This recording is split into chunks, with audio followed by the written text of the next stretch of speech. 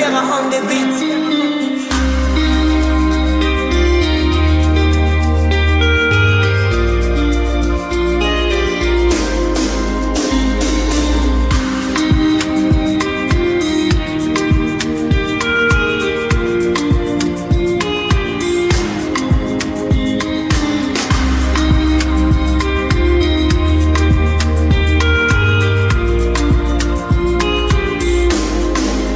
See mommy Nkechi, a rapper don't tell she the new for grave where my youth day Papa Emeka.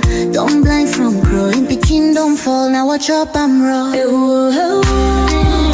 Me self they shake my hand no feel. Yesterday we laughed, today I just we more. If we don't stop this night where we they share, tell me who go sing for the ones we know they.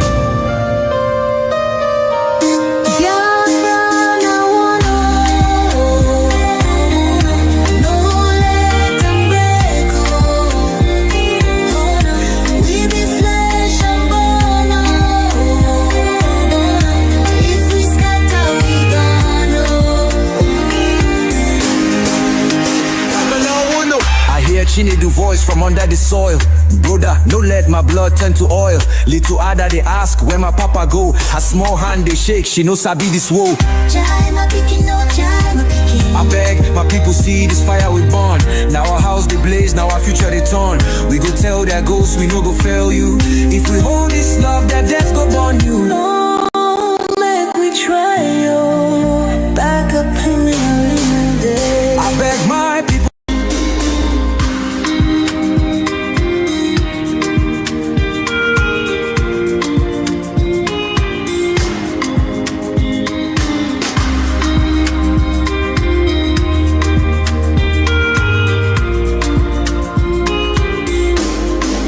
I see mommy Nkechi, a rapper don't tell she the new for grave where my youth day Papa Emeka. Don't blind from growing, Peking don't fall, now watch up I'm raw. Me self they shake my hand no feel. Yesterday we laughed, today I just we more. If we don't stop this night where we they share, tell me who go sing for the ones we know they.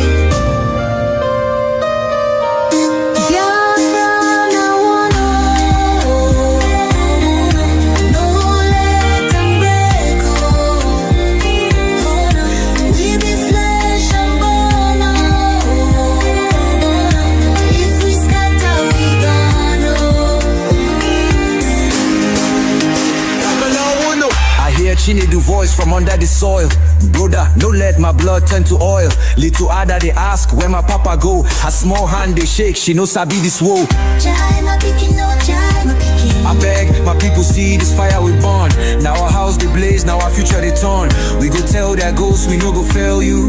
If we hold this love, that death go burn you. No, let me try you. Back up in the day. I beg my people see this fire we burn. Now our house they blaze, now our future they turn. We go tell their ghosts we no go fail you. If we hold this love, that death go burn you.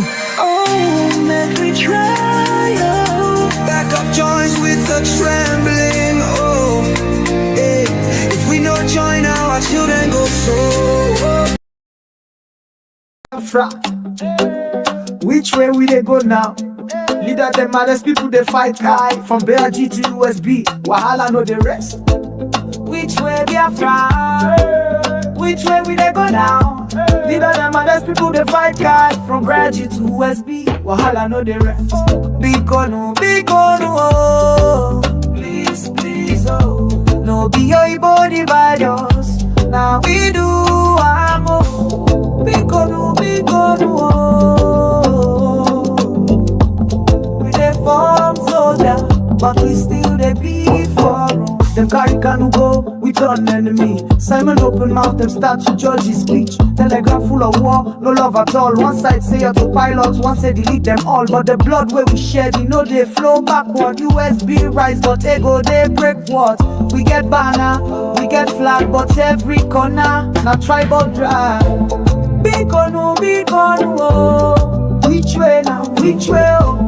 No be your Igbo divide us. Now we do amo. Talk true now. Big on oh. Biafra get the dream, but I hate it, they slow and go. Unity no get duplicate, no try fake am. You dey from freedom fighter, but you dey hate am. USB no be juju, now we go build am. Stop to cause, make we raise nation. Which way Biafra? Which way we dey go now? Neither them others people they fight guy from Bridgie to USB. Wahala no dey rest. Big onu, oh. Which way now? Which way oh? No be Oibo divide us. Now we do our talk true now. Big onu, oh. Big onu. Biafra get the dream, but I hate it, they slow and go. And we get a leader, them carry. We get a soldier, them jail. We get the youth, them divide. Still we rise, USB worldwide. Which way Biafra? Which way we do go now? Bigger them honest people they fight high. From Virgin G to USB, Wahala no they rest. Big onu, oh. Which way now? Which way oh? No be Oibo divide us. Now we do our more. Talk true now. Big onu, oh. Big onu, oh. Biafra get the dream, but I hate it, they slow and go.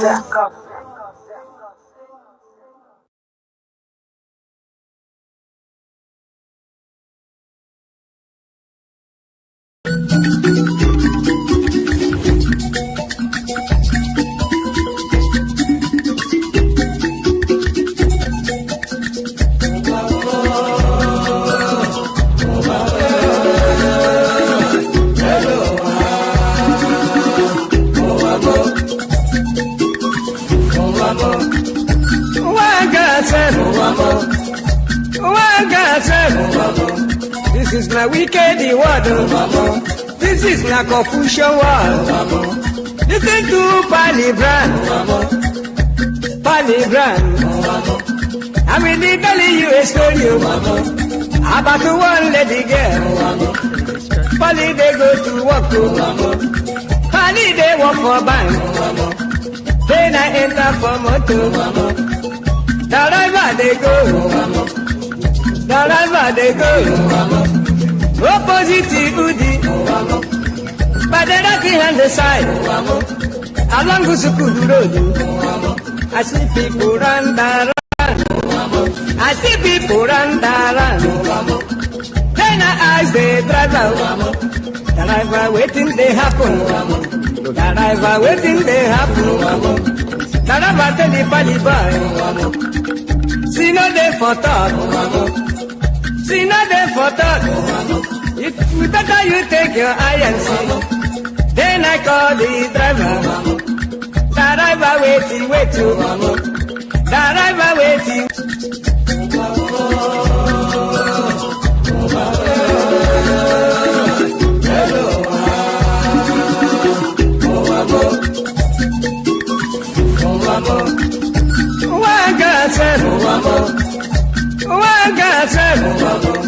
This is my wicked word.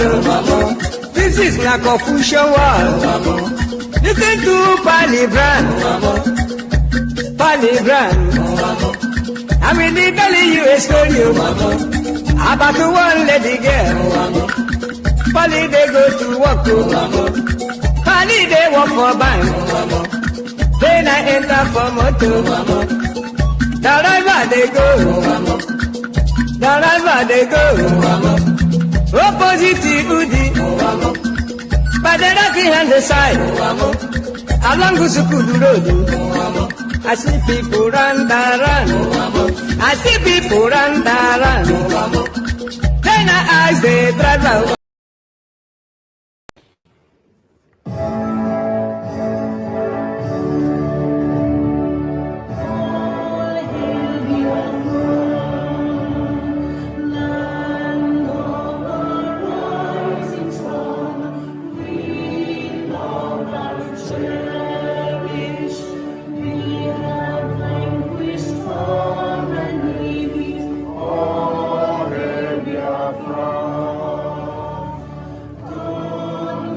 Biafra.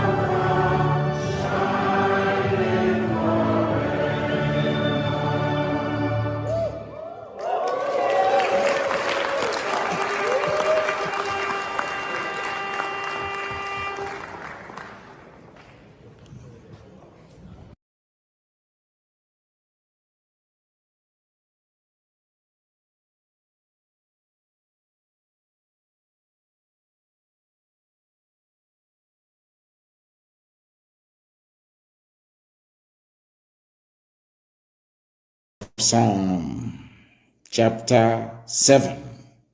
And I will pray in English because a lot of people are listening all over the world. I mean, a lot. Millions are listening all over the world. And I want them to follow our proceedings this very evening. Very, very critical, very, very important that we do so. O Lord, my God, the creator of the heavens and the earth, we take refuge in you. Save and deliver us from all that pursue us.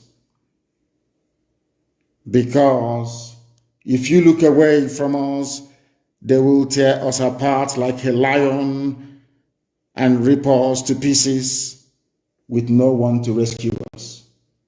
Because the world is against Biafra for no reason. We are hated, we are despised for no discernible reason. Only thee, O Lord God Almighty in heaven, is our Savior, not man. You must come to our rescue because you are our Lord and you are our God. If we have done this, if I have done anything, if there is guilt on my hands, if I have repaid anybody, be it friend or an adversary, with evil or without cause, have done wrong to any man or woman, then let the Fulani Janjaweed pursue and overtake me. Let them trample down my life to the ground and make me sleep in the dust. Arise, O Elohim, Adonai El Shaddai, in your anger, rise up against the rage of the Fulani Janjaweed Caliphate and the Zoological Republic. You will rise and you will fight for your children. You will awake, O Heavenly Father, Lord God Almighty, the creator of the heavens and the earth, the owner of the universe, for you must decree justice.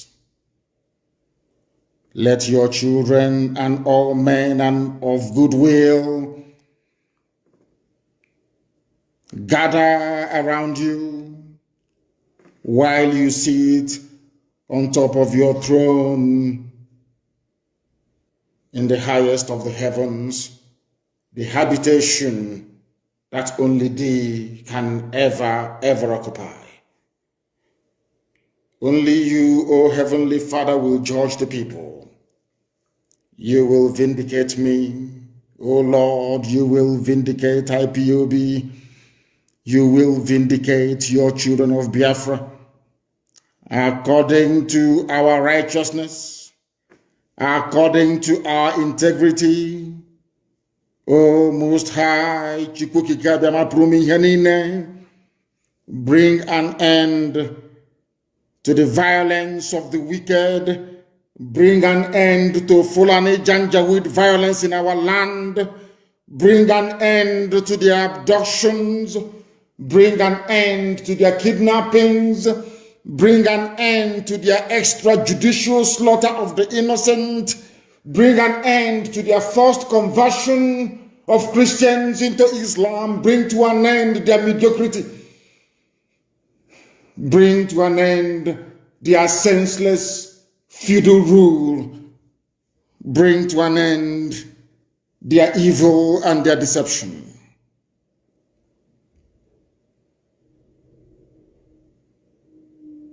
Come and secure the righteous, because only you, O God Almighty in heaven, can see in the dark. Only you know the hearts of men. You are our shield. We have nobody. Between 67 and 1970, the whole world ganged up and fought against your children. We did not steal anything from anybody. We did not go after anybody's possession nor inheritance. We were on our own in the land that you gave to our ancestors. They conspired, they connived, they colluded to kill us. Over 5 million people. We are dead at the end of it. You are our shield. We do not trust in any man or in any state. We trust only in thee, because you are God and you always save the upright at heart. Anybody whose heart is clean, O Heavenly Father, to those you do not abandon to their enemies. That is why you cannot abandon IPOB. That is why Biafra can never be abandoned. Because your words are yea and amen. You are God, you're not human. Facebook may have been bought over by Nigeria, and we pray that Twitter will not succumb to their threats and their violence. You are God, and you are an upright and a just judge. But you are also a God that displays his wrath every blessed day. If Fulani Janjaweed do not relent in what they are doing, if the Fulani Caliphate continues to pursue this scorched earth policy of abductions and murder and mayhem, then you, O Lord God in heaven, you will sharpen your sword, you will bend and string your bow, you will prepare your deadly weapons, you will make ready your flaming arrows. Whoever is pregnant with evil conceives trouble and gives birth to disillusionment. That is what is happening in the zoo called Nigeria. Nigeria is pregnant with evil because it conceived trouble and it has now given birth to disillusionment.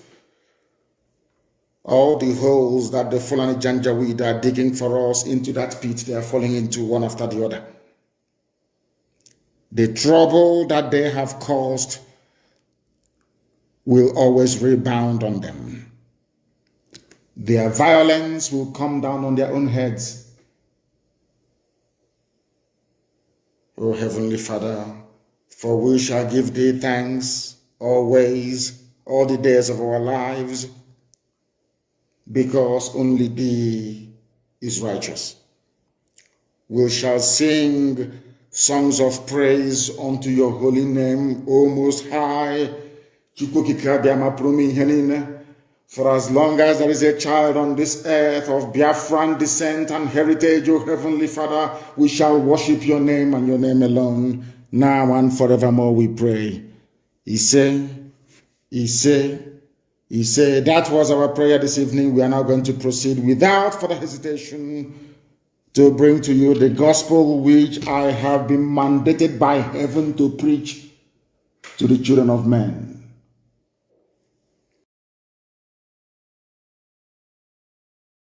In 2017, the invasion of my house, Operation Python Dance 2 or 3 or 4, I don't know. I lost 28 men. My mom, my dad are both dead as a result of Southeast governors, what they did. I'm asking them. So when you want to sit down to talk about insecurity, please start from the beginning. The same people meeting today to try and discuss insecurity were the ones who caused it. They caused it, not us. And we must all now live with the consequences. Those who want to destroy this country have shock coming their way, says President. Now, this is what the presidency, which is the Fulani cabal, what they have put together. Can I also remind the governors and all these idiots in Nigeria writing rubbish every day? You can't kill people's children and expect their brothers not to react. It's stupid. It is called vengeance. There'll be vengeance, of course. So you're wearing army uniform, you're killing people, and you think every army officer will be safe. As long as you're going about killing innocent people, you are putting every army person on uniform at risk. The same goes for the police. All those years, you people were not going about slaughtering people. Was there any reaction? You people are the cause. You people, you come out, NSAS protests, you are there killing people. And you think that their brothers or their cousins will not avenge their death. You're joking. You are dreaming. You can write all your fanciful epistle about one Nigeria, insecurity, all that rubbish from now till thy kingdom come. It will not make any difference to us. No difference whatsoever. If you kill somebody, you're going to die. Be rest assured. Jacob Abun Okodian, there are God punish all of you. Mad people everywhere. They said their president have written. But of course, we know it is Garba Shehu and El Rufai and Femi Adesina who are writing. You stupid animals called Nigerians. A speech of this magnitude should have been made by the president in person if he's alive. But some of you cannot reason. You want 2023 is the turn of my village and all that rubbish. So Yoruba media, you're demonizing Biafrans over the death of Gulag so that Tinubu can be president.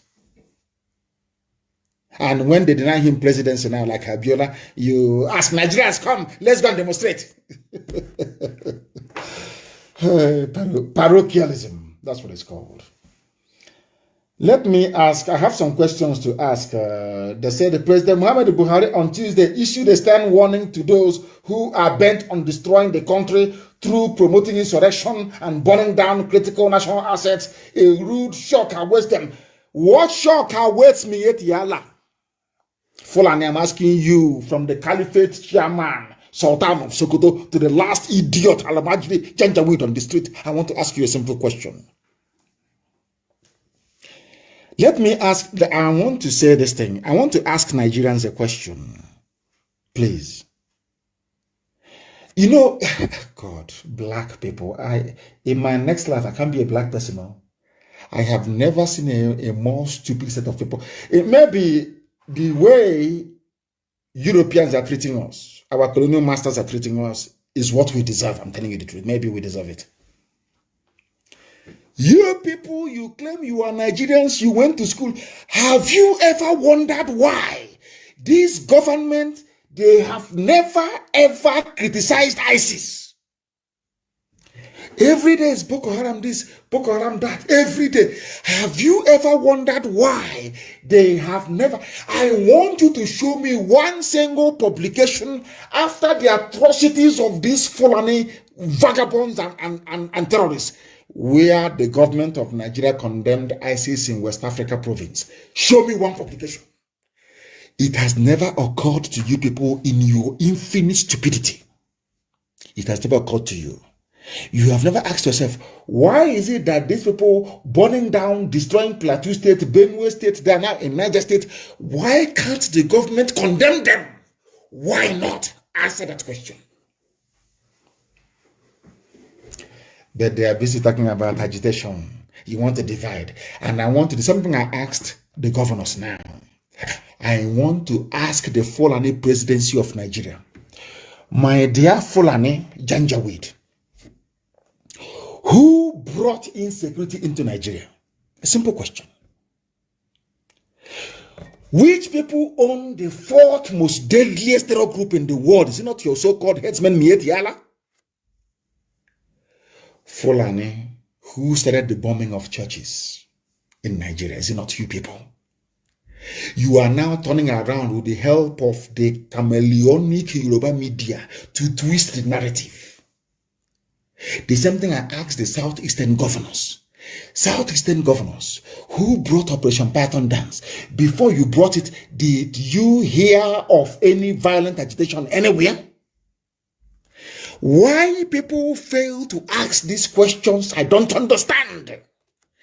You are in a country you claim is the most populous, the biggest. I'm asking you, why is it that the government do not want to condemn the terrorist activities of ISIS in West Africa? A low self-esteem syndrome, because you never believe that Biafra will be a nation. I am telling you today, researchers estimate that each attend more or less 20,000 thoughts, what people think every day. And our ancestral tendency is to pay more attention to the negative ones, which is pure survival instinct.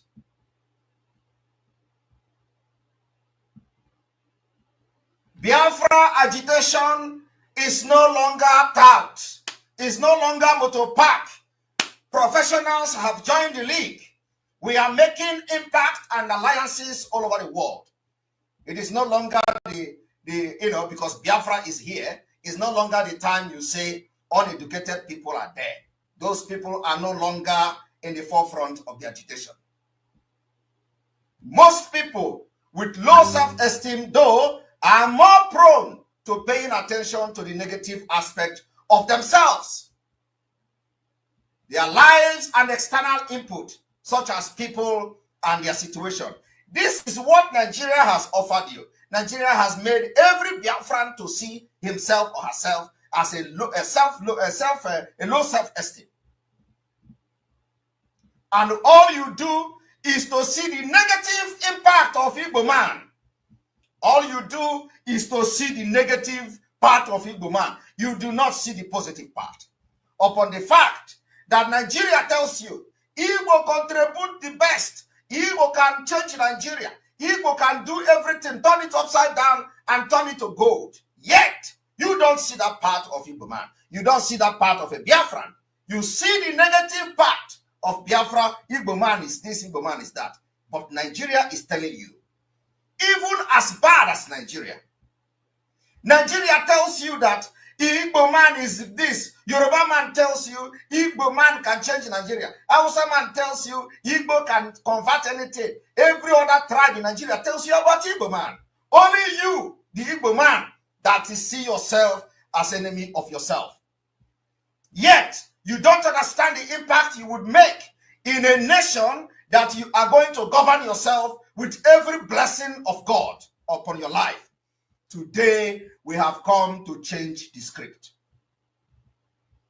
I want you can name this speech of the Nation Today address as changing the script. This is called negative confirmation bias. And it is quite like seeing the world and us in a true dark lenses, failing to pay attention to the positive. You fail to pay attention to the positive of Biafra people. When you talk about freedom, you say, oh, they are fighting on social media. How can they govern themselves? That is the negative part.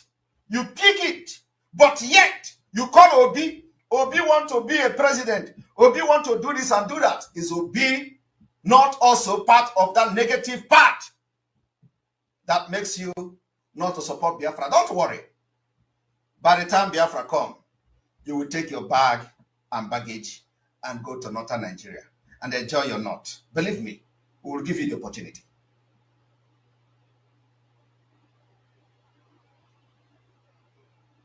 This has tremendous impact on how we feel about ourselves.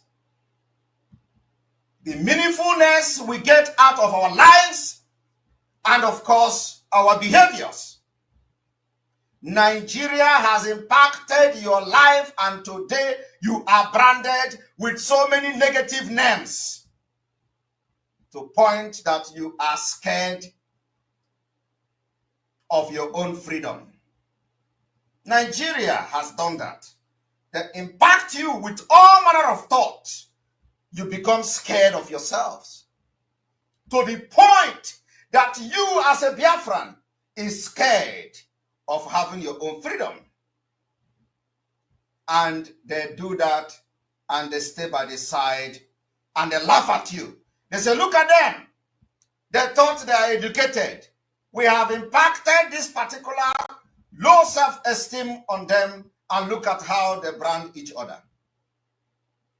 Why the terrorists are coming, carrying gun. You have never seen the Fulani man or the federal government branding the Fulanis that are killing your military, killing your personnel, wiping villages, branding them with bad names. They call them criminals. Ordinary criminals, they call them. They call them criminals. Some of you in the struggle have called me criminal. That is the same value that the Fulani attached to the terrorists that you see bombarding Abuja yesterday. Yet you call yourself a brainy person. Why this state of the nation has become necessary is because we are changing the script.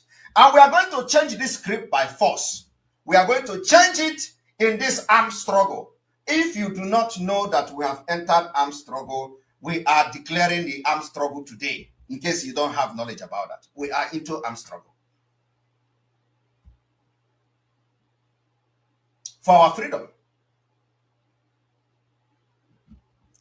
I want you to understand that Nigeria impacted you, impacted your life, and today you branded with so many negative names to the point that you are scared of your own freedom because of the negative impact of Fulani government policies in your life. Only Biafra can solve this problem. That as Biafra using Nigerian passport, you are treated as a criminal or as a terrorist, while you are not one of them. Yet, your low self-esteem could not allow you to support Biafra. You are scared of what Biafra would be. You are scared of the lies and the propaganda that they manipulated you into. I want every one of you watching me today on this stage of the nation broadcast to think that the impact of tunnel vision focus on the negative and how this can make matters worse than they are. They create more stress. They create more stress, increase insecurity, and we end up engaging in behaviors that are ultimately disconnected from our values. Today, some of you have completely disconnected, even with your so low self-esteem and your insecurity on supporting Biafra. You have been disconnected from the value that made you who you are as a Biafran. Yes, a vicious circle. Nigeria has given all this as a failed state. What I'm telling you today is fact. We do not mince words. Nigeria has given all these things I have said as a failed state. This is the impact of Nigeria in your life. A failed state. Today, when the Fulani terrorists were attacking Abuja, all of you were running scatter. Some of you that built one bacha in Abuja, in the area where they attacked, you ran for your life. And the government were not there to help you. Because I want you to understand that no, the presence of Biafrans in that area are much. Just the way when they attacked church in Yoruba land, all of you were shouting, they have attacked Yoruba, they have attacked Yoruba church. Do you know the number of Biafrans that were casualties or victims in that church attack is higher than the number of Yorubas. Have you forgotten that almost all the people that were interviewed as a victim of that church attack were all Biafrans? Igbo-speaking Biafrans. Are you not aware? That is why we are now addressing every Biafran across Nigeria.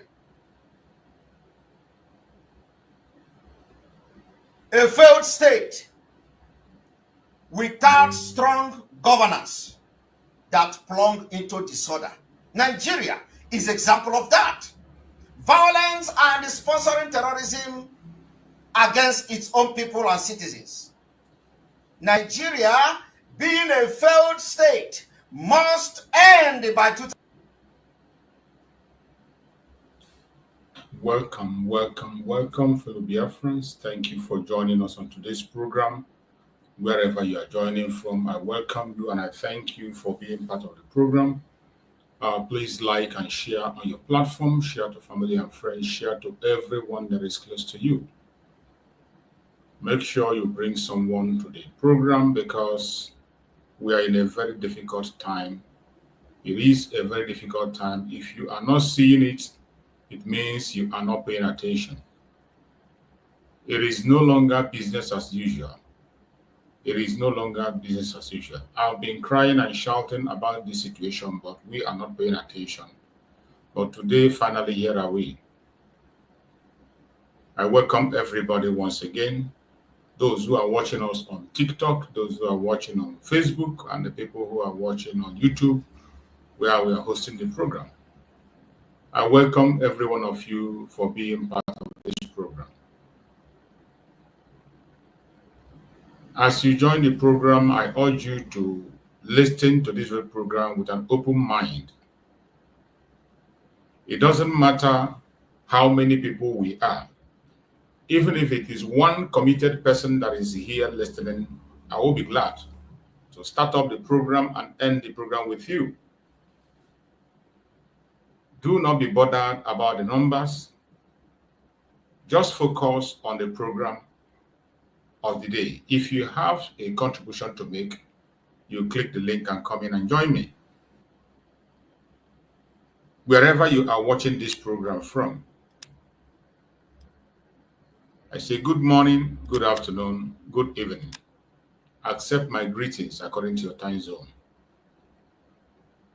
If you are joining us for the very first time, I want you to know that in this platform is a platform that is meant to allow Biafrans to air their opinion from all walks of life. It doesn't matter what you believe. It doesn't matter which angle you are. It doesn't matter who you support or who you do not support. Your orientation doesn't matter to us. Your location doesn't matter to us. What matters to us here is to bring information out, make points, those things you know that you feel are the right thing to do. Those superior arguments you have, bring it on and let us deal with it. That is what we do in this platform. We do not come here in this platform to instigate violence.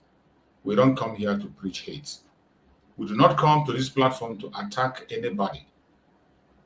We don't come here to attack any race, any religion, or any group of people, no. Our duty in this platform is to continue to bring the plight of the Biafran before the whole world. Speak the truth and nothing but the truth, and say things the way they are. So many people might not like the way we are going, but I bet you I am not going to change my modus operandi because of anybody. I'm not going to change the mode of my message because of anybody. I know what the world wants and what the people likes. I'm not going to change the method of delivering my message just to attract viewers. I will not do that. I will continue to deliver my message the best way to reach out to Biafran people with the truth and nothing but the truth. With love and unity. That I will continue to do. If you are not okay with that, I'm very sorry to disappoint you.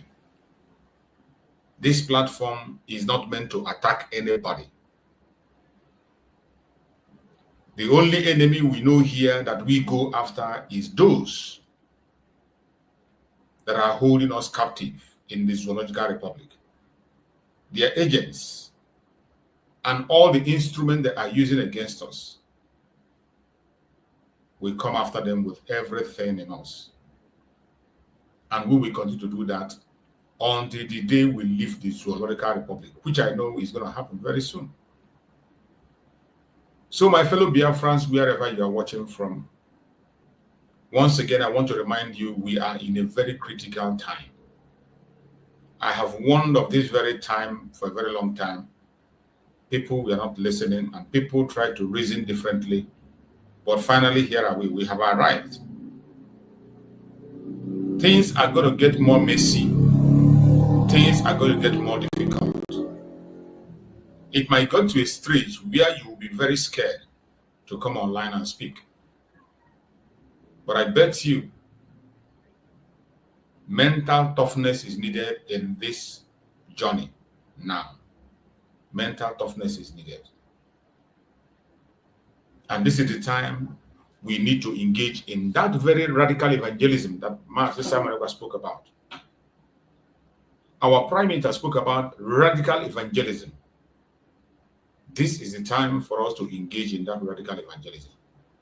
There is fire on the mountain.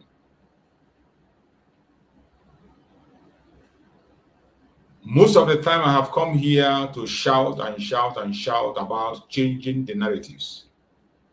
I have spoken several times about the plans of the government of Nigeria to change the narratives.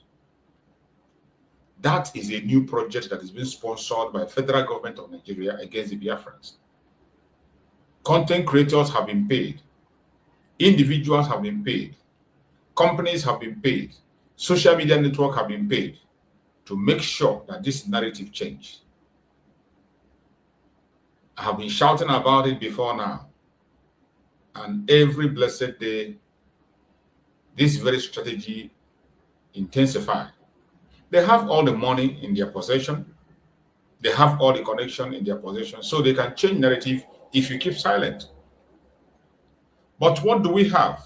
All we have is Chukwu Okike Abiama and the little platform where we can air our own opinion. And we will continue to air our opinion regardless what happens. The most painful part of it is that they have succeeded today. They have succeeded in making our people to speak like them, to think like them, to behave like them. They have succeeded to make Biafrans use their language, even when we know that it is against us. So many of us do not pay attention. So many of us are so emotionally blind that we are so much concerned about our own selfish interests to make sure we push that our own narrative, that our own agenda, that thing we have. In order to support our own argument, we can push any narrative in order to support our own argument to make us feel as if we are making sense or we are reasonable. At the end of the day, we end up pushing the narrative of the enemies against ourselves. It is sad, but this is what is happening and continue to happen and will continue to happen. It does not matter what you feel or what you think, but I want you to make sure you think twice before you do anything in this present day of Biafran journey. You must think very well before you say a word. You must think. Think again and again. Very, very important. Before you utter a word, you must think. Because the enemies are awake. That is why today we have chosen a topic which says, for those who are with me on David Harvard channel on YouTube where I am hosting the program, it says, the hidden hand, how oppressors twist narrative against Biafra with false flags. The hidden hands, How oppressors twist narratives against Biafra with false flag. There are important things you must know in this topic today. There are hidden hands in every single thing you see today in this Biafran struggle. There is a hidden hand. Every negative information that is coming, it doesn't matter where it comes from. Every single negative information that comes against Biafra, there is a hidden hand behind it that is pushing those informations. That is why you must be very careful before you share a video, before you talk about a video, and before you begin to promote an issue. Look at the hidden hand. Think about the reason behind that very thing. Your argument might be correct. Your feelings might be very right. But look at the hidden hand behind that very thing you are looking at. If we can do that, we can be able to limit the damage of the enemies against us in pushing wrong narrative about us and changing narrative against us. This is very important. Very, very important. Another part of the topic says how oppressors twist narrative against Biafrans with false flag. How the oppressor, we know who the oppressor is. When it comes to the case of the Biafran, the oppressor is the Nigerian government and the British. They are the oppressor. How oppressors twist narrative against Biafra. How they twist narrative. Every single thing, every single opportunity they have, they will twist the narrative against us Biafrans. So many of us are not paying attention to these little manipulations. They are very little, but they are very, very damaging, very destructive. How oppressors twist narrative against Biafrans with false flag. False flag. Always pay attention to the keywords. False flag. Go and check for yourself what false flag is. Go and check what false flag is. This is one of the weapons that the Zoological Republic of Nigeria is using against Biafrans. False flag. Wherever you are watching this program today, I want you to pay close attention. And as you join us, like the program and share it.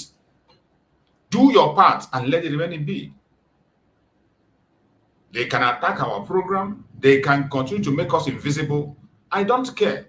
Even if it is one person, I will preach my message, exhaust the number of hours I want to exhaust, and I leave. Who spreads the gospel is Chukwu Kabiama, and only him can do it. My beloved people of Biafra, viewers across the world, lovers of freedom, today we must speak with fire and with truth. That is what we need. The most dangerous weapon of an oppressor is not just the gun. The most dangerous weapon of the oppressor is not just the gun, but the lie. The lie. The lies is a very, very dangerous weapon of the oppressor. Nigeria has mastered the art of false flag. They have mastered the art of false flag, propaganda and deception, painting Biafrans as criminals. This is why it is important for you to pay close attention to every single information you hear about Biafra. More especially we ourselves that are Biafrans that occupy the social media space. You must have to be very, very careful. It doesn't matter whether if these things has to do with somebody that misbehaved, with somebody you hate, somebody you have a disagreement with. First of all, look inward, the hand behind the information. Then you think, what damage is this information going to do to us as a country?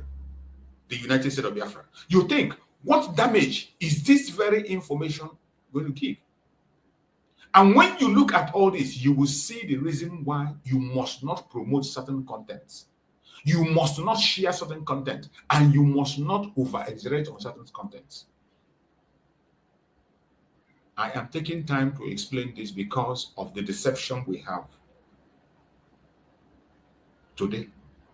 Because of the agenda of Nigerian government to change narrative, to paint us Biafrans as criminals. This is an assignment that even Biafran people themselves have been contracted for this. Biafran people have been contracted for this, to paint us criminals. They are trying by all means necessary to change the narratives. And when you go to their news today, you see that they are shifting, gradually shifting. That a time will come when you will no longer hear about the real culprits, the people that are causing this insecurity that we're talking about.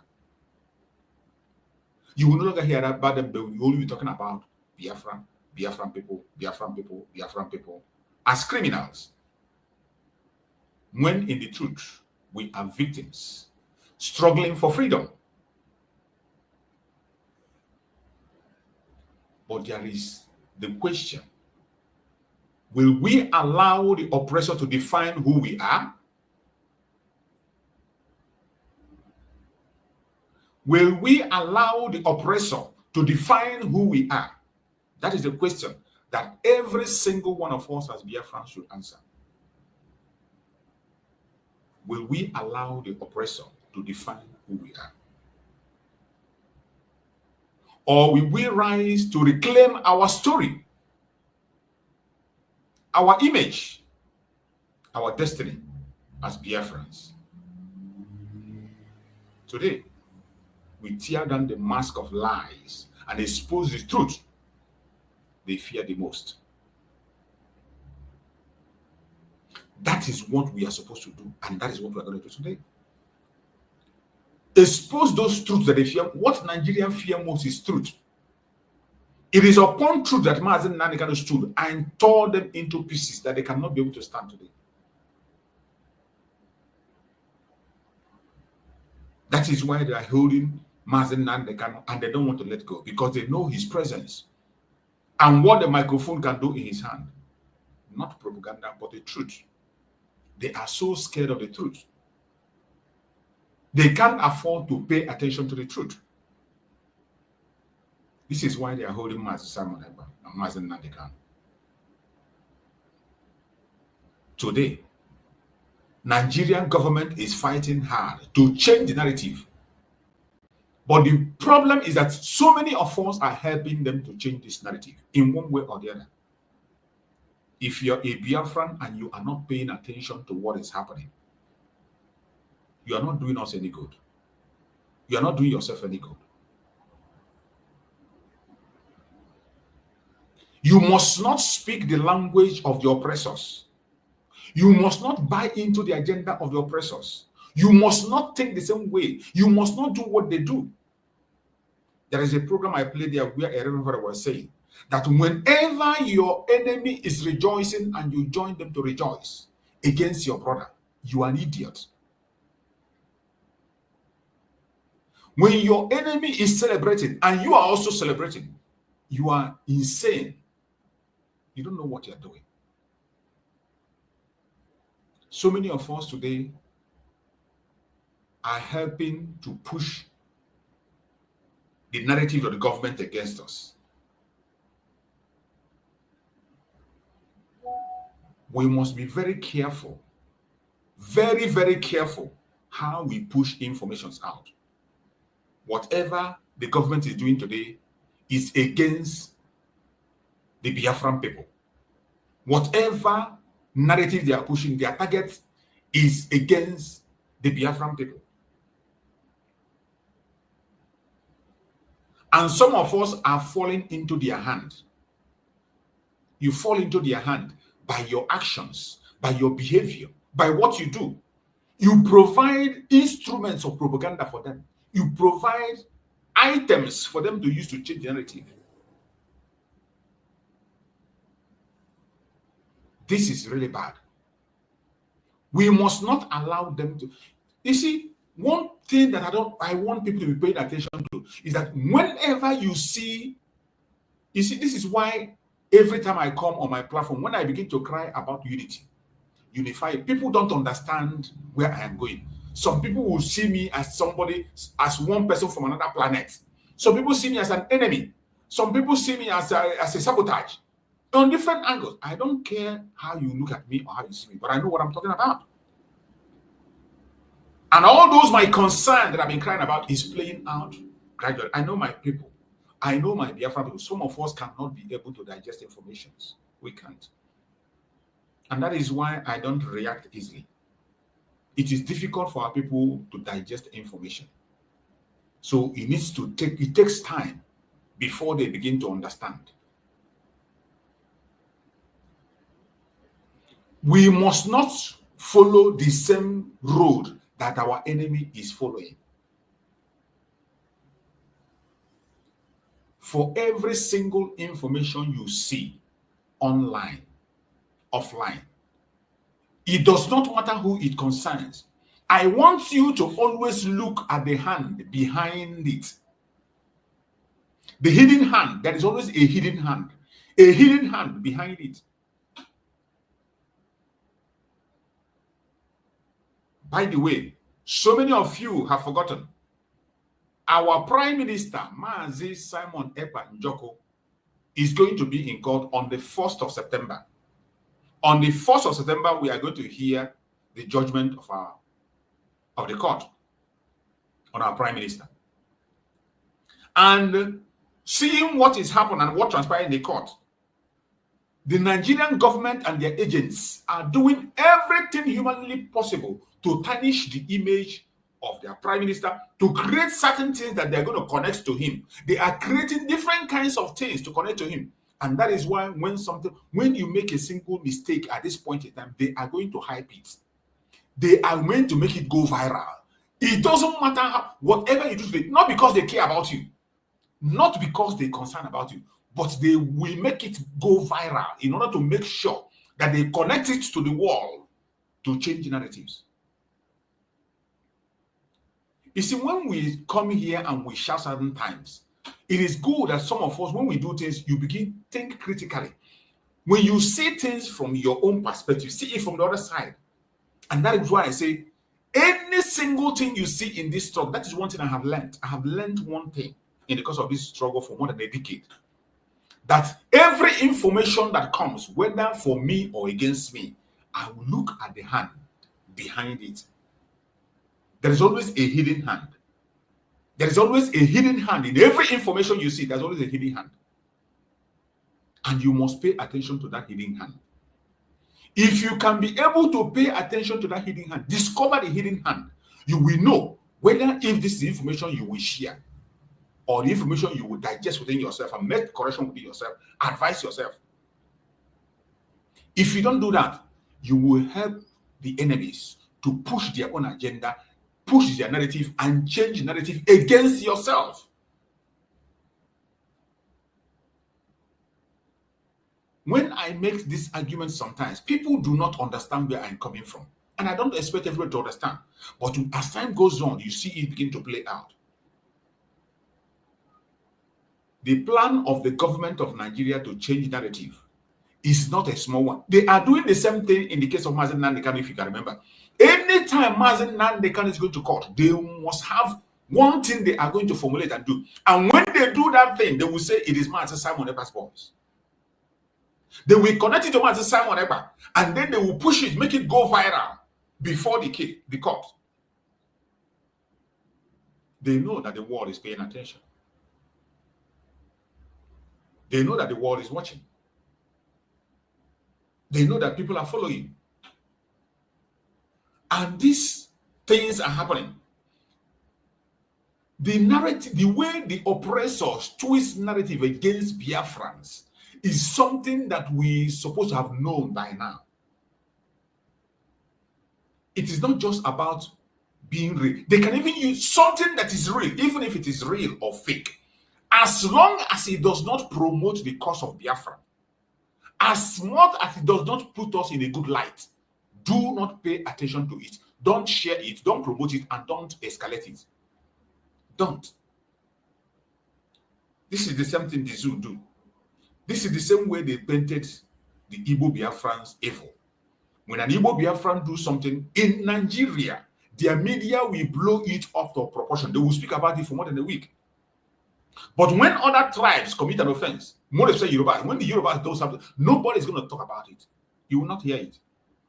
Because they own the media. They protect their own. When a Yoruba man commits a crime that is supposed to cause an outrage, they will make it look they will make him look normal. And just take for example what transpired recently. The case of somebody who tried to stop an aircraft that is full loaded. Somebody tried to stop it, and an individual who wanted to come down from plane and was engaged in a fight. Let's say had a problem with the hostess. You see how they treated the two cases until people began to react. The man who wanted to stop a whole aircraft, risking the life of more than hundreds of people in the aircraft, was treated with a kid glove.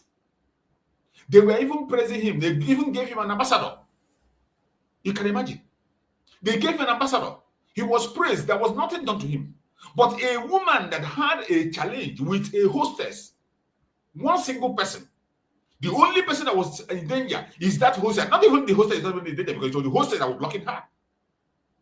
But you see how they blew the thing out of proportion. Before you know it, the girl landed in jail. Until people began to shout, air their opinion, and then it was revised. This is what we are talking about. This is what we're talking about. The method of using media to change the narrative is easy. Sometimes you help your enemy to change narrative against yourself, but you wouldn't know. Many of us do it mistakenly, not knowing. Many of us promote an enemy. You promote a content that is against you. You promote it unknowingly. Sometimes simply because we want to win argument. Simply because you want to win an argument, you decide to use that to win an argument. You win the battle and you lose the war. I have preached a message here which talked about winning the battle and losing the war. And this is one thing we're not paying attention. So many of us in this struggle today, in this Biafra, even though they have a good heart for Biafra, but they are making this mistake of focusing on the battle.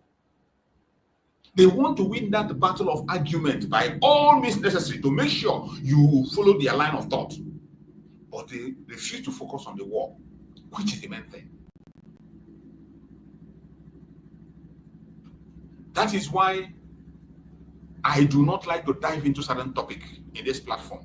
I don't speak about it. There are certain things I will talk with you in private. If we speak in private, there are certain issues I can discuss, go to any length to explain to you. But when it comes to public program, a public program that I know thousands of people are watching, I cannot come here and begin to use the word I use on private.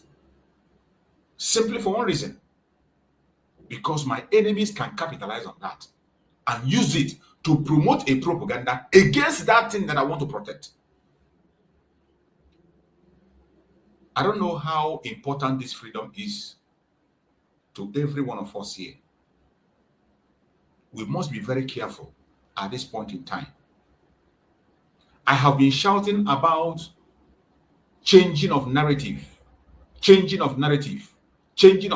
but people don't seem to pay attention.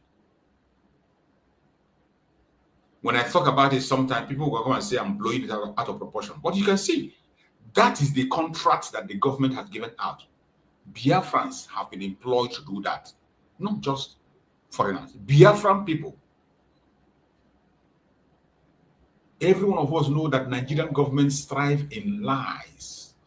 Nigerian government strives on lies, propaganda, and false flag operation against Biafrans. There are so many lies.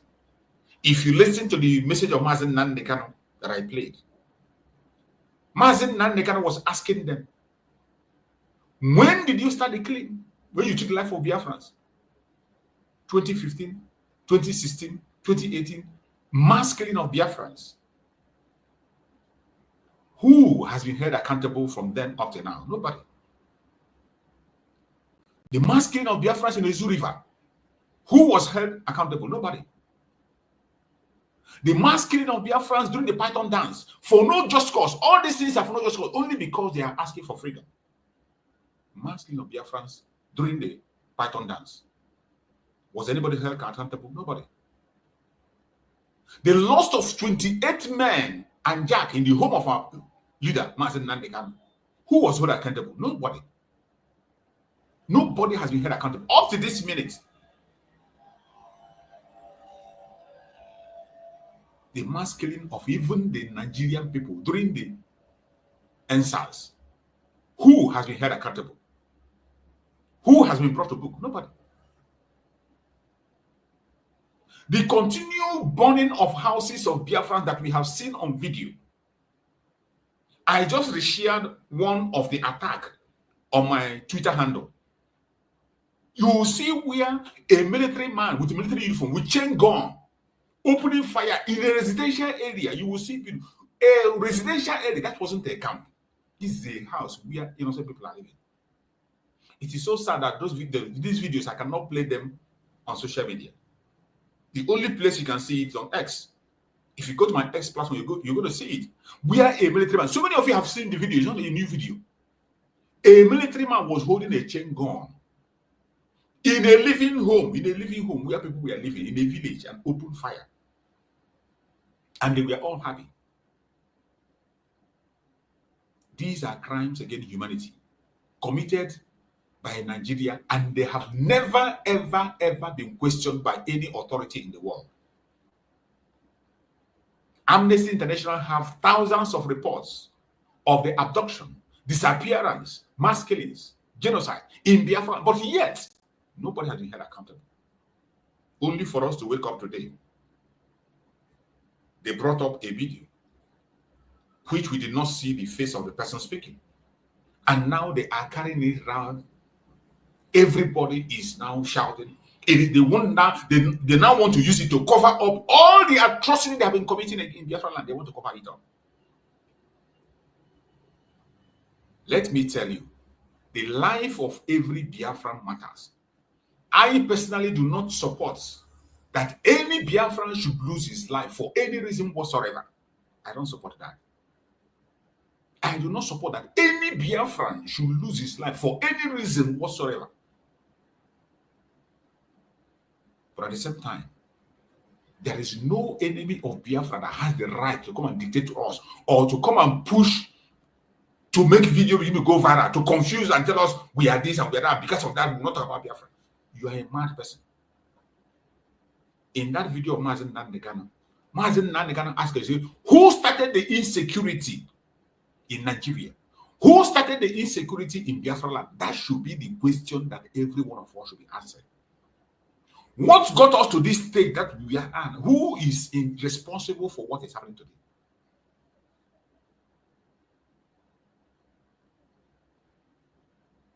Who is responsible for what is happening today? Who started what is this thing we are seeing today? Who started it? From where did it start? But it is very painful that we, the Biafrans, we kept silent. We kept silent and we allow our emotion to occupy us, and they are pushing the very narrative. Using even content creators from Biafra land, content creators, you go to their platform, that is the video they are sharing. Because you want to make money, you no longer have conscience. Because you want to make money, you no longer care about what that video will have, the effect it will have to your freedom. We are not even thinking anymore. Just because you want to make money, some just because they want to win an argument, you now forget about the implication of that, what that video is going to do. I am telling you that our Prime Minister, Mazi Simon Ekpa, is coming in the court on Monday. This coming Monday, Mazi Simon Ekpa is going to get his judgment in Finland court. And you know, from all indication, they have been fishing for what to do and what to say and whatever. They have not gotten anything. Let me tell you, in every judgment of the court, the opinion of the masses is also considered. The thought of the masses is also considered. That is why at this point in time, you must not share or say anything that will be derogatory to the Biafran government. You must not. Anything that you see that will be linked to Biafran government, you are not supposed to share it or speak about it. Anything that will link us to a negative part, anything that is going to project us negatively, you are supposed to fight it with everything in you. It doesn't matter how true it is. It doesn't matter the kind of sense it's made. It doesn't matter. You are supposed to sit on it, match it, and make sure it disappears.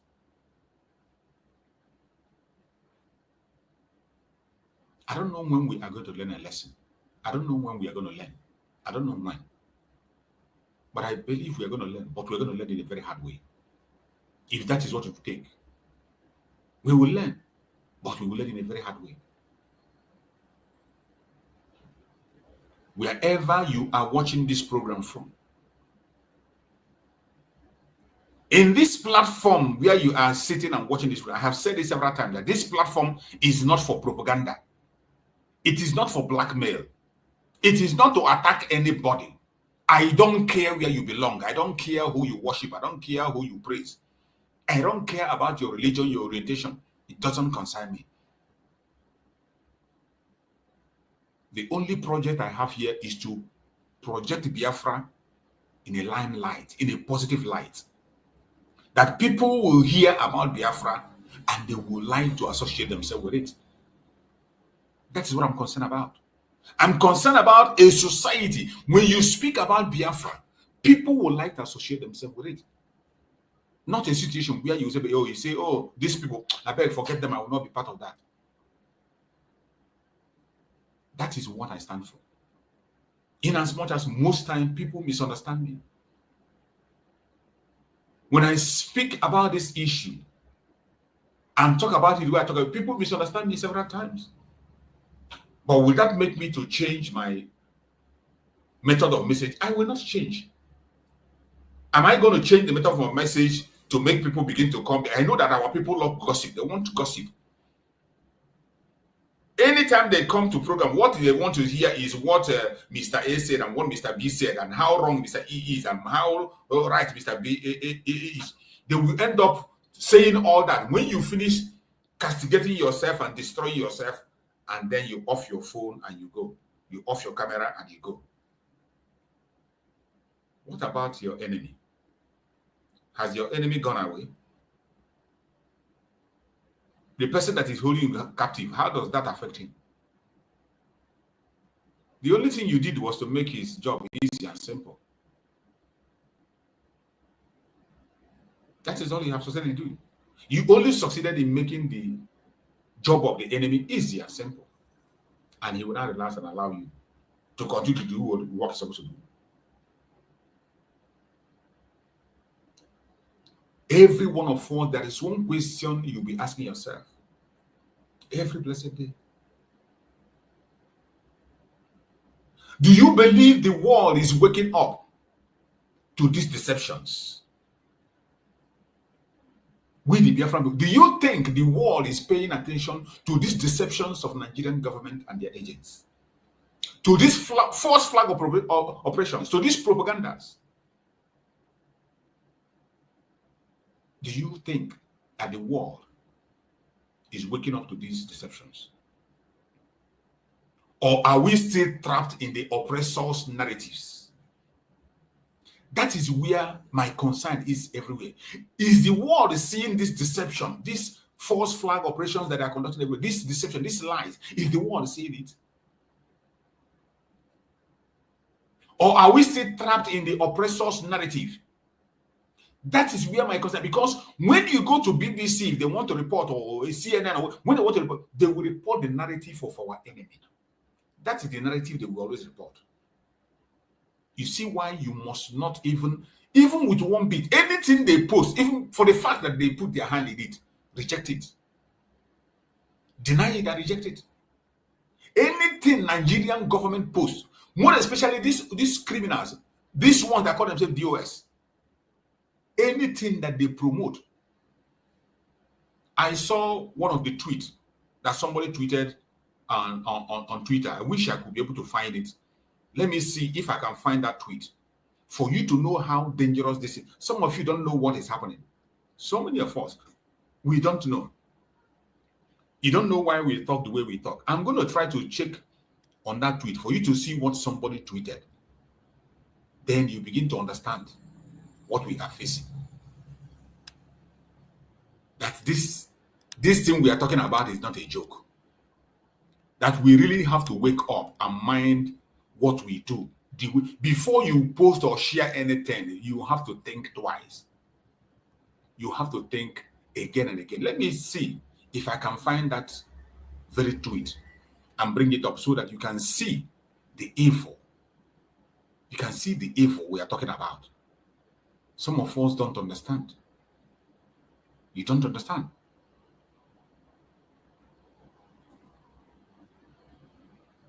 You will not understand.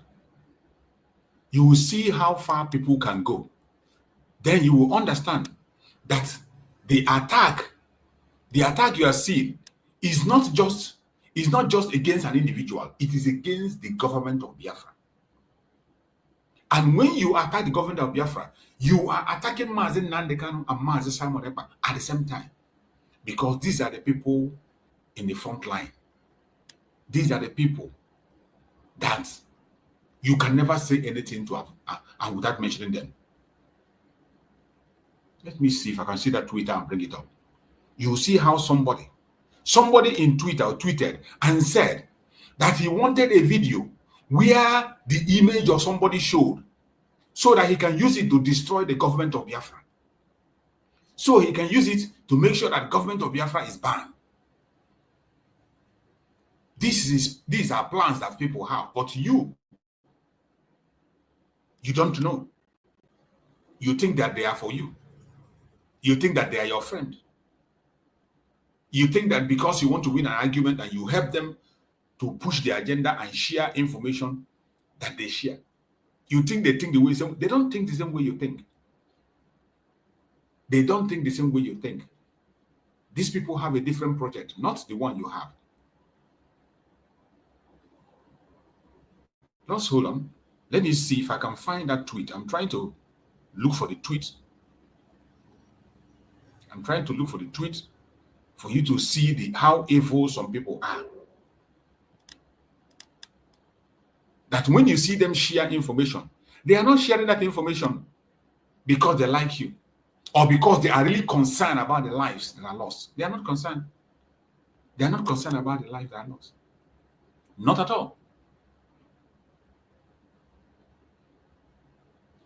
Not at all. Not because they are concerned about the lives that are lost, but because they want to tarnish the image of the government. They want to tarnish the image of Biafran people. They want the world to see us as criminals. That is the only project they have. That is the only project they have. And some of us don't understand. And we help them to hype these informations. We help them to promote these informations, thereby damaging our own reputation. I just wish I can be able to see that very tweet that I saw, where somebody tweeted and he was saying,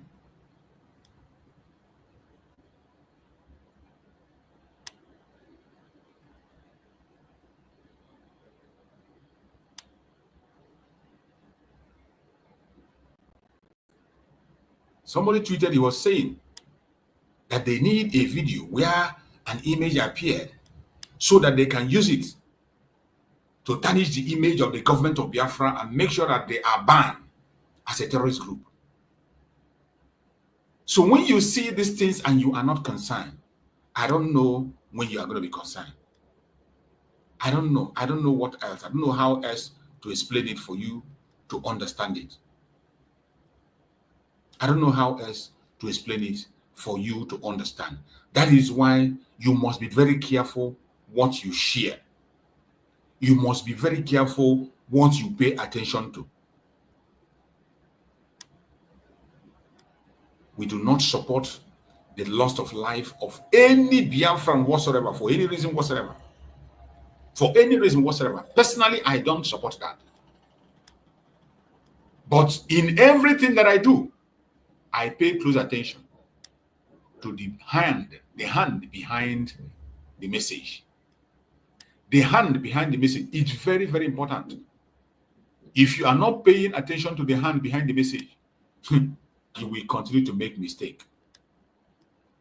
You will make mistake that you will regret for the rest of your life. That is why we must be very, very careful what we do and how we do them. Sorry, I can't find that very tweet anymore. I can't find that very tweet anymore, but hopefully, if I find it, I'm going to try to share it and use it to make an illustration so that you can understand what I'm talking about. Because all this is they are doing is targeted to somewhere. It's targeted to somebody. It's targeted to all of us. All of us. They might take a particular name, take a particular person who has made himself available through his carelessness or whatever. They will use that. But the agenda is not just for that person. It is against every single one of us. The main project is against every single one of us.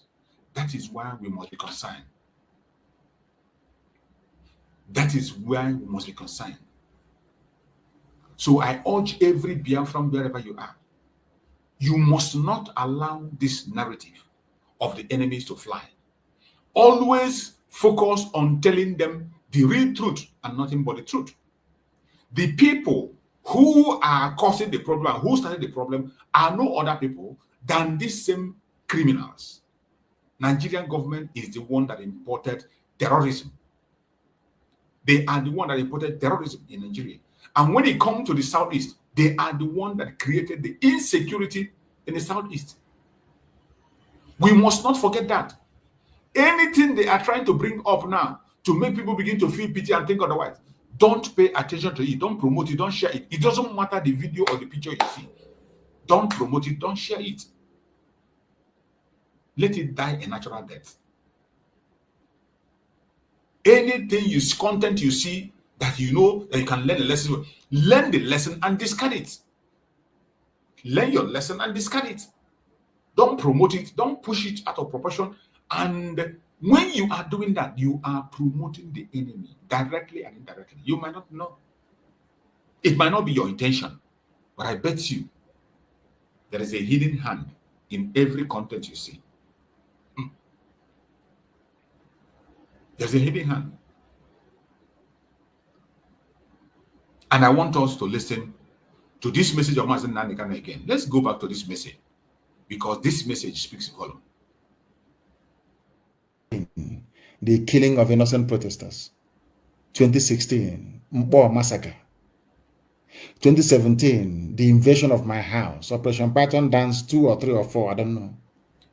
Did you hear that? Every of this is about the massacre of Biafran people. 2015, 2016. The invasion of the home of our Prime Supreme Mazen Nandekano. The death of his parents. Caused by Nigerian government. Caused by Nigerian. Don't ever allow them to push this aside and begin to tell you of something else that is not relevant. The mass killing of the Biafrans by the government of Nigeria, which have continued even now as we speak. The destruction of homes, we have seen them on video do it. We have seen them on video do it. I want you to pay attention to Mazen Nandekano. I lost 28 men. My mom, my dad are both dead as a result of Southeast governors, what they did. Did you hear that? This was as a result of the Southeast governors, the politicians. As a result of the action of the politicians, they took the life of Biafrans 2015. They took the life of Biafran 2016. The home of our Supreme Mazen Nandekano was invaded.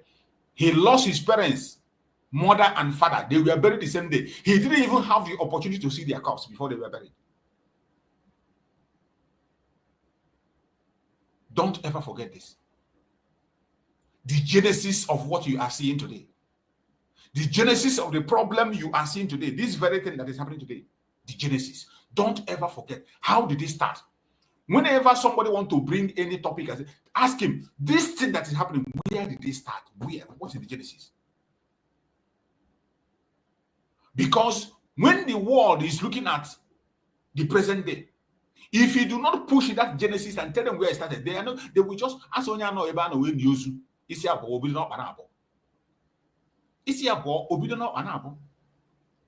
That is why we must begin to talk about this genesis of where this evil in Biafra land, where it started.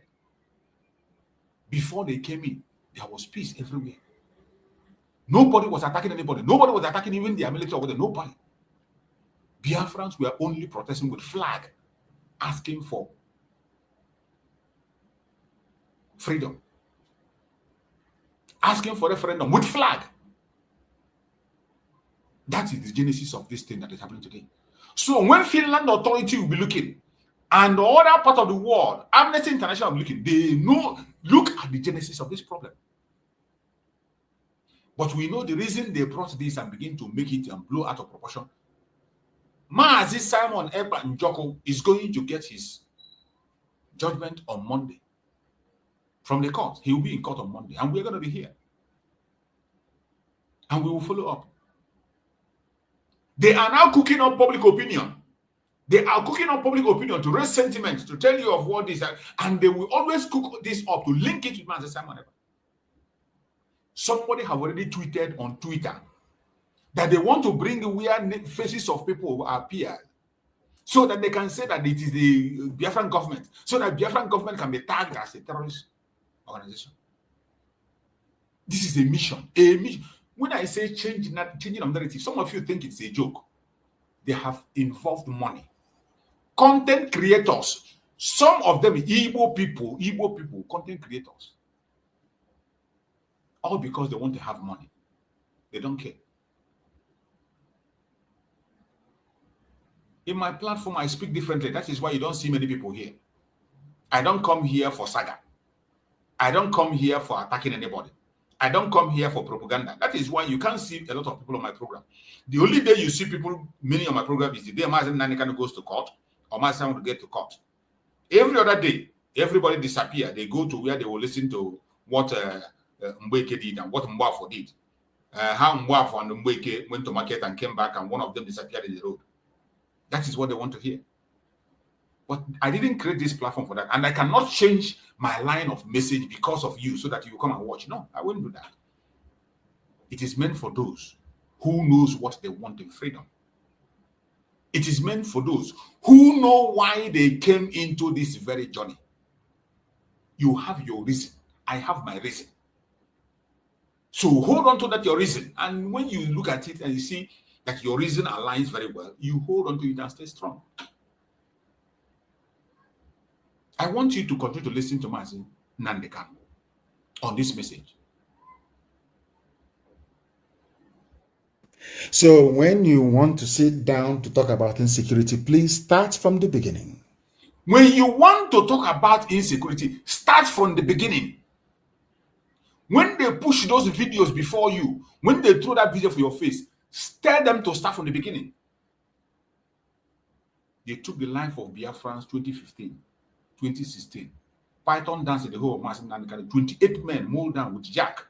Maazi Nandekan, 2 of his parents gone. Before this time, there was nothing like insecurity in the Southeast. Nobody was attacking anybody. Not even their military. They were going about their businesses. Let's talk about the genesis. How did they start? It is the government of Nigeria that sponsored the insecurity in Biafra land and made Biafra land what it is today. A crime zone. An insecure zone. That is what they want. And they have conducted so many false flag operations. So many false flag, many things you are seeing in Biafra, they are planned by the DSS. With evidence, we have video evidence to confirm this. So many of them we can share online. There are video evidence to confirm that Nigerian government are conducting flag of operations. Today, they stepped up their game. They are using fellow Biafrans, they use fellow Biafrans to push propaganda against the United States of Biafra. Since after the somebody said it, that after the declaration, expect more propaganda, expect stronger propaganda. And that is why I have been crying all this while for us to unify ourselves and speak in one voice, so that we can limit the number of deception and attack that will come.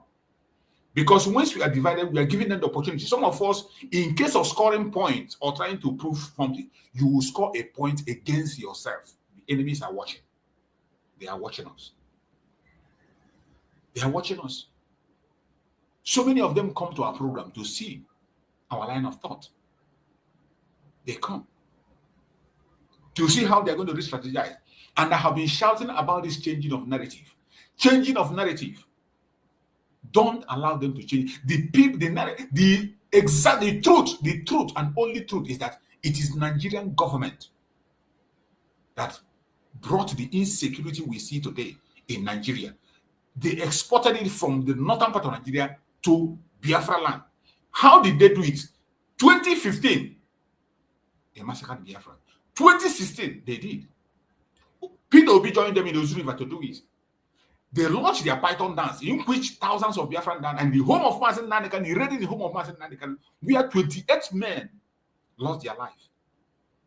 The parents of Mazen Nandekan died through that. Jack also lost his life.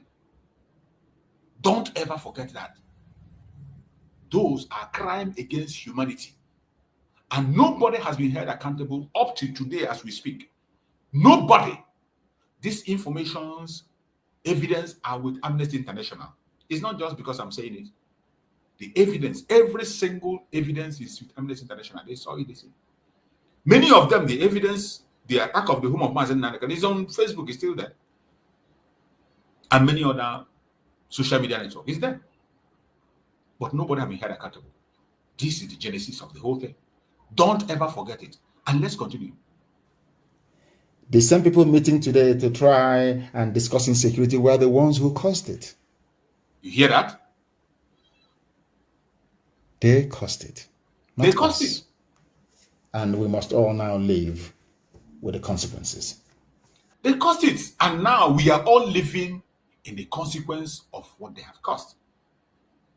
We are all living in the consequence of the insecurity that Nigerian government have brought to us in the Southeast region. They were the one that created the insecurity. They were the one that went and brought the terrorists to Nigeria. They went and brought them. And when they begin to operate in the northern part of Nigeria, as if it's not enough of them, they exported them to Biafra land. Every one of us know how they use Dangote train to transport them to Biafra land during the time of lockdown. We all saw it. We all saw it. We all saw it. The major perpetrators of evil against us is Nigerian government and the politicians. They can never divert our attention. Do not allow it. Don't help them to promote their own narrative. That is my concern. That is my concern. Why are we helping them to promote their own narratives? And that is why I came up with this topic. The hidden hand. In every content you see today, in every video you see, search for the hidden hand behind it. Whether it is true or lie, look at the hand behind it. Is it the hand of the devil or the hand of the angel? Is it the hand of the angel or the hand of the devil behind it? What is the intention? You can imagine DOS that blackmail even Mazen Nandekan. DOS that blackmail Mazen Simon Epa and even send people to go and testify against him in Finland. And when you see them promote something, you still join them to promote that thing. It means you're not taken right. You see them promote something and you sheepishly follow them and promote it. You're not thinking well. That is the hidden hand in every content you see today in this journey. How oppressors twist narrative against Biafrans. They always do it. And this twisting of narrative, I have been shouting about it since this month. I've been talking about it. Almost on my program, I talk about shifting the narrative. And government of Nigeria have pumped money into it. They have pumped money, they have bought people, they have recruited people, they have created several armed groups in the front line to change this narrative. And when you go online today, the heated things you will see are things that are portraying Biafra as a very bad organization. Things that portray us as criminals. And we help them to share it. Why would you share something that portrays you as a criminal? Why? Why would you share a content that portrays you as a criminal? It doesn't matter what the message they have to send. I don't care. It doesn't matter the message you have. It doesn't matter what it is.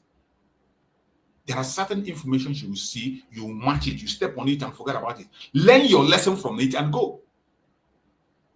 As long as it promotes the agenda of the enemy or changes the narrative against you, don't bring it out. Don't even share it. Don't even take it away. Some of you do not. Some of us are very, very, very myopic in thinking, That is why when you see a leader give instruction, that is the reason they gave instruction. There was a time Mazen Nandekanu gave instruction to the ESN. Mazen Nandekanu warned the ESN, do not use camera in anything you are doing. Don't use camera. In anything you are doing, in any operation you are doing, you are going, don't use camera. Mazen Nandekanu warned the ESN seriously. Mazen Simon also put that same warning. When you hear this one, there are reasons. There are reasons why these things have been said. Our enemies will always capitalize on our weakness to paint us evil. We are dealing with a situation where the international communities are paying attention and they're watching.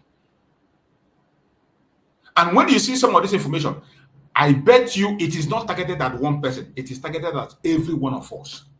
The person that is sharing and go and check them on Twitter. See the kind of message they are writing on Twitter. Go to Twitter and see the kind of messages you will see that people are writing. You will understand what I'm saying. That their attack is against the government of Biafra. The attack is against the government of Biafra. It is sad that some idiot doesn't know. That is why it pains me in the disobedience that we are seeing today. The disobedience we are seeing, the disunity and we are seeing. If care is not taken, it will get to a stage where it will be very difficult for somebody to come out with his face and begin to speak about Biafra. And I pray it will never get to that.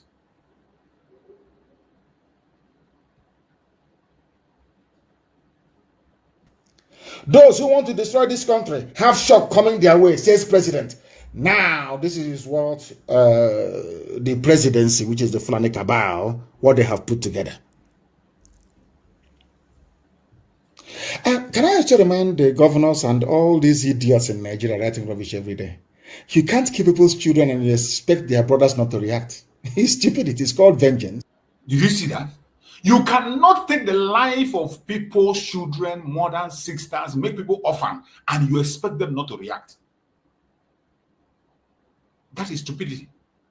It is a common thing. You cannot take the life of people and expect them not to react. They will definitely react. You cannot come and make people orphan. Make women widow. Make men widowers. Make men childless. Take away their brothers and sisters and you expect them not to react. They will definitely react. And that is why you are seeing the reactions you are seeing. There'll be vengeance, of course.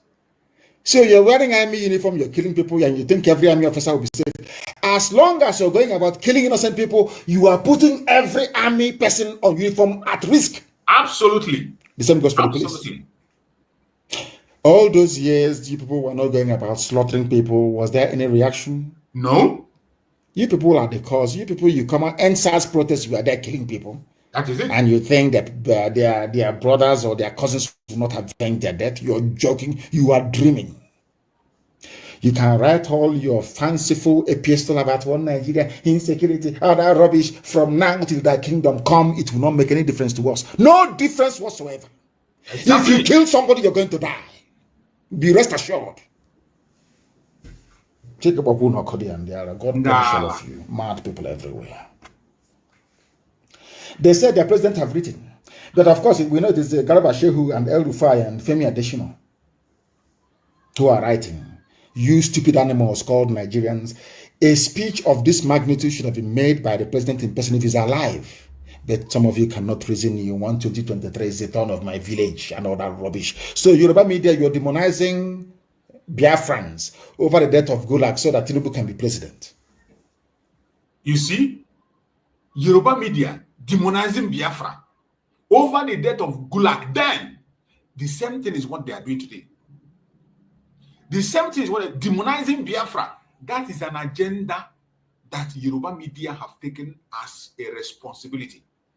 You see, that is why we must be very careful what we share, what we say, and what we do. Because these people have a contract of demonizing Biafra. They want to demonize, with every single opportunity they have, they demonize Biafra. And why are we going to be giving them that opportunity to continue to demonize Biafra? Why? It didn't start today. This was what they did when Gulag died. Without investigation, they still brought that case of Gulag in the case of Mazen Namikam.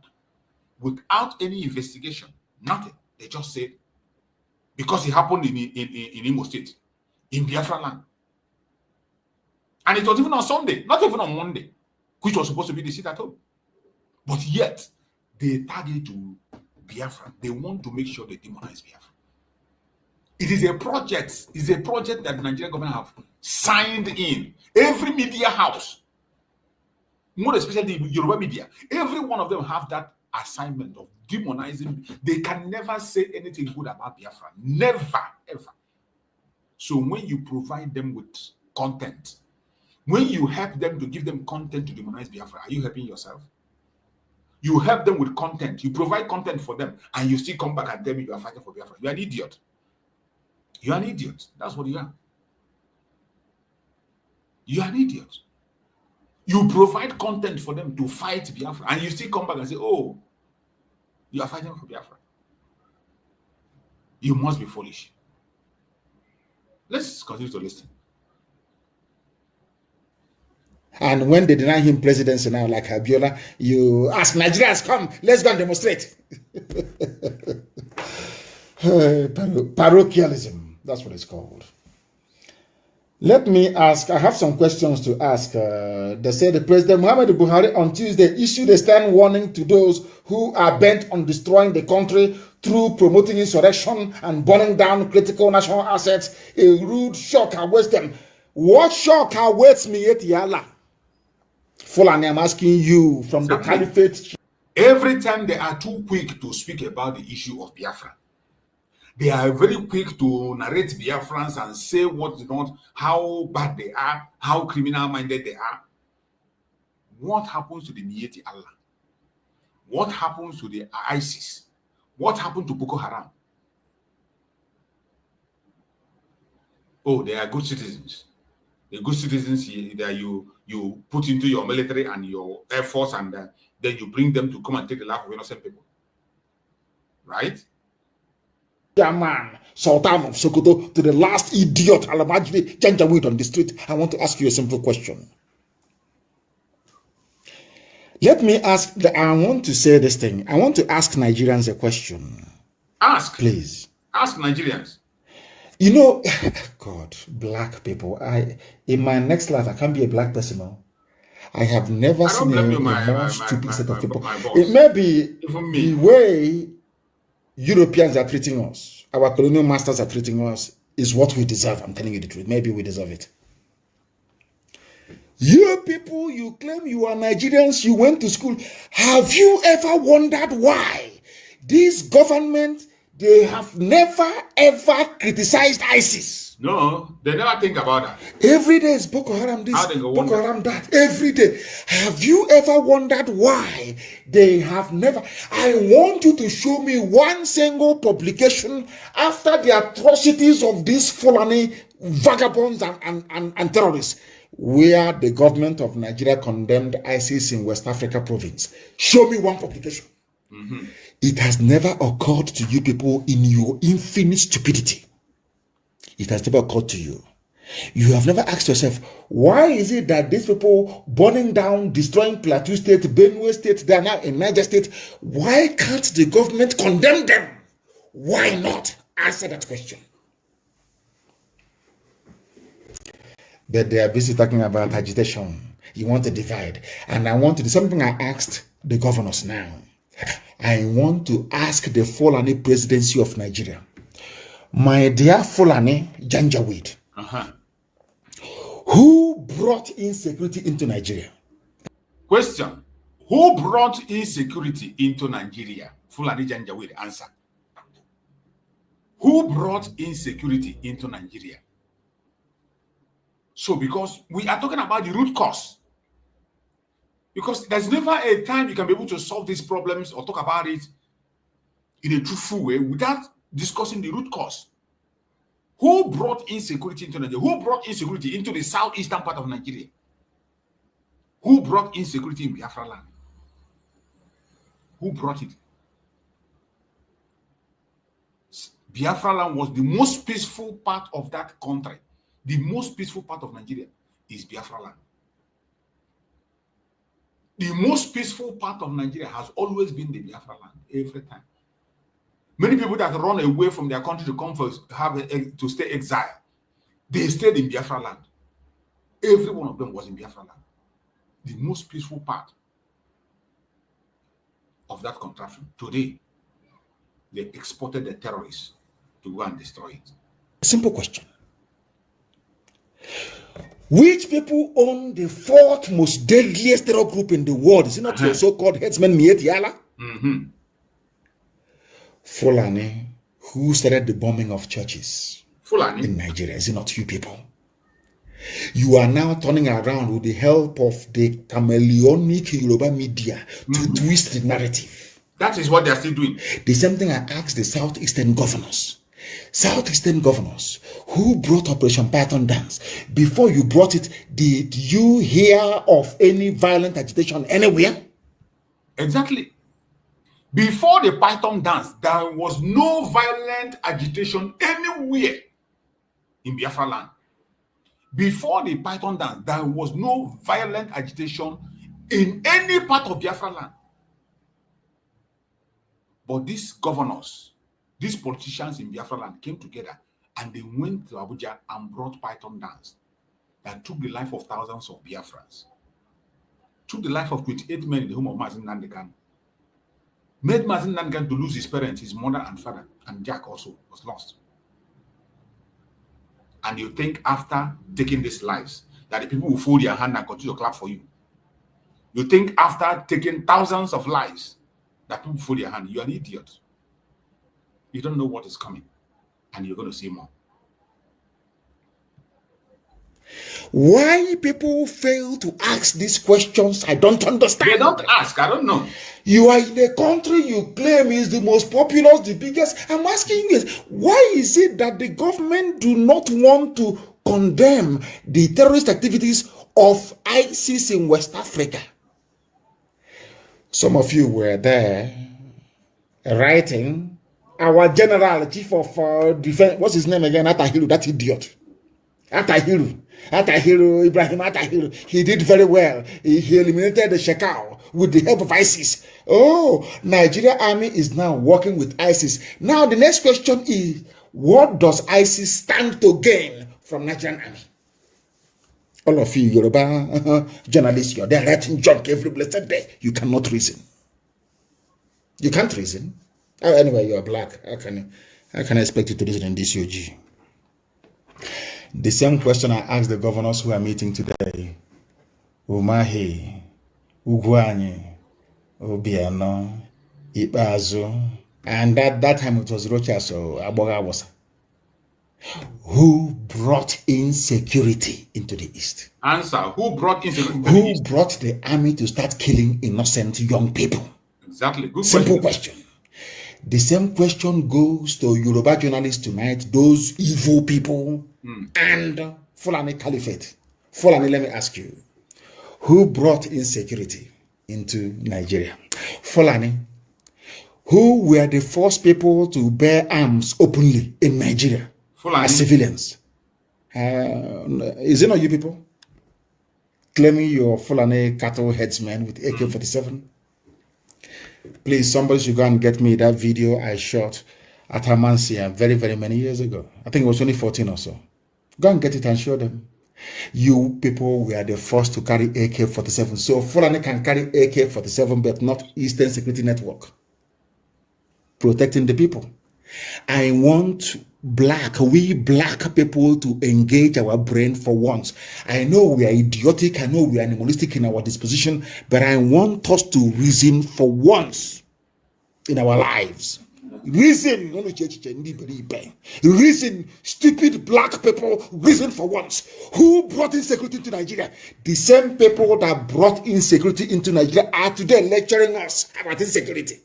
Exactly. The same people that brought insecurity to Biafra land today, they are the one in the front line lecturing you and I about security, and we are paying attention. The same people that came and took the life of Biafrans in Biafra land, they are the people today lecturing you and I about insecurity. And some of us are sharing their video, and we are listening to them. The same people that sponsor the insecurity in Biafra land, they are the people today bringing out video, and you help them to share it, and you clap for them. They prey on your emotions. Black people. Black people. The same people who are the sponsors of the insecurity, the same people, they are the ones in the forefront. They make video, you share it because you want to score a point. You want to win a battle and lose a war. You want to win a battle. You want to win an argument and you lose a war. You see why I speak the way I speak? You see why I speak? I am concerned. Anything that will make the Zoological Republic have upper hand in this our journey, anything that will promote the Zoological Republic, I will never be part of it.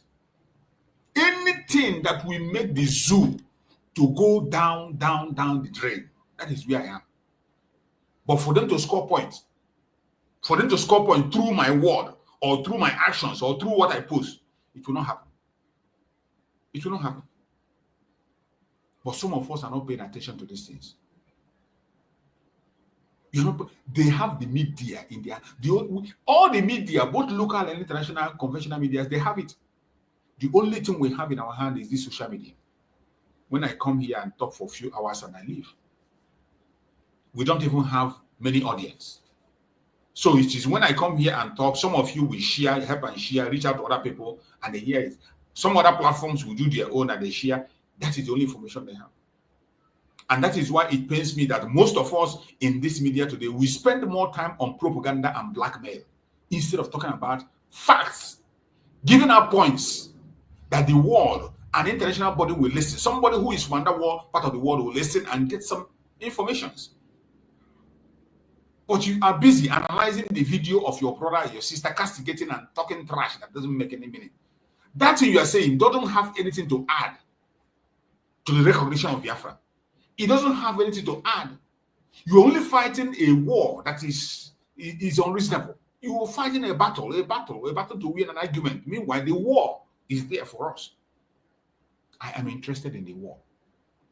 And Nigeria can never score a point through me. They will not. Nigerian government will never score a point through me, through what I post, what I share, or what I say. They won't. A terrorist government that even a country like Canada have confirmed it. A country like Canada confirmed it that Nigeria is a terrorist country. It is no longer, when we say, they say you're blowing that out of proportion, or they say it's it's no longer a blackmail. It's not a blackmail. A Canadian court confirmed it that Nigeria is a terrorist government, terrorist country. When a court come and tell you that a leading party, APC and PDP, are terrorist organization, what does that mean? What does it mean when the leader of a terrorist organization is leading you? What then is the name of your country? Is it not a terrorist country? But they want to leave that aside and begin to paint themselves good and paint you evil. And some of us are paying attention to their nonsense. Not me. I'm not part of that. Asorok, what has been happening in North over these years? Is there anybody left in Zamfara? Ask them. In Yobe? In Borno? You abandoned all these hot spots of Fulani terrorism. You are interested in the East. You see the stern warning.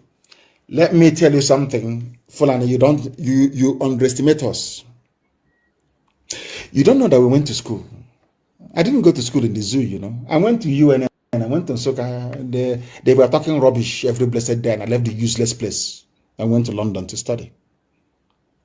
You don't know we're educated. You have no bloody idea. Now, let me tell you something, Asorok. That thing you're looking for, you're going to get it. We are going to have another war. Another Nigeria Biafra war is going to happen. In fact, it started already anyway. But let me tell you something that you don't understand. This war will escalate to the point whereby the world will want to see you. They want you to address the world as to what is happening. That day, that mask you're wearing, I'm talking to Yusuf Muhammad from Nigeria Republic wearing Buhari mask. That mask you're wearing will melt on your face during the meeting. Because now the world will summon you to, you'll be summoned to attend.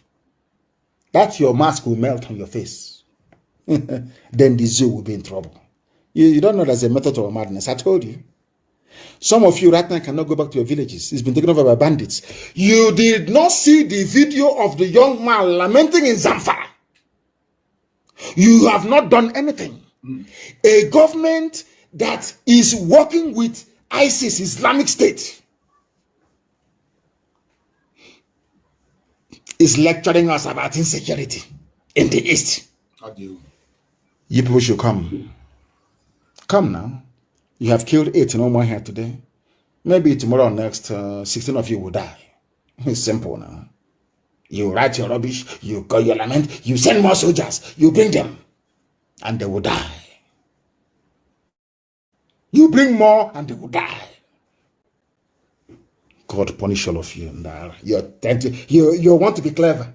Like Southeast governors, they want to be clever. Insecurity. Who brought Operation Python dance? I'm asking them. Good question. Who fired the first shot? I'm asking them. Who brought the army to start killing people? I'm asking them. Now the people are saying enough is enough. You are talking insecurity everywhere. Insecurity everywhere.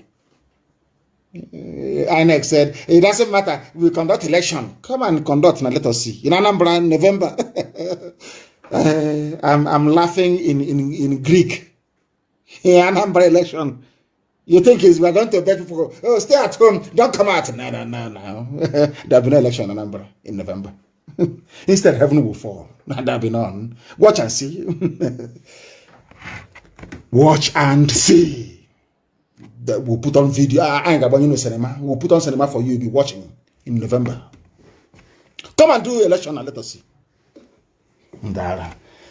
Maybe Obiano should prepare to stay in office longer, or they should appoint somebody else because there'll be no election in Anambra State.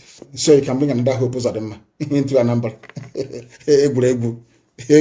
People are joking. The same people bombing, killing, raping, and sacking villages are telling me about insecurity. Is it not the same Asorok that said the same Femi Adesina writing rubbish, telling you either give your land for Ruga or your life will go? Are you not the same people? Are you not the same people?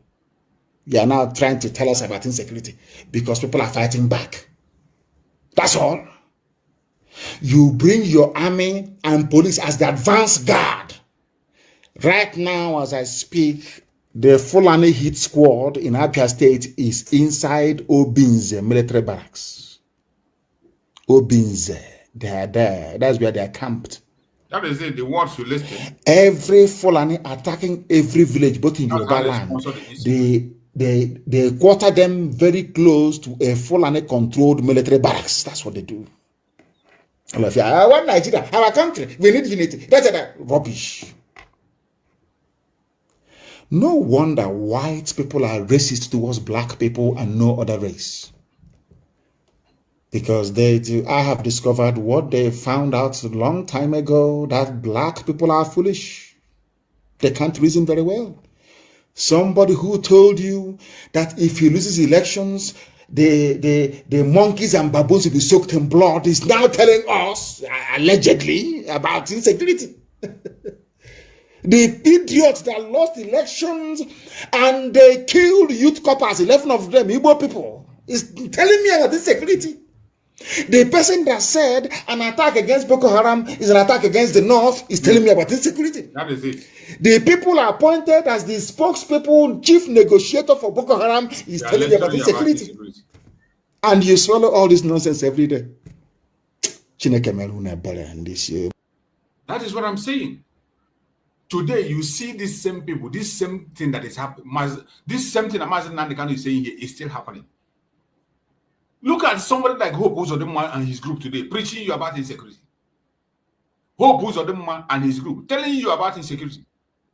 A man that we know have committed different kinds of crime. Unimaginable crimes. Crime against humanity. Somebody who escaped death row. Somebody that escaped death row. Force himself into Imo State. He's telling you about insecurity. Preaching insecurity.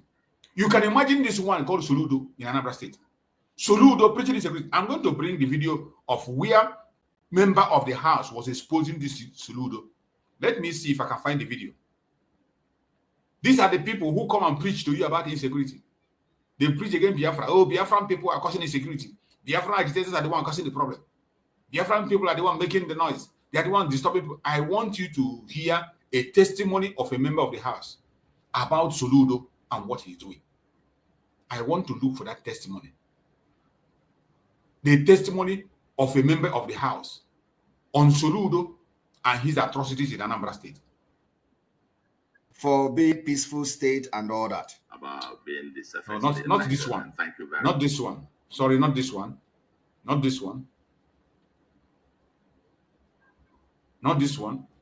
A testimony that was given by a member of the house on Soludo recently. The way Soludo is manipulating Anambra State and all the evil he's committing. Let me look for the video so that we can see these are the people that come and preach to you about insecurity. And they will tell you that the Biafra agitators are the one causing problem. Biafra agitators are the one disturbing. Biafra agitators this, Biafra agitators that. You will hear from them and hear people who claim to be fighting for you.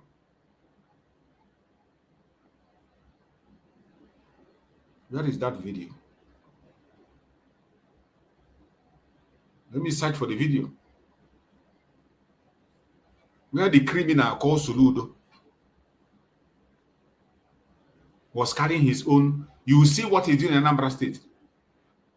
What he's doing in Anambra State. In the name of protecting Anambra people. And tomorrow he will come out and tell you a different thing. He will be saying one thing and be doing different thing altogether.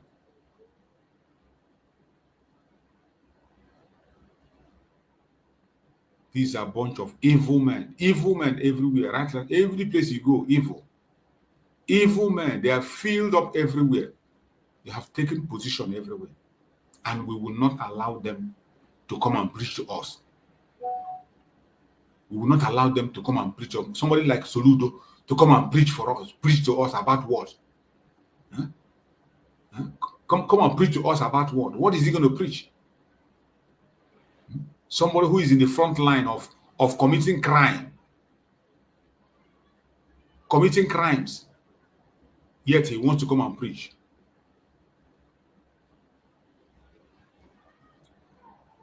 Where is that video?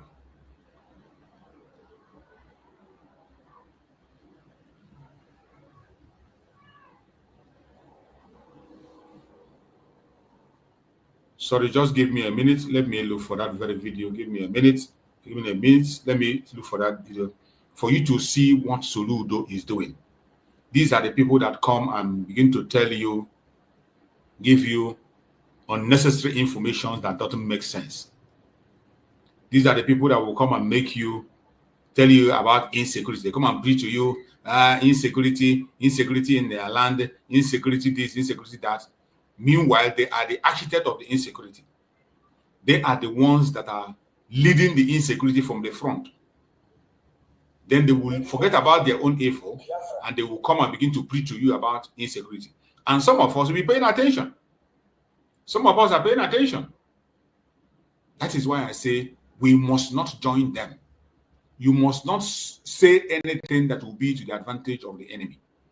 It doesn't matter what they say. It doesn't matter the agenda they bring. Don't support it.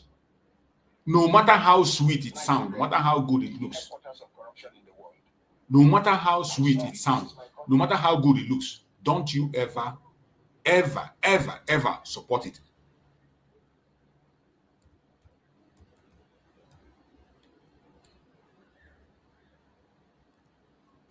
Don't you ever support it. That is why in every content you see, look at the hand behind that very thing. Look at the very hand behind the content before you share. Look at the hand. There is always a hand behind every single content you see. There is always a hand hiding somewhere, sharing it. And some of us, because of our own emotions,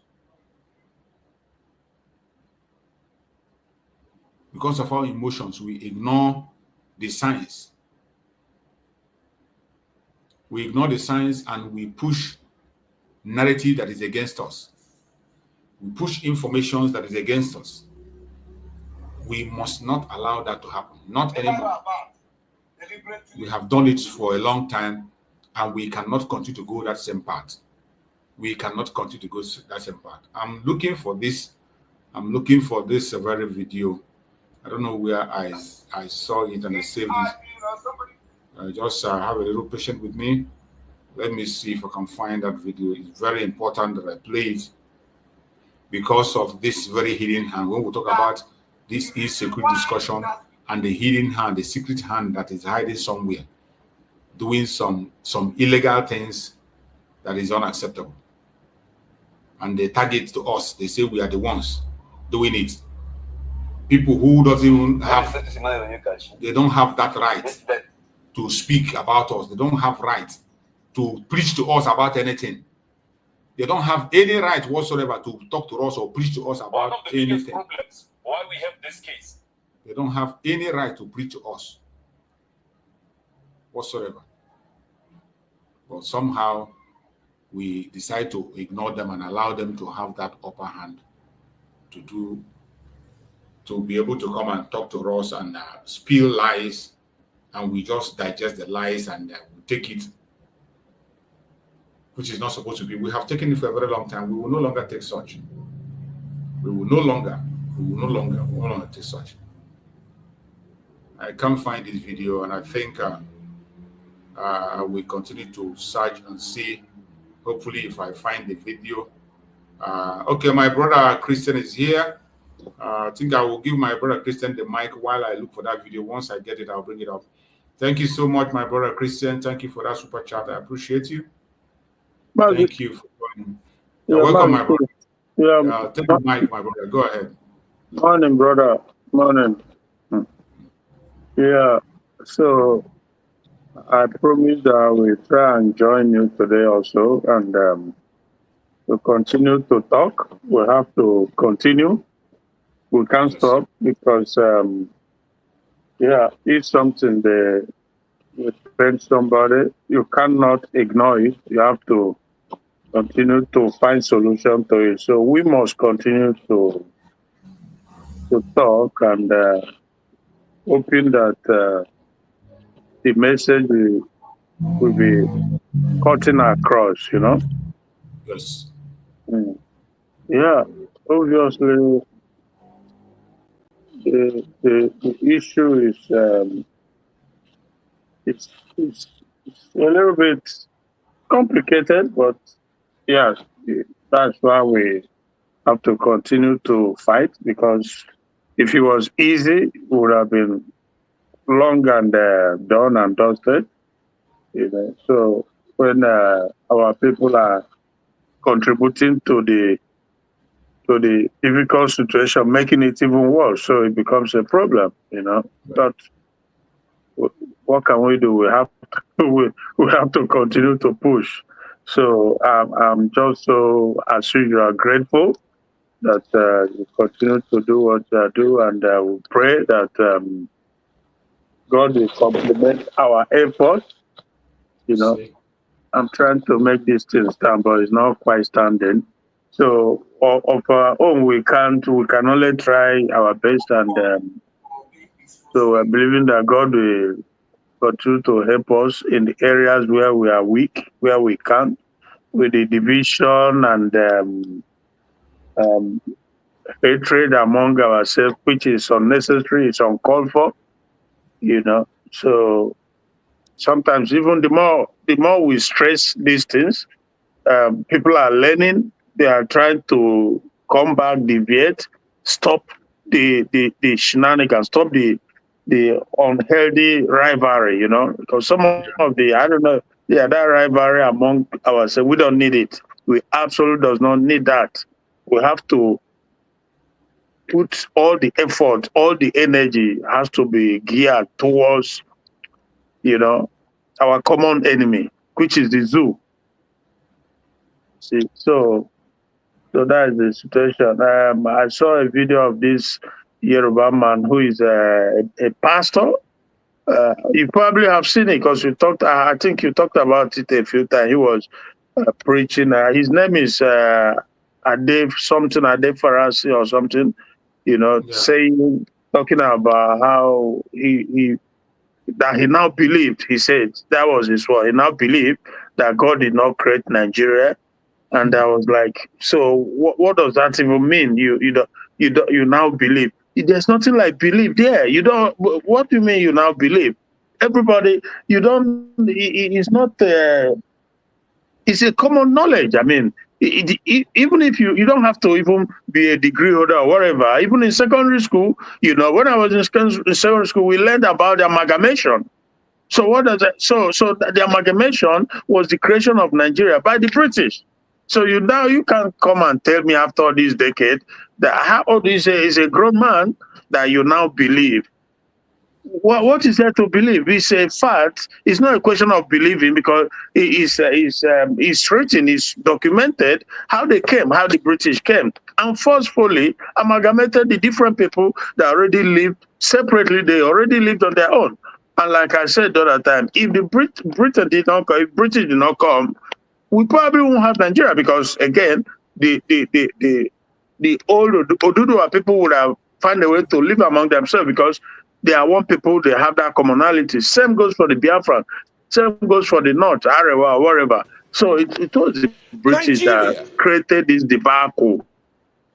Everybody calls Nigeria, and that so that is the guy, So obviously, to say you believe, it doesn't even make sense because right from my young days, just almost a teenage age, I already knew about amalgamation, how they came and they created it. And then I has always stressed the fact that if you are a sensible, knowledge, enlightened, grown person from that geographical location and you are calling yourself a Nigerian, something is not quite right. There is obviously, because just like, they came, they created it, and just like you will name your dog, named it Nigeria, and you run with it.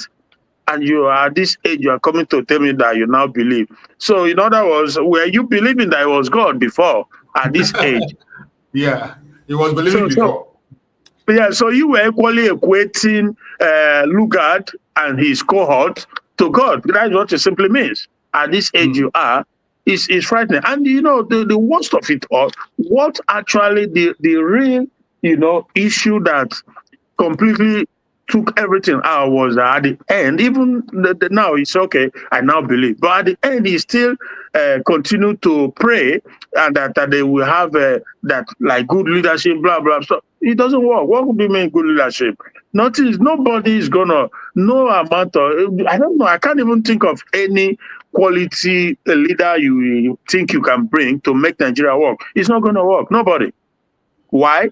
There are reasons for it. And one can very much explain it. Why? No, it's not. The Nigerian problem is not about leadership.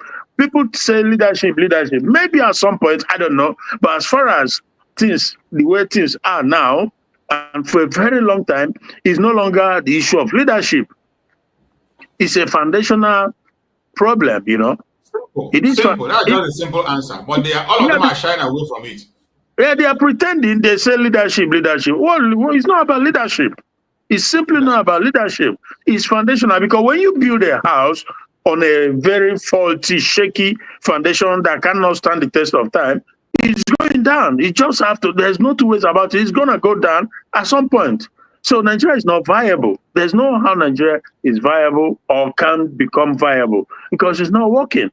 We see what has been happening for decades, you know, where every region, there's no, you can't even name just one thing. You say that, okay, this brings people together. All they do is force it, shove it down everybody's throat. And you think it's going to work. You think people will continue on that pattern. Everything is force of arm. If you talk about something, they lock you up, they kidnap you, they imprison you, and you seriously believe that it will get better. How is that going to be possible? The Yorubas have their own agenda, because they know that it's a forced union. They know that, you know. The Northerners, the Arewa or whatever, they have their own agenda, because they also know that it's a forced union. But besides that, they've been able to devise their own agenda and trying to shove it on everybody, you know. So that even makes it all the more difficult to achieve cohesion in the country, because they want to force everybody to become Islamic and to, you know, so there's a non-fact. People are resisting, make no mistake about it. People are not going to roll over. Of course, there are those that have been conquered already. But they will not stop trying either. They will continue to push. That is just what it is. They will continue to push. You know, and for us as Biafran, we also have our own agenda, because you can't kidnap us into this union and expect us to just lie low and just let it fly. It's not going to fly. So this is the problem. So anybody who is doing something other than to, you know, let everybody go their separate ways and fend for themselves, then you are enemy. You are just I don't know how to even describe it, because you are not following the right path, and 20 years, 50 years, whatever the case may be, is not going to change, because the whole agenda doesn't rhyme and will never rhyme. So again, we have to continue to do this thing. You know, we have to continue to push in every way possible. I believe very strongly that a day will come when it become history. You know, there was a country, it will become a history, because I have no doubt, absolute no doubt, that Nigeria is unsustainable, it's unworkable. So that is the situation, my brother. Thank you so much, Branchus, and I'm with you for now. Thank you so much, my brother. Thank you. I appreciate you for that wonderful speech. And let's hear the message that my brother was just talking about. Let's hear the message from the man, the message that my brother just elaborated on now. Let's hear him. Nigeria, I do not believe it was created by God. I don't believe it. I believe that Elizabeth I got into a deal with the Ottoman Empire, and they had a deal concerning the Sudan. And those who care to buy the book, buy the book. It's written by a fellow called, the name of the book is The Martyrdom of Man. As far as Africa was concerned, two empires got together and decided that this land will go to the sons of Ishmael.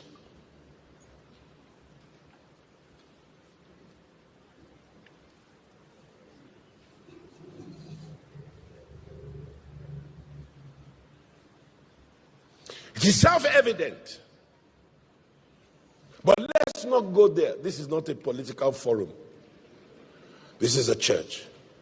And the church has responsibilities to get right what man got wrong. She's the light of the world and the salt of the earth. That's important. I have no problem with people of any faith being in charge, but they must adhere to the constitution of we the people. And when a constitution purports to be of we the people and it is not, it's some soldiers who wrote it, you have to question why we obey that constitution. Nigeria cannot be a solid nation that is properly grounded going towards her destiny. We started to go, but the Bible says, Psalm 11 verse 3, if the foundation is corrupted, if it is destroyed, what can the righteous Nothing. do? Nothing. Just to build a sustainable building, you have to build a solid foundation. You do a soil test, you do your engineering statics, and you determine what will carry this building and make it last for a long time. Yeah. There's a difference between any Jankara Jati road and the road that they built that takes you to the Lagos airport. That's a proper road. Why they build roads and resurface them wrongly, I don't know. Somebody suggested to me that it's that kind of road because they want the same contract next year. That means that somebody sitting down somewhere making decisions has no sense of equity and justice. Do you understand? I hope you get me. I'm riding. Are you ready to ride or die? Are you getting ready to ride all the way? Let's go. And we have two civilizations in this country. There was a colonial conquest coming from the Maghreb, the Sahel, and it was interrupted by another colonial conquest of the British. And the British are not, let me say it another way, Awolowo, Tafawa Balewa, Amadu Bello, and Azikiwe, they are not the founding fathers of Nigeria, in my opinion. I agree. Yeah, the of course. Founding fathers of Nigeria are some men from Whitehall. Yeah, Whitehall Chapel. A fellow called Top Goldman. His girlfriend, she named the country. Florence Shaw. And also Lugard. Yeah. This nation was created for the business of the British purse. Exactly. So they wouldn't have to bear the bill for the not as prosperous and unwealthy part of the country. You see, the difference between us and these people is that they know the truth, but they don't have the nerves to pursue that truth. Yeah. Pursue the solution. Look at him talk about the foundation. That when the foundation is faulty, there is no amount of thing magic you perform to make it right. Exactly. The only thing to do is to destroy the foundation and lay a new foundation, and that is what we have embarked on. Simple. But this man now, is he supporting? If he's a Yoruba man, is he supporting the Dudua people? For where at the end, you will see how they always end up on that one direction. So let's come together to build it. You know, the thing is this. Those that created this this demonic entity, they know what they did, and it's like they were also so much they have so much foresight, if I may use the word. They know the people that lives there too, and they know how it was going to play out, so that even when it becomes obvious to everybody that it's unworkable, is a retrogression, and it's a hindrance, it's tying everybody down, nobody is moving, nobody is one leg forward, two back. But now, the problem is that those that created it want it to continue because it benefits them. That is the British. And those, the Nigerians, the people who are in the location, the entity now, those that benefit from it, they don't want to let go. And many of them are in the churches, in the mosque, in the politics, in everywhere, because they are benefiting, so they don't care anymore. Like him now, we talk about it very pitifully, right? But do something that will change it, they won't. They won't. They won't. The other one from, I think is Chapel, one of this other church too, he preached something similar to this one time, but at the end he will say, let's pray for Nigeria. So what does that mean? You see? Oh, Diego. So that is it. The difference between us and this and those that call themselves activists is just that we have seen the problem. They too have seen the problem. Yeah. We have seen the solution, and we are pursuing and working towards the solution. But for them, they don't want to talk about that solution. Yeah. They are shying away from it. There's one again I'm going to play. That one that called himself a human rights whatever in Lagos. The one that called himself Ordinary Ahmed. That come and shout and blah and insult Ordinary president. Ordinary president. That insult Manepa. There's another video again where he himself was confessing about the failure of Nigeria, using his usual emotional blackmail to blackmail his audience. These are they know the truth, but at the same time they support the evil to continue. You know, I told you one time about one of these our sister Chimamanda. You know, so how disappointed I was going due to the comment what she said that that it's unfortunate how the whole thing how it all went down in terms of the amalgamation and where we find ourselves. You know that it was not with the consent of the people. We were forced into it, but nonetheless, we are there now. Let's stay and try and make it work. So you see, these are areas where I have problem with people. We've been to wonder, you know, for a learned person like that to speak like that. I don't know. So you begin to make what work. What is she trying to make work? Oh, okay. Yeah. Make what work. That is it. Many of them are shying away from the corruption in the world. Thank you. Sorry, this is my country, but I'm saying this. And if you want me, hospitals, schools, ministries, departments, agencies of government, courts, police station, military, Nigeria is the headquarters of corruption in the world. Thank you. Sorry, this is my country, but I'm saying this. And if you want me, hospitals, schools, ministries, departments, agencies of government, courts, police station, military, everywhere corruption, everywhere. Now Nigeria, foreigner, go call police for you, Nigerian police no go listen to you. Now waiting, that Chinese, that Lebanese, that any Indian, tell them, now you go work with. Now Nigeria we day. Nigerians no get escort. Foreigner they get 4, 5, 6, 7 policemen with the well, I think it's an Asamanepa being headache. Policemen. Some police hospital don't get more than 2 policemen. State government they negotiate with bandits. Yeah. Hey! Army they there, other people they there. State governor come to negotiate with bandits. Who are they? Non-state actors. And you innocent person, you do mistake, go buy a car, we carry small camouflage, soldier go catch you, they beat you. You see bandit wear camouflage like you without authority.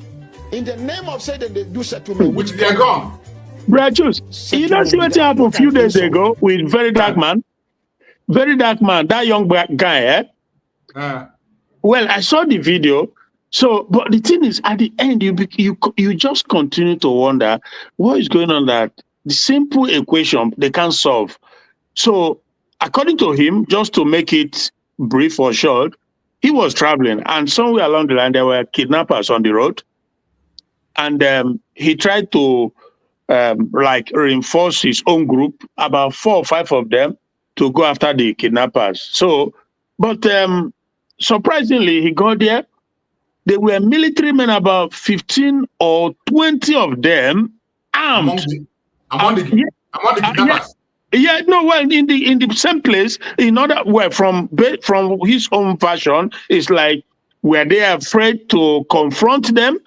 15 to 20 military men with their military convoy or Humvee or whatever. Yeah. So, according to him, that maybe they were scared of the kidnappers on the road.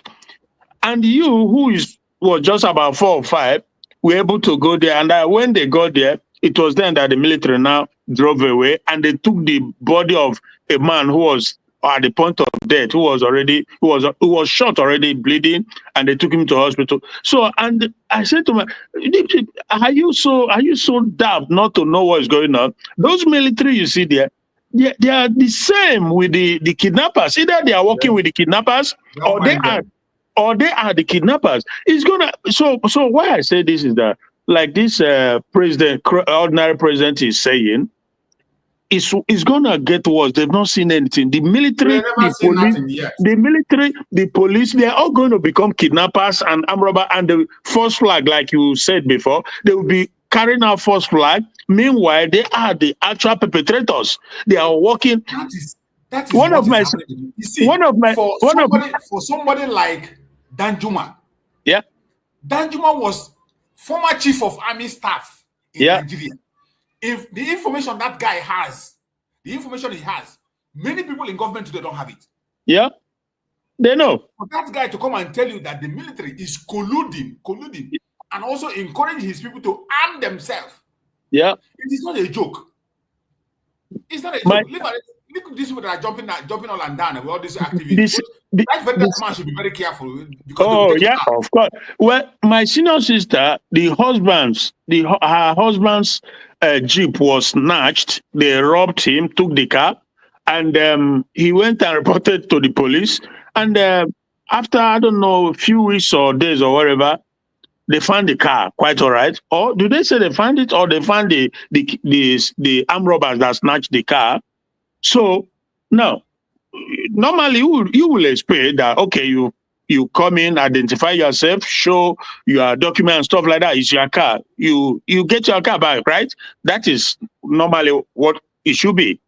But I think they told them that they've seen the people, but they've not been able to recover the car. That they are dialoguing with the people to hand over, blah blah blah. But meanwhile, what they are doing, they later found out that what the police were doing was they collect money from him, to like a mobilization fee to enable them go after the people. And they've seen the car, they've seen the people. They will collect money again from the people to say to them. So it was like they just continue to play in between.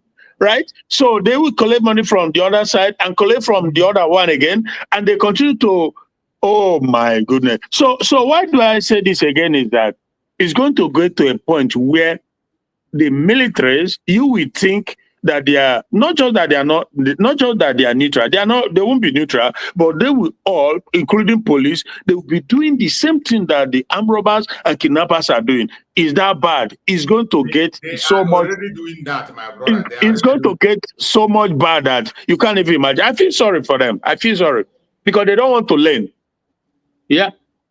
They are already doing what you are saying now, my brother. Yeah. They are already doing it. I want you to see this video for you to know that they are already doing it. Yeah. One major pillar of any government is security, right? And a lot of things rise and fall on security, which is why we're a bit shocked and also not shocked by this video that has now emerged online showing men of the Nigeria police. You can see the area command Asaba counting money. You didn't see that? Don't feel money for the car. Well, that's option one. Option one. Option two, their salary. Maybe they just pay them salaries, counting his salary. Option three. Option three, maybe he just collected bribe from the road. Good. So option four, cooperative. You see the Nigerian? Yeah. I mean, those are the options. Yeah, those are the options. So it could be that it's just bribe. He took, or is it bribe now, or sorting, or extortion? Extortion. No, there are two parts to police money. There's a clear extortion. There are times it's kind-hearted gratis. I have friends in the police. You just appreciate them for what they do. There's the gratis. Then there is the you must drop. There are those, so we don't know which is. So we're calling out to the Delta State. So to find out to help us know which of the options. Which of the four options playing out here. Kaide, let's list the option again for. He's a popular PRO. I've forgotten that his name now. He's online. So option one is, what was the option one? Option one, it could be money for fuel that was given by the police so that they'll buy fuel. Option 2, it could be maybe salary. Option 3, it could be extortion and bribery. Option 4 is cooperative. Yeah, maybe money they are raising.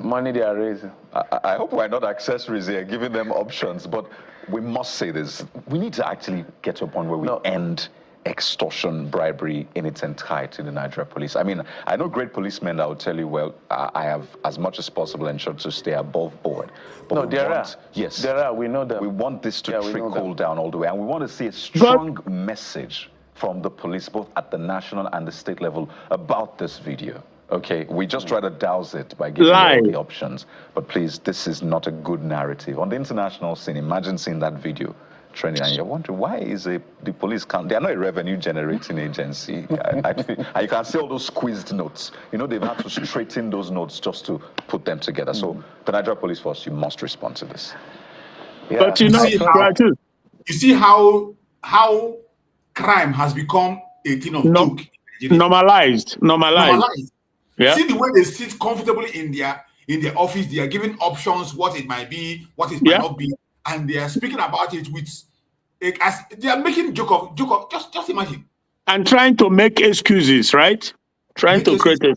Yeah. And nothing is going to happen to them, because at the end, the big guys, they will get their own share from the money.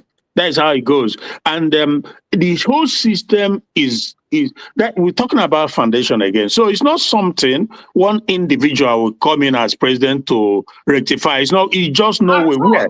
How? Because a system that will allow a known drug trafficker, a criminal drug baron that forfeited money with a living evidence he was a drug. He was involved in drug criminality. He forfeited money in America, and everybody sat there, and the so-called journalists, they all were there, and he became a president. So how can you? Because you can't give what you don't have, you know. So apart from even him, even the one before him was a terrorist sponsor, Buhari. He has a record to it. But so this thing continue is because of this the structure, the foundation. That is what is giving birth to all these things. So anybody who think he's corrupt will come in to change anything. You are wasting your time. You can't change nothing. Absolutely nothing. So that is the situation. It's so sad. It's so sad. It's so sad. These are the people that will come and preach to us about security. Yeah. Come and preach to us about sanity. They'll come and preach to us about who to make it right. That is why I say nobody should buy any narrative that is coming from the Zoological Republic. Whatever you see that comes from them, no matter how good or how bad it is, look at the hidden hands behind that information. Yeah. There's always a hidden hand behind any information they share. When they are happy, we must not be happy with them. Anytime they are happy, don't join them to the joy. If you act the greatest mistake you can make. These people, there's always a hidden hand in everything they promote. There's always a hidden hand. The insecurity in Nigeria was being put in place by the government itself. Yeah. The insecurity in the southeast was planted by the government itself. The genesis started from 2015. When they massacred Biafra in 2015, 2016, and the Python dance, where thousands of Biafra lost their lives, 28 men were mowed down in the home of Mazen Nandekano. Mazen Nandekano lost his 2 parents. And the cause, before this time, there was no place where there was violent agitation in Biafra land. Yeah. No single place. That's a fact. Agitating for that. There was no single place. Yeah. It was the governors, politicians in Biafra that went and invited the military. Yeah. First of all, they attacked those terrorists by proscribing. They prescribed before the federal government endorsed that prescription. Yeah. The government did it. So let us not forget the genesis of this problem. They created the problem we are seeing today. But today, you see them, they sound like saints. They push it back to Biafran people. Oh, it's Biafran agitators. They are the ones disturbing the Imo State. They are the ones disturbing the Anambra State. They push it, and some of us help them to promote that directly and indirectly. We must not forget the genesis. We must not forget the genesis. They are the cause, the evil. And anytime they push that their narrative, they think they don't care about you. When they say, oh, hey, Biafra land is insecure, Imo State is insecure, they don't care about your life. It's not about you. All they are doing is to paint Biafra evil, to criminalize us, Biafrans, to destroy the government of Biafra. That is what they want to do. We will not allow that. Look, sit now and see. Mazi Simon Epa is going to come in court on Monday. On Monday, he will be in court to take the result of the final judgment. And they are pushing narrative in the public. They want to create as many public opinion as they can. That is why you are seeing medicine are flying out. And we must not help them to promote certain things, whether good or bad. We must not join them to promote it. When we see certain videos, it is for our own corrections. We use it and make corrections, and it will direct us to know the right paths to follow and right path to do.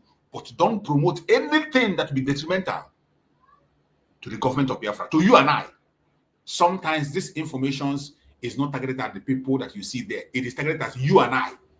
When I saw the write-ups I saw on Twitter, write-ups I saw in Twitter, when I saw it, nobody need to preach to me and tell me that this changing of narrative is a very massive contract they have now. They have employed Biafrans. Content creators are involved in it. They paid them to change the narrative. And they want to push it as much as they can to make sure that they have a different narrative. Why Mazin Nandekan and Mazin Samarako is coming for that judgment? You know also that because they have a lot of money available to them, they have as much money you can ever imagine to play with. The governors, monthly they get huge allocations. So, and for them, nothing matters to them other than to stay in power, continue to get the allocation, and to keep the system going. That is all. So, and because they have more than enough money to bribe people, make people compromise, and we know how sometimes most people, their attitude towards money, when it comes to money, is crazy, but it is what it is. See, you give somebody $10,000 or $5,000, it begins to talk a different thing. So it's easier for them. That's why the job is a little bit more complicated. But nonetheless, we have to keep pushing because we are on the right path. We have the law, we have the justice on our side. So they are the one who will continue to waste their money and be committing all this, and at the end they will still fail because they don't have the law on their side. They don't have justice on their side. You know. Thank you so much, bro. Thank you so much, my brother. Let's give the mic to our beloved sister Ijoma. She's here. Sister Ijoma, take the mic, speak to us. Let's hear you. Thank you so much. Good morning, Biafrans from my location, and greetings according to your own zone and location. Mazichus, thank you so much. Here we are again talking about the matters that concerns us the most. I just joined now when you are talking about the policeman was talking. You know, they are asking the person the way forward.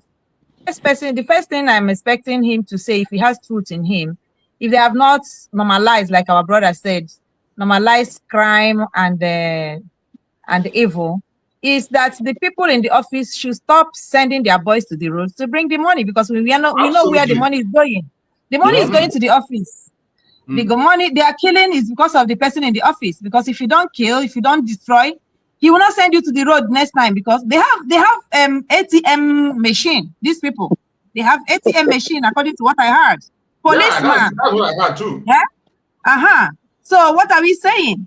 So is the big man in the office down to the police commissioner and to everybody that has ruled that country has always been in one crime or the other, because it's not a country. It's a business for Britain. You know, it's a corporate business for Britain. Yeah. Managed by people they put there to close their eyes by criminals. You know, so that they can do what they ask them to do. And that is why we are opting out, because we cannot condone evil anymore. Because these people are using our blood to serve Britain, using our BLOOD to serve Britain. And we say no to that. And the international community, starting from the same Britain, they know the truth. They know the truth because the problem is from them. They know. They know. If they're waiting for somebody to bring narrative, to say something, they know. Even the problem everywhere scatter, is it not them also? Is their finger not inside? They know. They know, so they are not waiting for anybody to tell them the truth because they know the truth, but they have decided to become the children of demons. Yeah. Terrorizing people in the name of government and laws, making laws that will swallow them as it's swallowing them because they know if they want to reign. But you know, without insecurity, they will not be able to do the evil they are doing on the ground. There was one video I watched yesterday on our platform. The Western man was saying population was too much and they have to comb it and they have to maintain their own side and they have to start by destroying Africa. Yeah, it's no longer hidden. It's no longer hidden. If really that they are democratic and they respect their law, that man many of them, are they supposed to walk in the streets? At all. Almost all of them. Are they supposed to walk in the streets? But they are still the one gallivanting themselves as international lawmakers, international politicians, international. We know who they are, and they know who they are. You know? So that is why our Biafran people, like what you are saying, we will not help these people to see what they want to see because they know the truth. Exactly. And they planted the evil for them to see what they want to see. But at the same time, when it becomes critical, we will not also close our mouth for what is truth, especially when that truth is pointing at us. Because if we close our mouth when it is direct, that we stop. Because you know, there is one thing with time. When the Bible talk about the children of Issachar, there is one thing with time. There is something that you got the point to do it now, and you neglected it for one reason or the other, and you want to push it forward. By the time you want to do it, it will not give you the same result. That is the problem. It can never give the desired result. Rather, it will start being destructive. And that result, so that thing you are saying yesterday is exactly the same thing you're supposed to say today. But because you jump time and it entered another time, it will never produce the same result. That is what we will be careful of. No matter what we are doing, no matter what we saw, it can never make us, when we see the critical things, to pinpoint that this thing is not good, whether it concerns us, we must say it so that the future will be saved for it. That is just the truth. We must say it because the people we are trying to make, is it today? How many have we closed? We are closing our mouths before, even for Yorubas, for Nigerians, for this, for that, for peace to reign. Did we get the peace? We did not get the peace. Mazi Nnamdi Kanu and many scholars has told us that if you want peace, prepare for war. Yep. We didn't get the peace. Even as we will use our heads to prepare that war, because we have wasted time and they have climbed so high. But Chukwuokoma will still bring them down. They will fall like coconuts that the breeze blow. That's my prayer for them. So thank you, my people, for what we are doing. And in the midst of all, we must remember that we are one. We must remember that love must supersede every other thing. We must remember that the BLOD of our sisters and our brothers is more precious than any other thing. When we want to punish, we punish that the person will leave. You punish and think, this is where we'll be looking at now. This season we are, every Biafran will be doing what you are doing. You ask yourself, whether you are castigating somebody, whether you are analyzing somebody, whether you are saying it's right or wrong, put yourself first. Oburum ka na-ekwu like this, ọ ga-adị m mma. Ọbụgodị na mere ihe a, ejiri otu a na-ekwu m ya, ọ ga-adị m mma. Ọgwa na mere ihe a na-ekwu ya nọ ihe ọjọọ. What did I supposed to do? What should I do to make sure that tomorrow mma mee ihe again? This is the only way we can enter our country and have peace and live the way we are dreaming it to be. There is no other way. We must put that feeling, that love, Ejimara first. That feeling. Don't just, if only rogi, happier, if one only.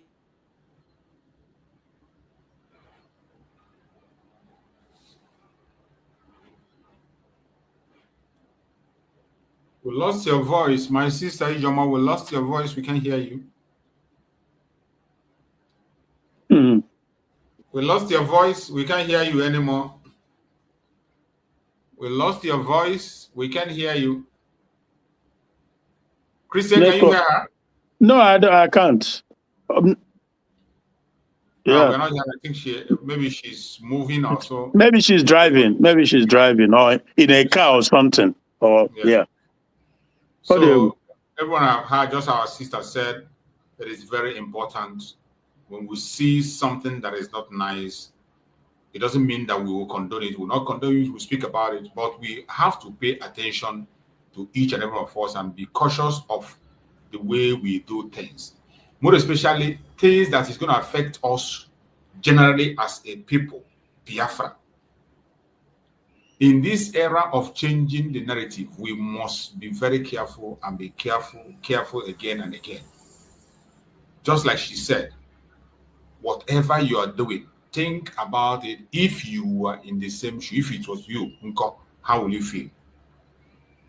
If you were to be in that shoe, how are you going to feel? If you are treated in that manner, how are you going to feel? And no matter how angry you are against your brother, no matter the offense your brother have committed against you, we must learn to tolerate certain things, to be patient. Taking life should not be the ultimate answer to all questions. We must be very, very careful. We are in a time that the people are trying so hard to change the narrative, but we will not allow them. We will not. We can't blow that trumpet for them. It's impossible. Yeah. Mas, you know, on that the video, well, okay, maybe I don't know how has it gone now, but the thing is, we're still it's still a process, but obviously nobody, because I saw it on this something. What is her name? Agnes something like that. Yeah, she was making a point, and I thought it was really a valid point that nobody have the right or should have the right to take any life, you know, in a government, in a normal situation. So if there's something, if something goes wrong, the government should be able to, you know, give justice or bring the person, perpetrate whatever it is this justice system that will be able to pronounce it.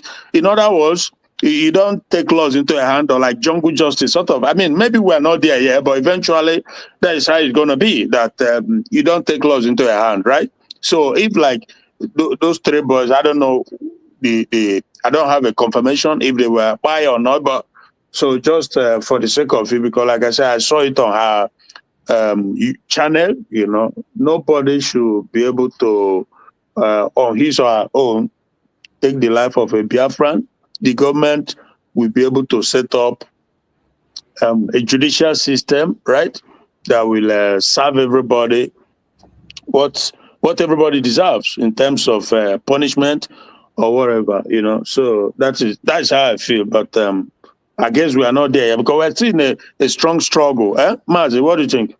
Yeah, we are in a struggle, and that is one thing I'm saying that is why I don't want us to discuss it, because when we discuss it now, it will begin to open so many Bring things. other things. Okay.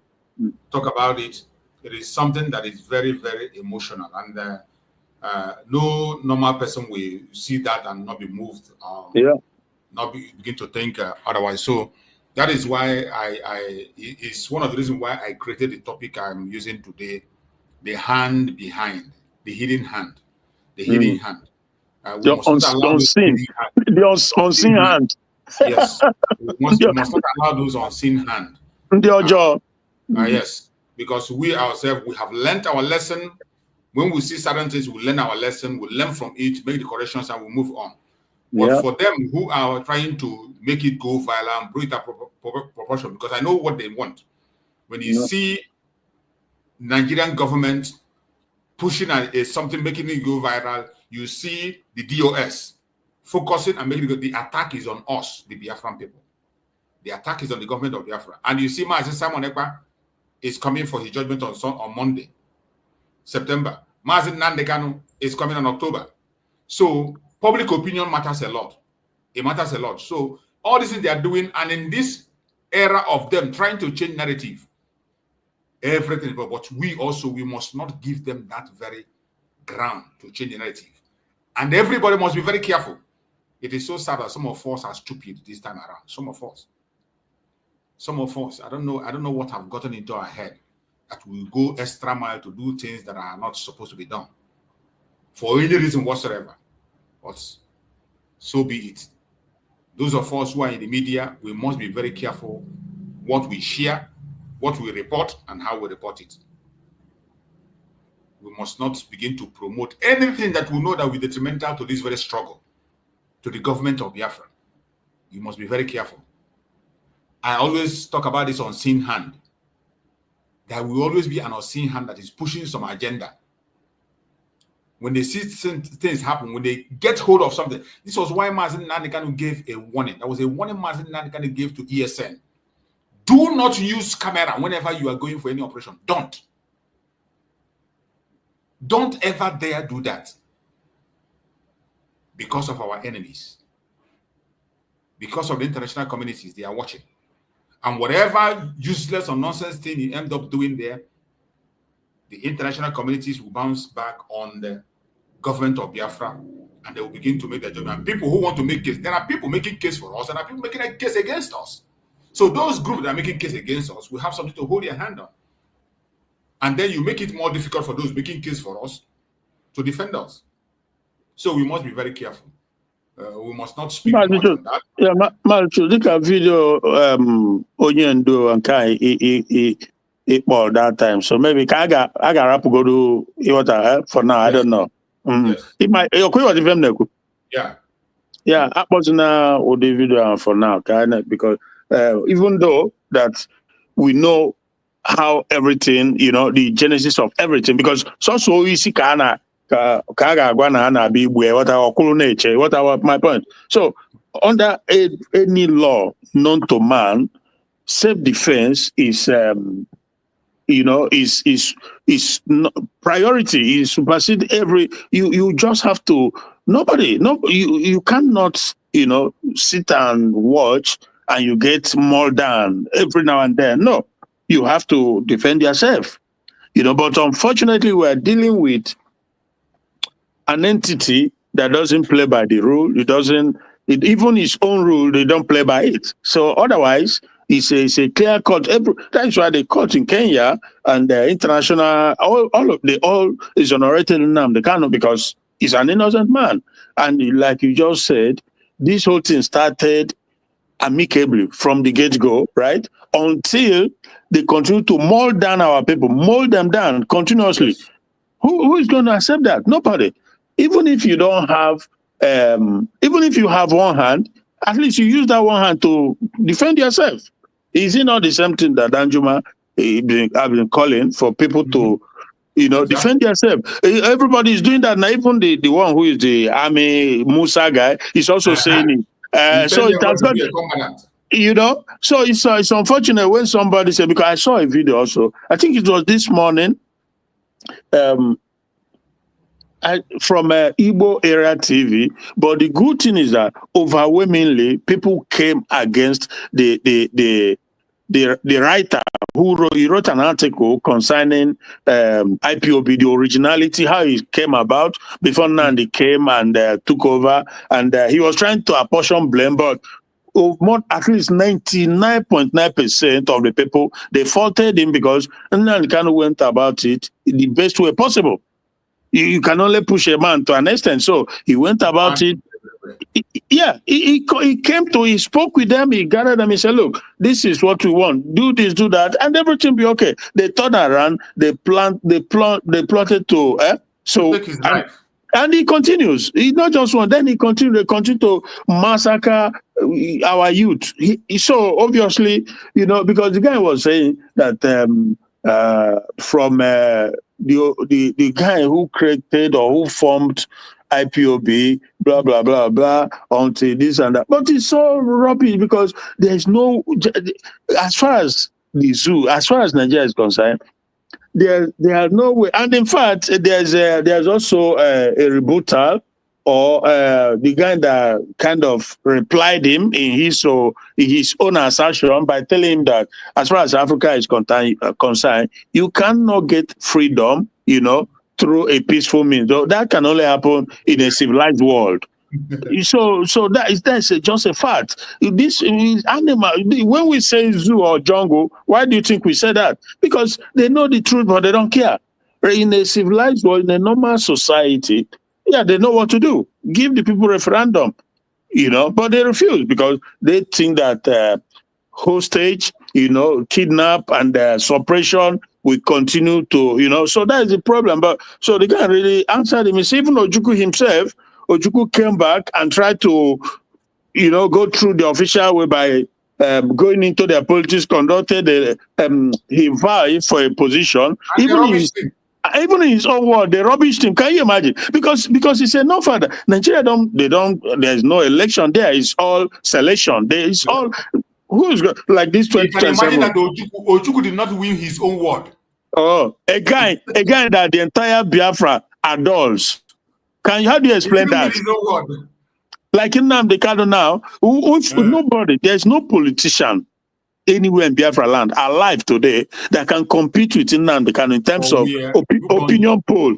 In terms of opinion poll, or but the zoo system is such that if he comes out to contest anything, they will rig it against him. One of the electoral officers said it. Say you don't win election in Nigeria because you are popular. Exactly. Yeah. The popularity doesn't give you election. Yeah. My sister Ijoma, try again. Let's see. We lost you while we were speaking. We couldn't hear you anymore. Try again. Let's see if we can be able to hear you. Sister Ijoma, are you there? Unmute yourself. Yeah, I'm there. Okay. Because I was on the way then. Okay. I didn't even know when it went off. So as I was saying, that we should put love first in everything we are doing.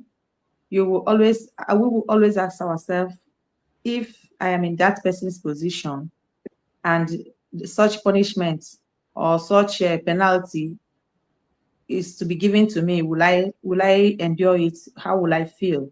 Until we start putting ourselves in the position of others, that is when we start showing real love.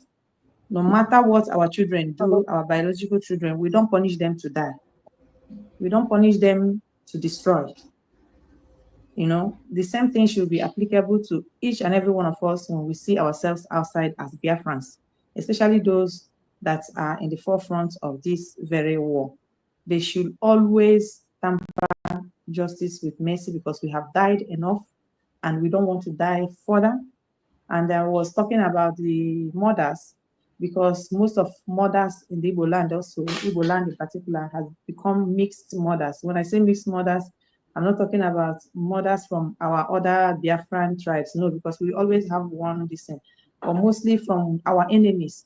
And when you have such a mother married to our men, of course, the daughters also, he will encourage. When we talk about bad mothers in the in-laws, this is one area those things are coming from. When you bring our own people for their children to marry, they are angry. They want their children to go their own side, their own way. And I was using it as an example and telling the Igbo children, the girls that has not made that mistake, that are born by true Igbo women, that those mothers and fathers should guide their daughters, because this is part of the agenda, so that the mixed blood will come and pollute our own gene. And we have to be very, very careful, because it happened during Second World War, and in France, which I read their history, they didn't condone that, even as they are all the Europeans. Those women were not spared. I'm not saying that our own, but maybe if it's giving us problem, that your daughter will follow them to go to their land, because we cannot fight all this long war of hatred for nothing and all the pain, and we'll come and keep one person that in the future our children will start fighting that person, fighting the same thing we fight. I will not subscribe to that. So every parent that is in Biafra land that is seeing what is happening, except you are a saboteur, the first thing you have to guide your children, your daughters in particular, is to know who they bring in as their boyfriend or their husband to be. Very important. You must speak out. You must not watch. Hunger is everywhere in the world. Hunger has been there. Yes, it's getting tougher. Hunger now, as it's difficult there, it's difficult everywhere.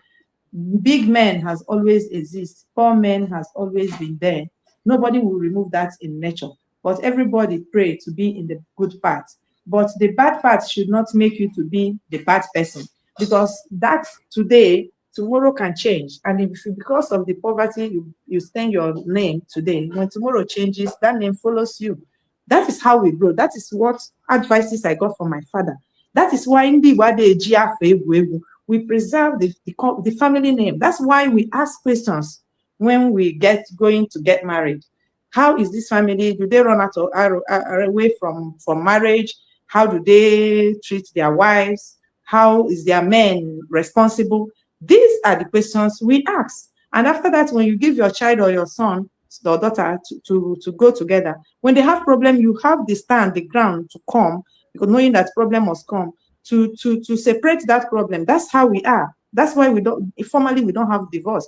And even till this time, apart from things has gone so soured, that people don't think twice. Because Igbo gene is that the children come first, because we understood that a separated marriage will affect the children direct, and when it affects the children, it affects the lineage. So these things is part of this, in the midst of all these our difficulties, that we must critically carry along in our head to show love to each other. Thank you so much. Thank you so much, my beloved sister. I appreciate you for that wonderful, wonderful word of advice of a mother. And I believe Biafrans are listening. These are important informations. I tell you, whenever you come here, we don't come here to speak saga or attack anybody. It's information. It's left for you to go back home, digest the information, and implement them. The ones you know you can implement. The ones you know that you cannot implement, you let go of it. If you have a superior argument while we are making our suggestions, you can equally come with your superior argument. We are ready to listen to you, and we will all learn.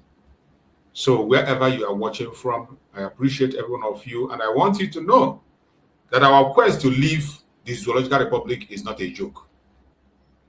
It is not a joke. The Zoological Republic can never, ever, ever be good. The only difference is that those of us who are here today, we have determined to pursue our freedom, and we're going to get it. And those who are pretending can continue to pretend. By the special grace of Chukwu Gabiam. By tomorrow, I will be having my birthday broadcast. Tomorrow is my birthday, so if you are coming tomorrow, come with your gifts. Come with your champagne tomorrow. I'm going to be celebrating my birthday tomorrow. I will still have my broadcast. No break for me, or no break. Whether Sunday, Monday, birthday, ceremony, or whatever. It's all with the Biafran people. So tomorrow is going to be my birthday, 29th of August. So I'm going to have a broadcast tomorrow. Everybody should try and come around. Let's do it together. It's about Biafra, not about me. Yeah. My only wish is for me to celebrate the next one in Biafra land. It's that the celebration will be done in Biafra land with every one of us. So my fellow Biafrans, for we have made up our mind on what we want. And we are going to follow it to the last. Others can pretend, but we are not pretending. And if you think that it's only Biafran people that are concerned, I want you to see this video and see how even the one Nigerian is tearing their passport. You will see tearing of passport galore. You think it's not only with our Biafran people. It is not only with Biafran people. When we say Nigeria is a failed state, there is numerous evidence pointing to the fact that Nigeria has failed completely, and will never rise again. Even though people continue to pretend, they continue to pretend that all is well. Their government and the officials continue to pretend, oh, they can do it, they can do it. It is a lie. We will continue to show the world that this very thing is not working. Not just for the Biafrans, for everybody that is in that very contraption. It is not working. Every person in that contraption has become an endangered person in that contraption. The only thing that some of them have accepted their fate. They don't have the boldness that the Biafrans have to move forward and do what has to be done. They don't have that boldness. I don't blame them. I know that strength are not the same. Some people are strong, some people are weak. Some people can be able to speak out, some people cannot be able to speak out. But for the Biafrans, we have made our choice. And we continue to stand on this choice until we walk out of that zoo and get into a nation where our rights will be respected. A nation where people can live like human. That is what we are looking for. States. Nigeria is a failed nation. Tearing of passport galore. Nigeria is a failed state. There is no hope.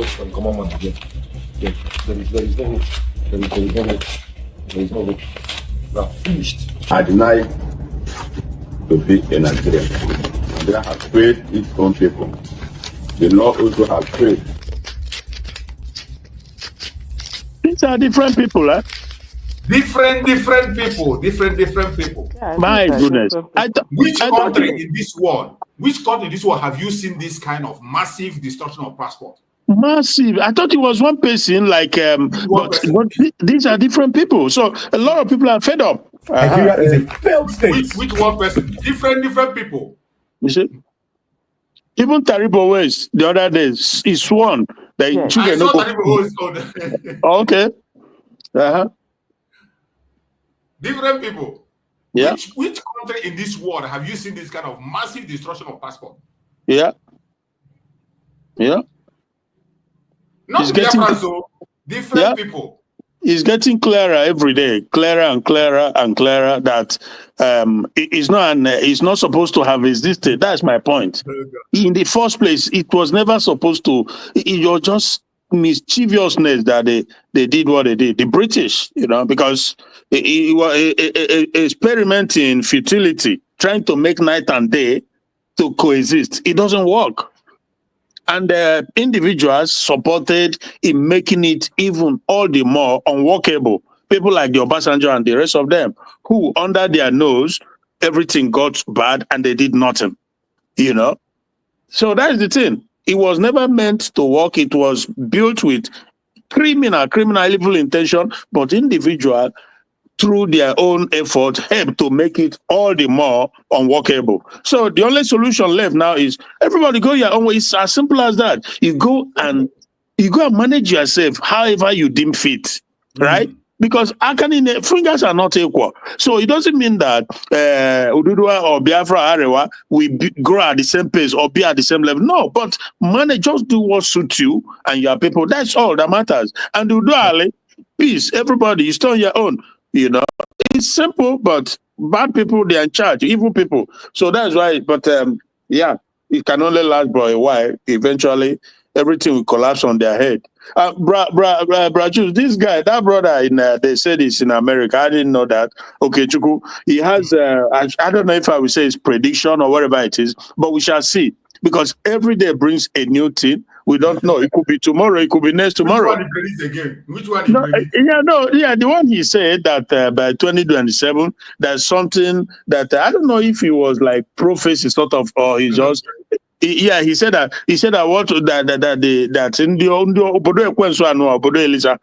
that they've already shifted their allegiance from the north to the south. That is in the sort of, because no Yoruba so now he move go the allegiance to them. Therefore, because almost so many things he connected. I don't know if you watch it in totality. He connected so many dots that because the Russians during the protests in the north, they were flying Russian flags, stuff like that, and my dear brother, I listened to him on that.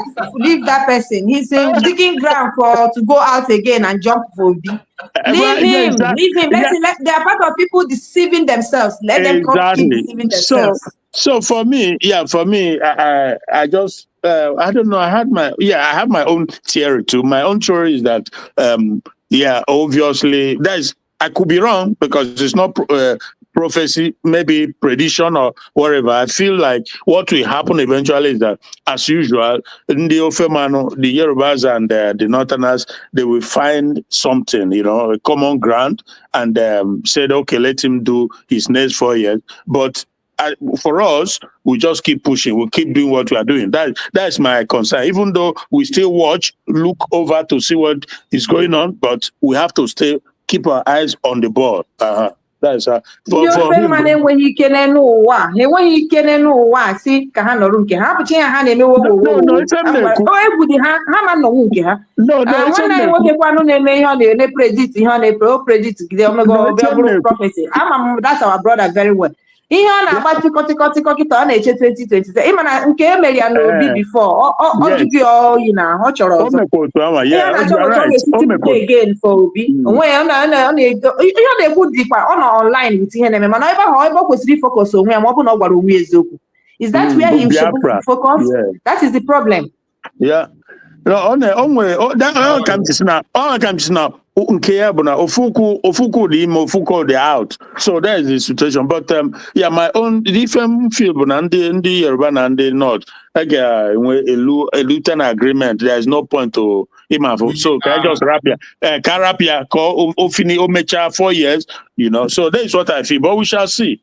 We are focused on United States of Biafra. As it should, ọ bụ na ọ ga-ekwe ọ ga-emenwu ma ọ ga-ekwe ọ bịagodi nnọọ na ihe aga o rube mgbe ofe onye na-ime ndị anyị ga-eme invite ka ọ bịagodi ka anyị na-akwụ n'ọnwa nna anyị ka ọ bụ na ọ ga-ekwe ọ bụ na dị karịa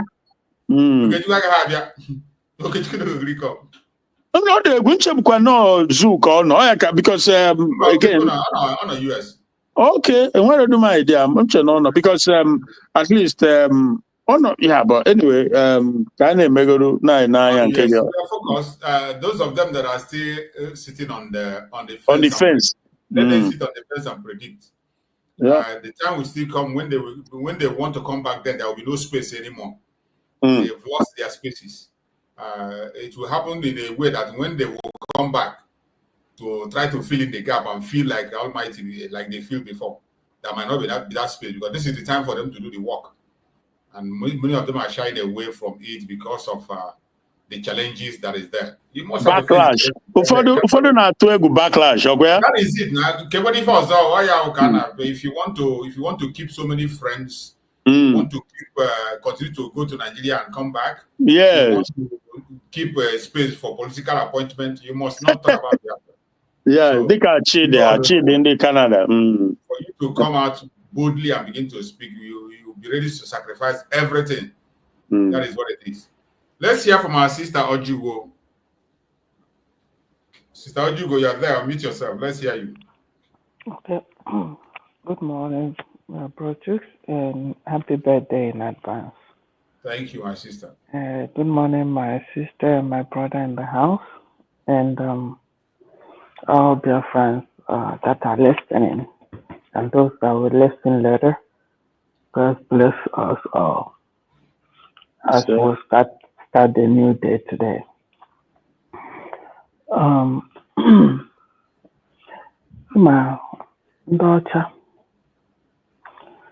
Most time, not like the challenge Chukwu or Chukwu aka n'ihu. When God created the world, He created the day, and He saw that light and darkness cannot be together. He separated them. We have day and we have night. Now, onye ọcha na nwunye ọ bụghị nwunye enyi ya nwanyị n'ime hotel nwa mmanya nwụcha wee challenge Chukwu si na ha ga-ewere oji na ọcha jakọọ ha ọnụ ma ha chọrọ ya ma ha achọghị ya, ma that light or suppress darkness ha gbudowe ya n'ime ebe ahụ. As far as they are fighting, trying to figure themselves out, we will have that opportunity to take away all their resources. And that is the situation they put that country called Nigeria. From the moment they did, the people, the owners of that land never find peace. Because when that thing was done, the owners of the land, their opinion was never, they were never involved. The opinion did not matter. But then you come and then ask yourself, why is it that our people now know the history, understand this on the circumstances this country was formed very, very well? They understand it very, very well. And then you're asking yourself a question. Why are they protecting that thing that was, they were not involved? Why are they protecting it? Do they believe that their own opinion really does not matter? Even the politicians among themselves, even on the public speech, Jonathan, for one, talked about it. All of them know that the foundation of that country is not the right way. Then you're asking, why are they now protecting this with all their education, with all their travel, with all their experience? Why are they still protecting something that does not exist? And also, the human beings that even formed that, in whatever they wrote down, that place, that thing they formed has an expiring date, and it has expired. I don't know if any one of us, apart from those who are ignorant, or maybe those who are really, really, really stuck illiterate, does not look at something to say if this product is good or has expired. And if once a product is expired, what happens? It goes to trash. Why is the citizens of that country protecting something that has expired? That's a big question that, sometimes when I think about it, I'm like, are we normal? Or actually, there is something Mazi Nnamdi Kanu saw when he said black man brain. Let me tell you, if no Igbo, the for don't sit down sense with lawyers, with court, with everything, that becomes until that thing is sorted out. Either they move forward on a better platform or they dismantle it and form something different. Yeah. I'm telling you, that's Oyibo for you. Yeah. So when a man is saying black man brain, that man really studied a black man brain. Oyibo will not be sitting on something that has expired now. They would have lawyers will take it to court after court after court until they come to the conclusion of it. But we're on top of it, swimming. To nearly everybody, they can hurry. We're swimming inside the water, and the water is swallowing all of us, and we'll continue to swim. What will be the end? Everybody is going to vanish. And then those who formed it, as far as the natural resources are coming to them, they are good to go. Does Black Lives Matter to them? Hell freaking no. So, but I'm happy that we still have people, the people of God,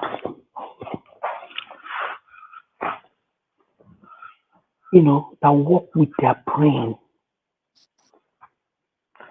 that still know that this has expired and we have to find a solution to it. And they're fighting on that and they're sticking on that. I know Biafra people, they will not give up on this. It is going to be do or die. We're enlightened. We know our values. We know that this has expired. We know it's time that we have to buy something new. Nobody eat anything expired. You put it in the trash. Sister Hugo, if you can allow me a second, let me just quickly chip in this thing. Because like you said earlier, there's something about this OG, and it's becoming every day also clearer that something is not quite right up there. Because this brother also that now in about 2 countries, I think he made reference to 2 countries that got their independent, like disintegrated or separated as a result of irreconcilable everything, difference, right? One was Sudan. It was again through the force of arm for years and years, decade after decade before South Sudan got free, get their freedom. Another one was Eritrea, more than 30-something years of war. I've met an Eritrean guy who told me how they fought, millions of people. So you see that is a pattern. In other words, unlike what you have in the UK, where Scotland was just willingly, were given the permission to conduct a referendum, whether to go or not to go, and some other places too. But in Africa, not even one without a fight. So that clearly means that something is wrong. Thank you so much. Yes, thank you, my brother, for chipping in that. So when a man says something is wrong, the problem of a black man is the brain. You can see all the freedom we got in Africa has to be with the weapon. It has to be with fight. Because African men don't know how to sit around the table and have a good discussion.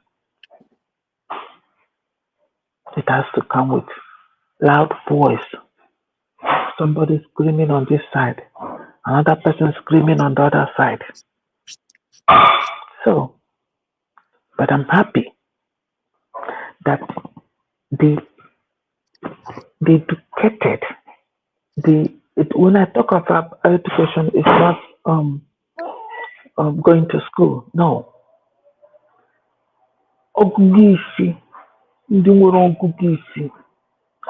There are people that now know that yes, we need to have a change. We have to have a change. We have to protect our territory. Because the people we are dealing with, they're trying every means to protect what has been handed over to them. Slow and steady, and they're moving. They believe that country belongs to them. That country, even a man doing,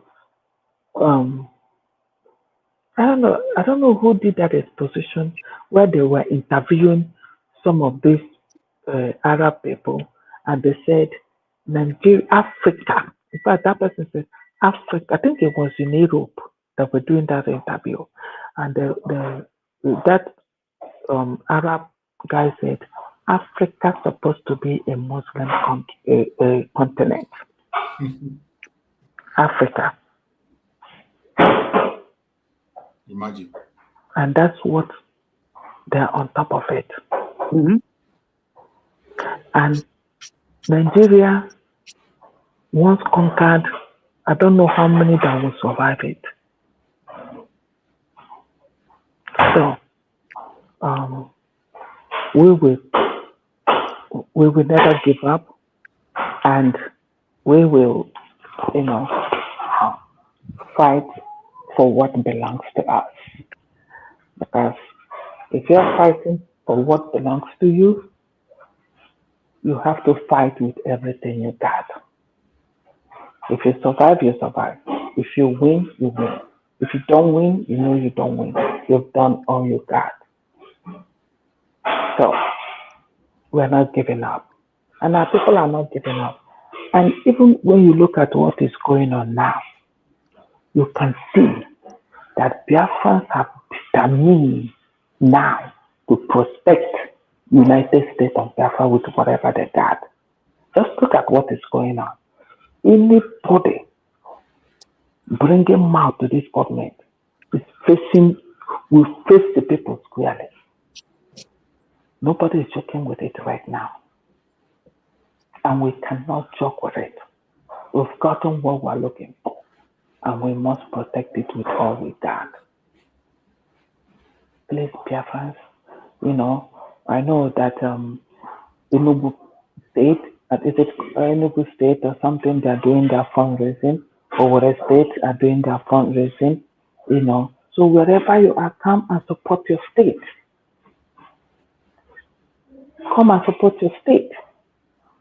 State by state. We will unify ourselves.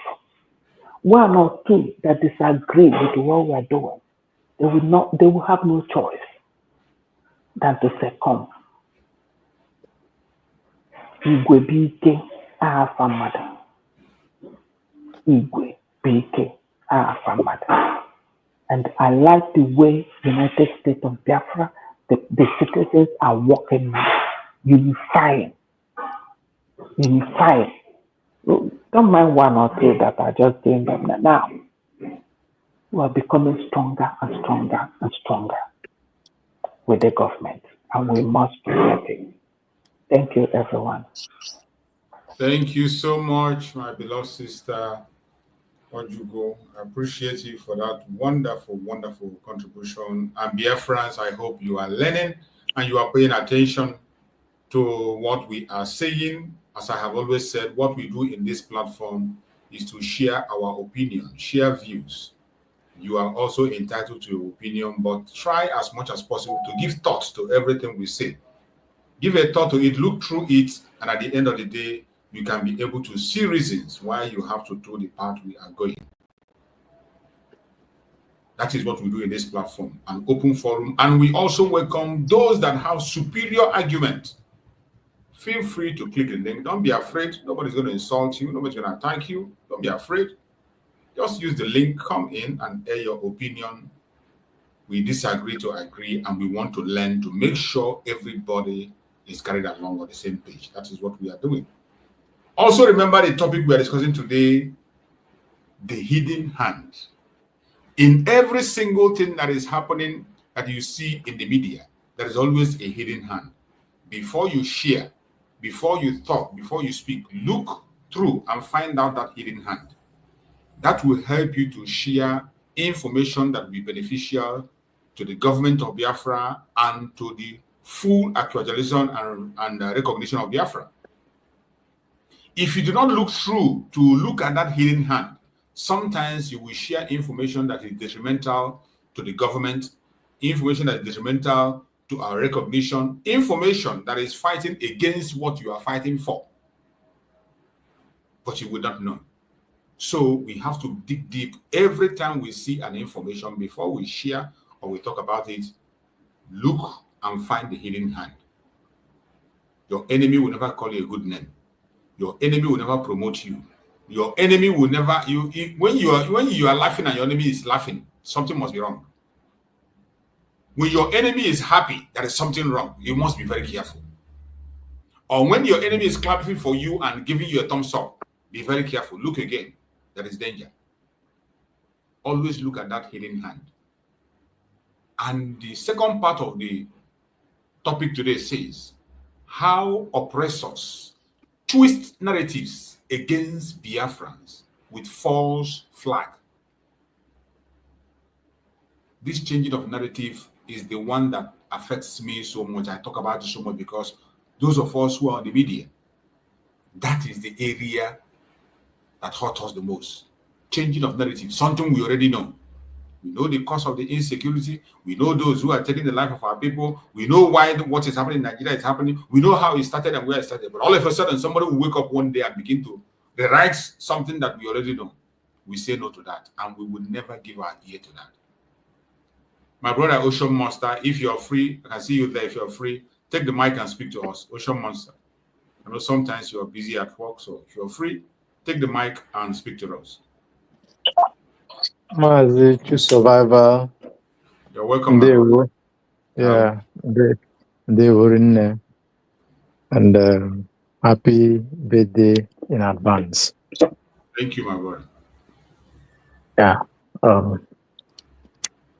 Dear friends, I greet you according by your time zone, and I greet everybody in the studio here. Those in the comment sections, I greet you all. Dear friends, greetings according by your time zone. Mazi, choose survivor. I will just make few comments. Number one is that just like as you said here, that in a couple of days to come, one of our leader, our second leader, Mazi Simon Banjoko, will be in court for the final verdict. I think that is correct. Yes. Biafrans around the globe are pleased. All of us need to be doing something extraordinary in our own ways, no matter how little, how big it will be. Avoid saying things just like Master Survival have said it here. Avoid giving informations that are contradicted out. Filter informations before you give them. And informations that are not necessary at this time, avoid them completely. Because the eyes of the world, those who are holding our leaders, their ears are on ground, searching for word and word for them to grab. But God's willing and our faith, they shall grab nothing against our leaders. Many of us have chosen this way to do this way because I do say that they are intentional. Those who are saying otherwise, who knows the truth, those that was in the cabinet, those that spoke for Biafra yesterday, but today they are singing a different song. They are deliberate. They are intentional. It's either they have choose to compromise directly or indirectly. But remember, ihe afachata n'eze adị eju afọ and agbachi egwu ọgana n'ukwu. Just like Master Survivor said, when the enemy begins to sing your song, sit down and look very well. Look deep at your back and at your tomorrow. Anybody who helps you, who advises you, or who talks ill about your brothers or your sisters, your uncles or your cousins, and join you in buying them, know either with that person you can never be saved because it's just reducing your number, your strength in order to face you tomorrow. That is that. Then, please, Biafrans, we should propagate the kind of message that will defend us. You understand what I mean? The message that will defend us, Biafrans, and our leaders until we get out of this quagmire that we are into today. As True Survivor, I thank you once again. And I think Biafrans who make their time to always be here. Somebody said something and I wanted to echo to that. I forgot. But let me refresh our mind on what Mazin Nande kind of said. Master Survivor, I said it indirectly, but Master Nand can say that anytime your enemy begins to clap for you, giving you hands or kudos, know that you are getting it wrong. Yes, so Know it very well. But anytime your enemy is criticizing what you're doing, standing against you, stand your ground. You stand your ground. Know that you are getting it right, because your enemies can never talk good about you, unless if you're doing wrong or if you are dancing to their tune or getting it in the wrong direction. On that note, we will not get to the to the wrong direction. We will continue on the right direction, because Biafra has been redeclared. And once it's redeclared, there is no going back, because Biafra cannot be redeclared again, apart from this 29th of November 2024 that is been redeclared. So we move with it, we run with it, irregardless of your feelings about that. Dr. Ngozo Rabeze is doing well. The cabinets are doing well, no matter how you see it. They may not move in on at the expected speed, but they are doing something. Let us continue to move. And while doing that, let us pray seriously on this very date that Mazi Simon Ekpa is coming to court for the judgment. Let us continue to utter our prayers in our secret places and in our open places. Is very important. Thank you, Master Survivor. Thank you, everyone. May God bless us as I yield my mic. Thank you. Thank you so much, my beloved brother. You have spoken well and putting in that reminder of the court appearance of our Prime Minister, Mazi Simon Ekpa Joko. It's very important we pay attention to that. And that is why every single thing that is coming online going forward has to be looked at twice. Every one of us that is on social media, before you share anything, before you talk about any issue, you have to look at the hidden hand behind it. Public opinion matters a lot in the law court. Public opinion matters a lot in decision making by a government or by the court. Public opinion matters a lot. They wouldn't tell you they are listening. They wouldn't tell you they are looking. But I bet you public opinion gets a great consideration in anything. That is why we must have to be very careful and watchful. It doesn't matter how angry you are. It doesn't matter how dissatisfied you are with what is going on. It doesn't matter who provoked you. There are certain things you must not do. There are certain things you must not do at this point in time. Between this September and October, there are certain things you must not, except you are not interested in this Biafra we're talking about. This is a time that we need to endure. No matter what happens, endure. Keep it cool. Push things that represent the Biafran government as a very good, on a very good place. Do things and say things that put Biafra on a very good stance. Do not share or say things that criminalize Biafra. Don't share, do, or say anything that will criminalize Biafra. Very, very important. If you still care about this freedom, don't make it difficult for us to come online. Don't make it difficult for us to put defense. Create a very good atmosphere for us to enjoy this freedom that is coming. And we strongly believe that we are going to go home with a very, very good news September. Pray on your own side. Every one of us continue to put it in prayer that we go home with a very important information, a very happy mood. It will be a good news. It will be a good news.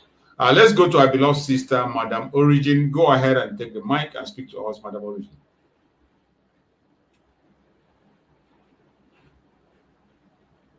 Madam Origin, are you there? Unmute yourself. I can see you there. Can you hear me? Yeah, I can hear you. Go ahead. Is it clear? Because I thought I had a disconnect. Yeah, we can hear you loud and clear. Go ahead. Okay. Fellow Biafrans, I greet everybody. Thank you, Mr. Chooks. Is today your birthday? Tomorrow, everybody's invited. Tomorrow, Oh, birthday broadcast. awesome. I'm going to start practicing. Anyway, we are looking forward to it. I greet every Biafran. I greet all the panelists. I thank God for the opportunity and the platform to really stand in the gap for our nation and our people. Your caption says the hidden hand.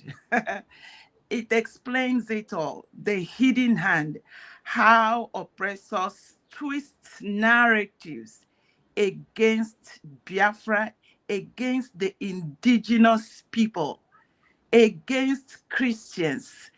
This is the evil that this contraption, these evil politicians and all their perpetrators go across the world. They interviewed Musa one time in Al Jazeera, and this man was just blabbing. He will go there, he will go, and people, the thing is that they don't know that the world is watching. Everybody is disgusted and nauseated by the activity of people that call themselves men. It's whenever a man deviates from being human, because these people are no longer human beings. Once they deviate, they stick their head in the sand. The rest of their body, naked body, is out. The world is watching their debacle and nonsense. All these ones that are in Southeast Biafra land, and they are constituting nuisance, causing mayhem, committing all kinds of atrocities. When they finish, they just look for someone that is somewhere, and they put it on the person's head, and the nonsense continues. But I have to say this clearly. This time around, you see, this is what they have done to nip Mazi Nnamdi Kanu, Prime Minister Simon Ekpa.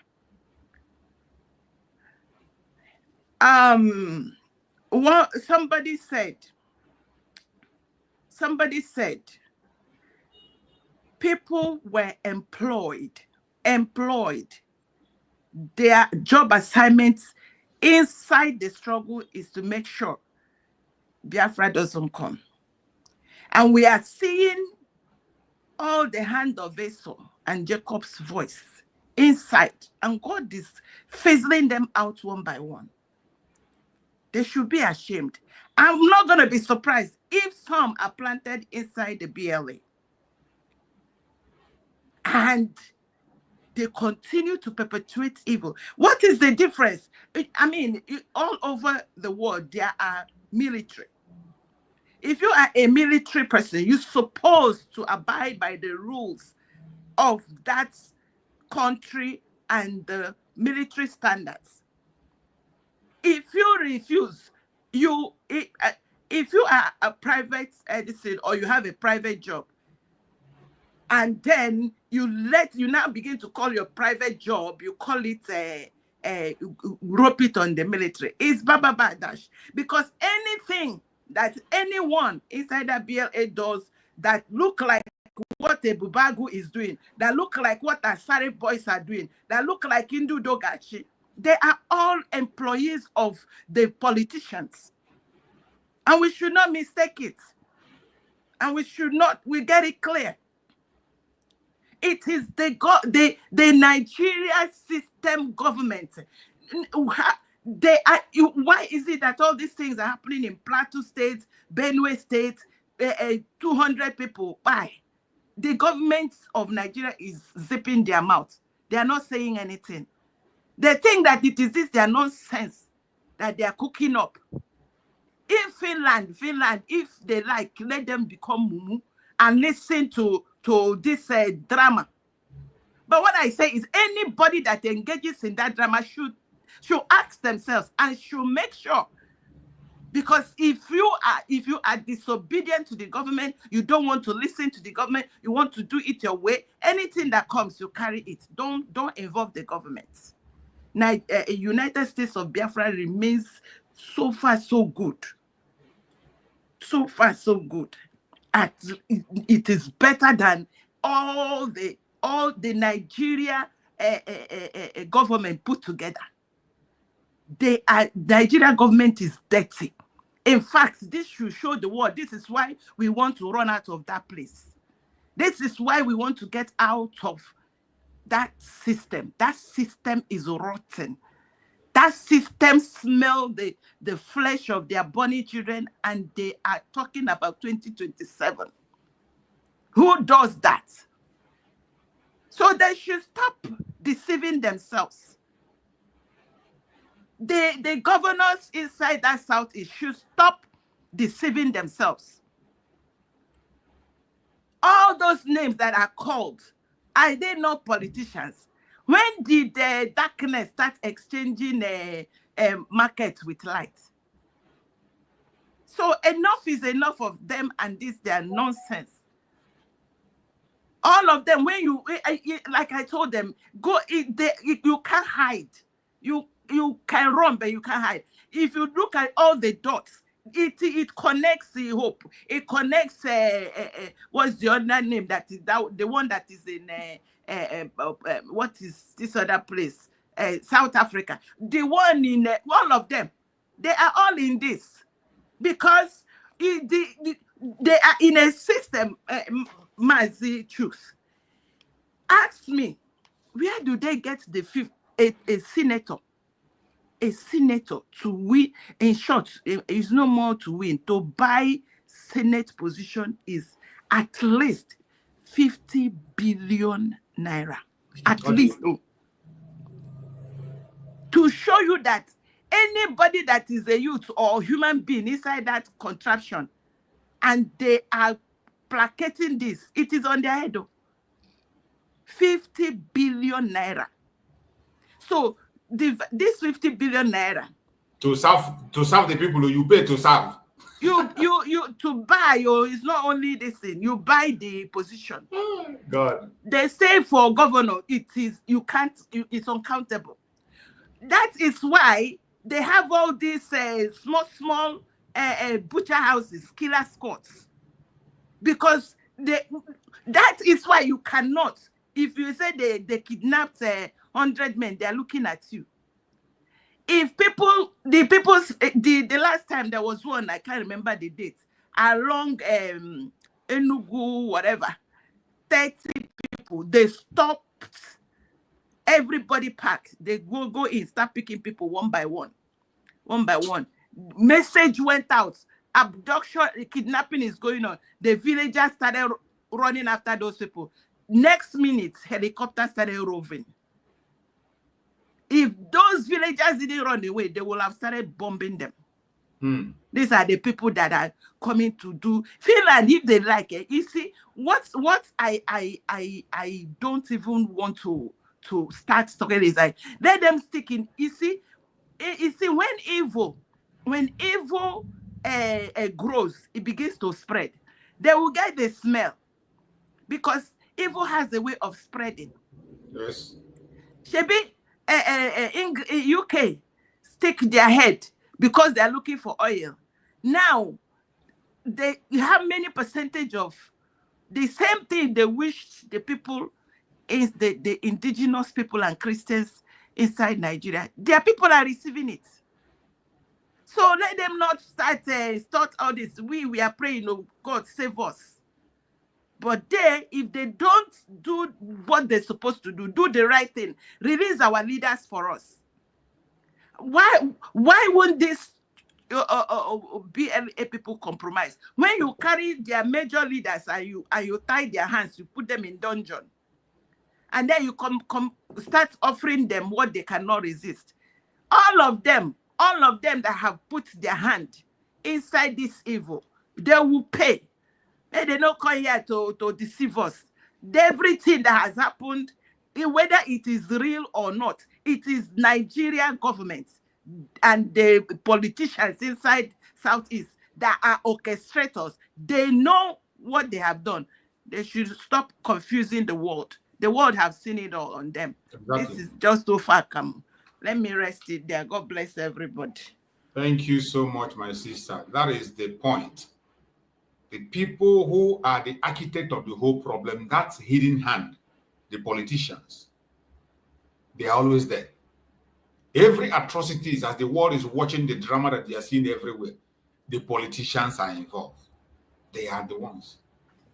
It's something that nobody can wish away.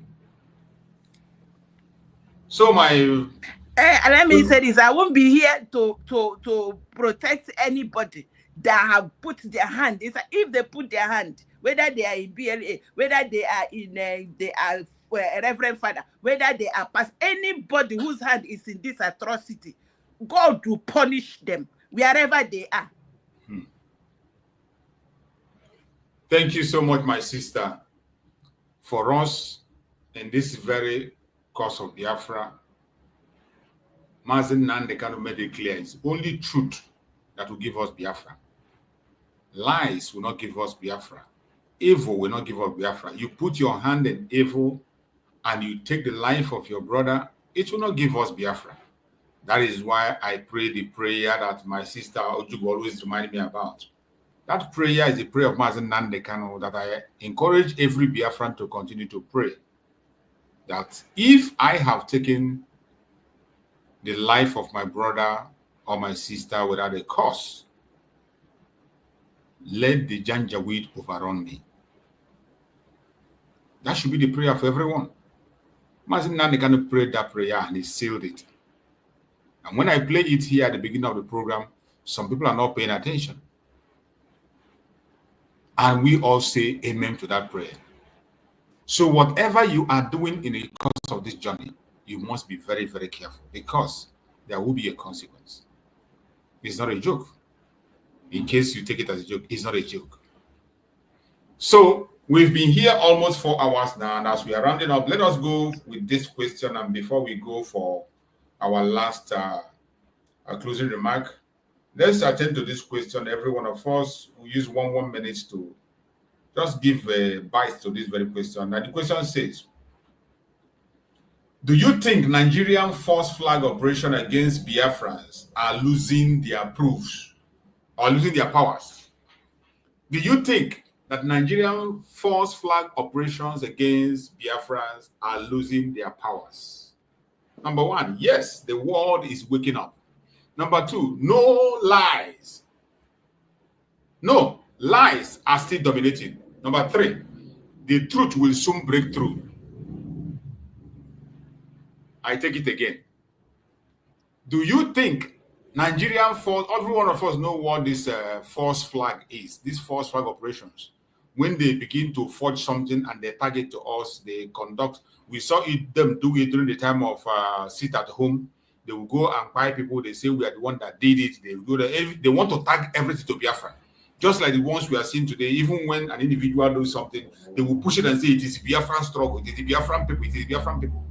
Do you think Nigerian false flag operation against Biafrans are losing their powers? Yes, the world is waking up. No, lies are still dominating. The truth will soon break through. Let us start from our brother Christian. Bro, Christian, you are there? Yeah, Mother Choose. Okay. Yeah, open this floor for us. Let us use this as our last topic before we go for a closing remark and end it up. Okay, I will use it and I will go. You know, I'm at work, so but okay, just use it and add your closing remark there, and that's it. Yeah, but let me just first of all. Can you mind posting it so that we can see it? Sorry? No, I mean Mazichus. Okay. You mean? If you post it where you posted SO Biafran should tag. Okay. Yeah, so that we can eyeball it. All right. Yeah, so Mazichus, let me first of all give my birthday greetings to you. Yeah, obviously tomorrow I would try if it's possible by the grace of Chukwu. I'll be here with you. But if not, so let me in advance wish you the happy birthday and many more long life to come, because you are doing a great job on our behalf. So that we see to it, see to the end of it, the actualization. We will all congregate in our land and build our land by the grace of Chukwu. So yeah, the question was. I think that question, for me personally, I think we are still in, should I say, half-half, sort of, right? Yeah, it's still 50-50, because most of our people, maybe majority of our people, they begin to understand the sinister attitude of the zoo government and their agents, the politicians. Most of our people, they come to that realization that they don't mean well, you know. But on the other hand, those politicians that was imposed on us as governors, senator, whatever, and the zoo, other proponent of the zoo also, their media, so they are still they are able to push certain things through, you know. But yeah, I just look at it like maybe half-half, but we'll keep trying to debunk them whenever it's possible, and believing and hoping that people will also be hearing. Now, the USB government, they are doing well too on that aspect, because every opportunity they have, they make it known to the world that these guys, it's a terrorist government. There's no two ways about it, because yeah, if Canada, you know, the courts in Canada can, you know, call the country, call them a terrorist, the two major parties in the country. So it takes a lot. And the fact that the government is unwilling to come out and do the needful, names of terrorist sponsors has been given to you, and they say they are in the government, they are in the military, and they're this, and you can't just go out there and apprehend them, serve them justice. So it takes a lot. And even the Gumi also, he is the coordinator. He's perambulating around, and you cannot arrest him. Saudi Arabia deported him. So what more? So we keep, I think, yeah, that is the situation for now. But thank you so much, Brachus, and we again also. God bless every Biafran, and we move. Thank you, everybody on the platform. Thanks. Thank you so much, Bro Christian. Thank you. We appreciate you for your support and your help in educating Biafrans. I thank you so much. May Chukwu Gama bless you wonderfully, wonderfully well. And we go to our beloved sister, Ijoma. Do you think Nigerian false flag operation against Biafra are losing their powers? Number one, yes, the world is waking up. No, lies are still dominating. 3, the truth will soon break through. Sister Ijoma. Yeah, thank you again for giving me the mic. Our brother Christian, thanks also. Bye. See you tomorrow, hopefully. And yes, the world is waking up. And because the world is waking up, that's why we heard the news from Canada. And 2 days ago, we also heard the news from Asia, I think Japan also, denying Nigeria, saying that they have an agreement with them with sending their whatever skilled men in agreement to there. You know, that's a very big blunder, which is rarely seen connecting to a country. That is to show you how messy that country or company has. They can lie to anybody at any time. Yes, and the world is waking up, because if it's before, they will see them as the giants of Africa. They are not, and they hide and go back and say that. But this time around, it's coming publicly. People are fed up. They are seeing, some can't swallow the lies anymore, because it's just so visible. And why is it visible is what we are doing. We are letting them know that even if you keep quiet, we know what we want. We cannot be allowed we cannot allow somebody to be unaliving us, whether you say you are in your home comfortably. We are here to do what we have to do to save ourselves, just like you have done where you are enjoying. And they are getting the message. So yes, the world is waking up to the reality. They are really waking up. No matter the pace they are waking up, they are waking up. The reality is that they are waking up.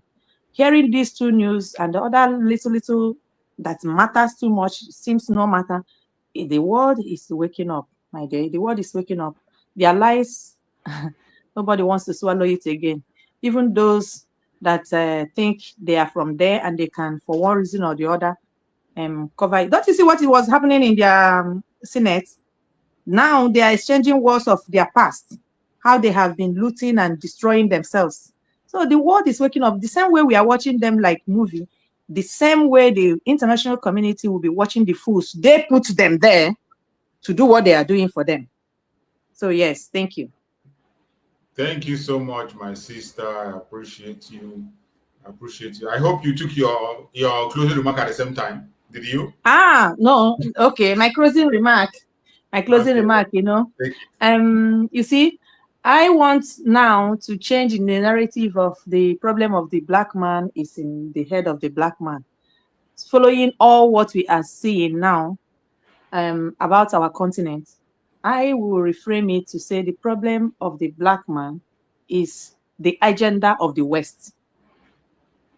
It's not in the head of the black man. It's the agenda of the West. Why? Human beings are the same. In everywhere you have good and bad. In the West, they maintain their peace because their vote counts. In Africa, they have sworn never to allow votes to count. They have sworn, the West have sworn never to see the real African person that the people want to sit on power. Example is what is happening in Burkina Faso. Why is Burkina Faso their problem? Example is online. Why is it their problem when we say what is happening the way it is happening? Even respecting their own community laws. But when it touches them, that is obvious that what they don't want to see will come out from that statement, they start to bring us down. So the problem of Africa is in the agenda of the West. It's the agenda of the West. That's our problem. It's no longer in our head. Because if the right people are there, nobody will not vote. Nobody will see. Our vote will not count for your brother. Your sister. You know their history. You know how far they have gone. You know how they get to where they are. You know they are capable to protect the lives and properties of his own people. And the same person will watch anything go sour. It's not possible. But when the contractors are there, they first call outside to ask them what they have to do before they come back. Watch Kenya, another example. Watch what is happening in Kenya. When they do whatever they want to do, they want to test, they say, who said yes to test that, if not the people in the government? Who are the people in the government? Did the vote count? No. Where the votes count, you don't see people protesting madly. People will always, it's never enough. But the West is peaceful because they have managed their own. It's not because they are perfect. Example is after Corona. If they are perfect and they frustrated the people, why are they? The main agenda is to separate people because they know their own also is now frustrated. So the only way is to keep everybody aside. People shouldn't come closer so that you don't see uprising. Yet they are uprising, but they don't show it because that is where we are. France has never had peace since. Are you seeing it anywhere? But when it's Africa, they blow it overboard because they only look for the bad name to give the dog and they help the dog. But this time around, Africa, and my joy is that everybody that is, especially the colored Africans, no matter where we are, whether they're Caribbean, our people, everybody is awake. So our problem is in their head. Another thing is in their agenda. Another thing is our people. We must, when we talk about all these problems of our security, yes, we must protect the name of our nation. But you will not say, because we are protecting the name of our nation, that thing you see, you know, that you will not bring in the camera. Please don't also do it behind, because it's also crime. That way you will treat your brother behind, and your brother or your sister will regret his life. But you know, camera is not there. It is also a crime against your brother, against humanity. So whether camera is there or camera is not there, try to do the right thing. Put yourself in the shoe. If it is you, will you enjoy it? Thank you so much. Happy birthday in anticipation. I hope to be here tomorrow, hopefully by God's grace, to wish you happy birthday. You are doing a great work for Biafrans, for your generations, for yourself, for all of us, because it's time to go. And we must have where we call our own home. So thank you so much. Thank you. And happy birthday, my beloved brother. Thank you so much, my sister. I appreciate you. And you said the problem of the black man is in the agenda of the West. And do to people what you want others to do to you, either in secret or in open.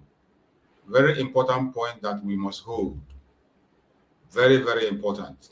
Do to people what you want others to do to you, either in secret or in open. I pray that we all will continue to have a rethink and continue to reason in a different form for us to get to our destination without any obstruction. My beloved sister Ojugu, do you think Nigerian false flag operation against Biafrans are losing their powers? Yes, the world is waking up. No, lies are still dominating. The truth will soon break through. Okay, thank you, brothers. You're welcome. And my sister and brothers in the house. I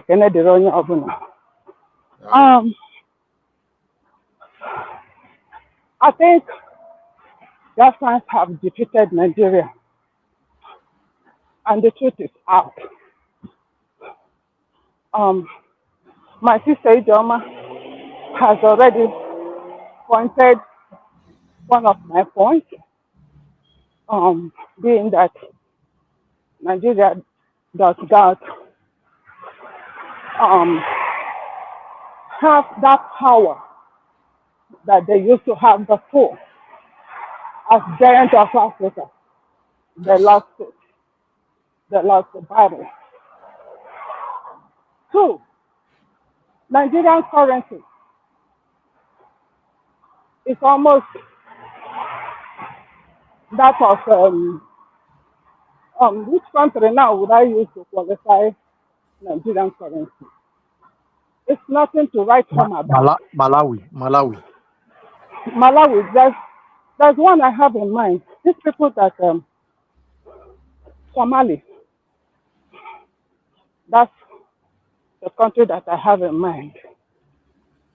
And Nigeria as a country are now in the same class with Somali and Sudan. Nigeria as a country has been recognized by another giant country as terrorists. The ruling party, when a ruling party is recognized as a terrorist, that's a big deal. My brothers, we are winning. Two, passport of Nigeria has no value to human life. In fact, if you carry it, you're carrying a red flag.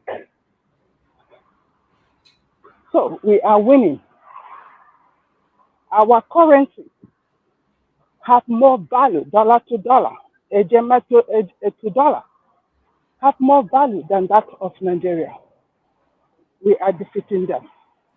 The light is out. It is before some of these countries that are military ruling country now in Africa, Nigeria would have had power to say, come, let's sit down, let's talk, and they will listen. Now,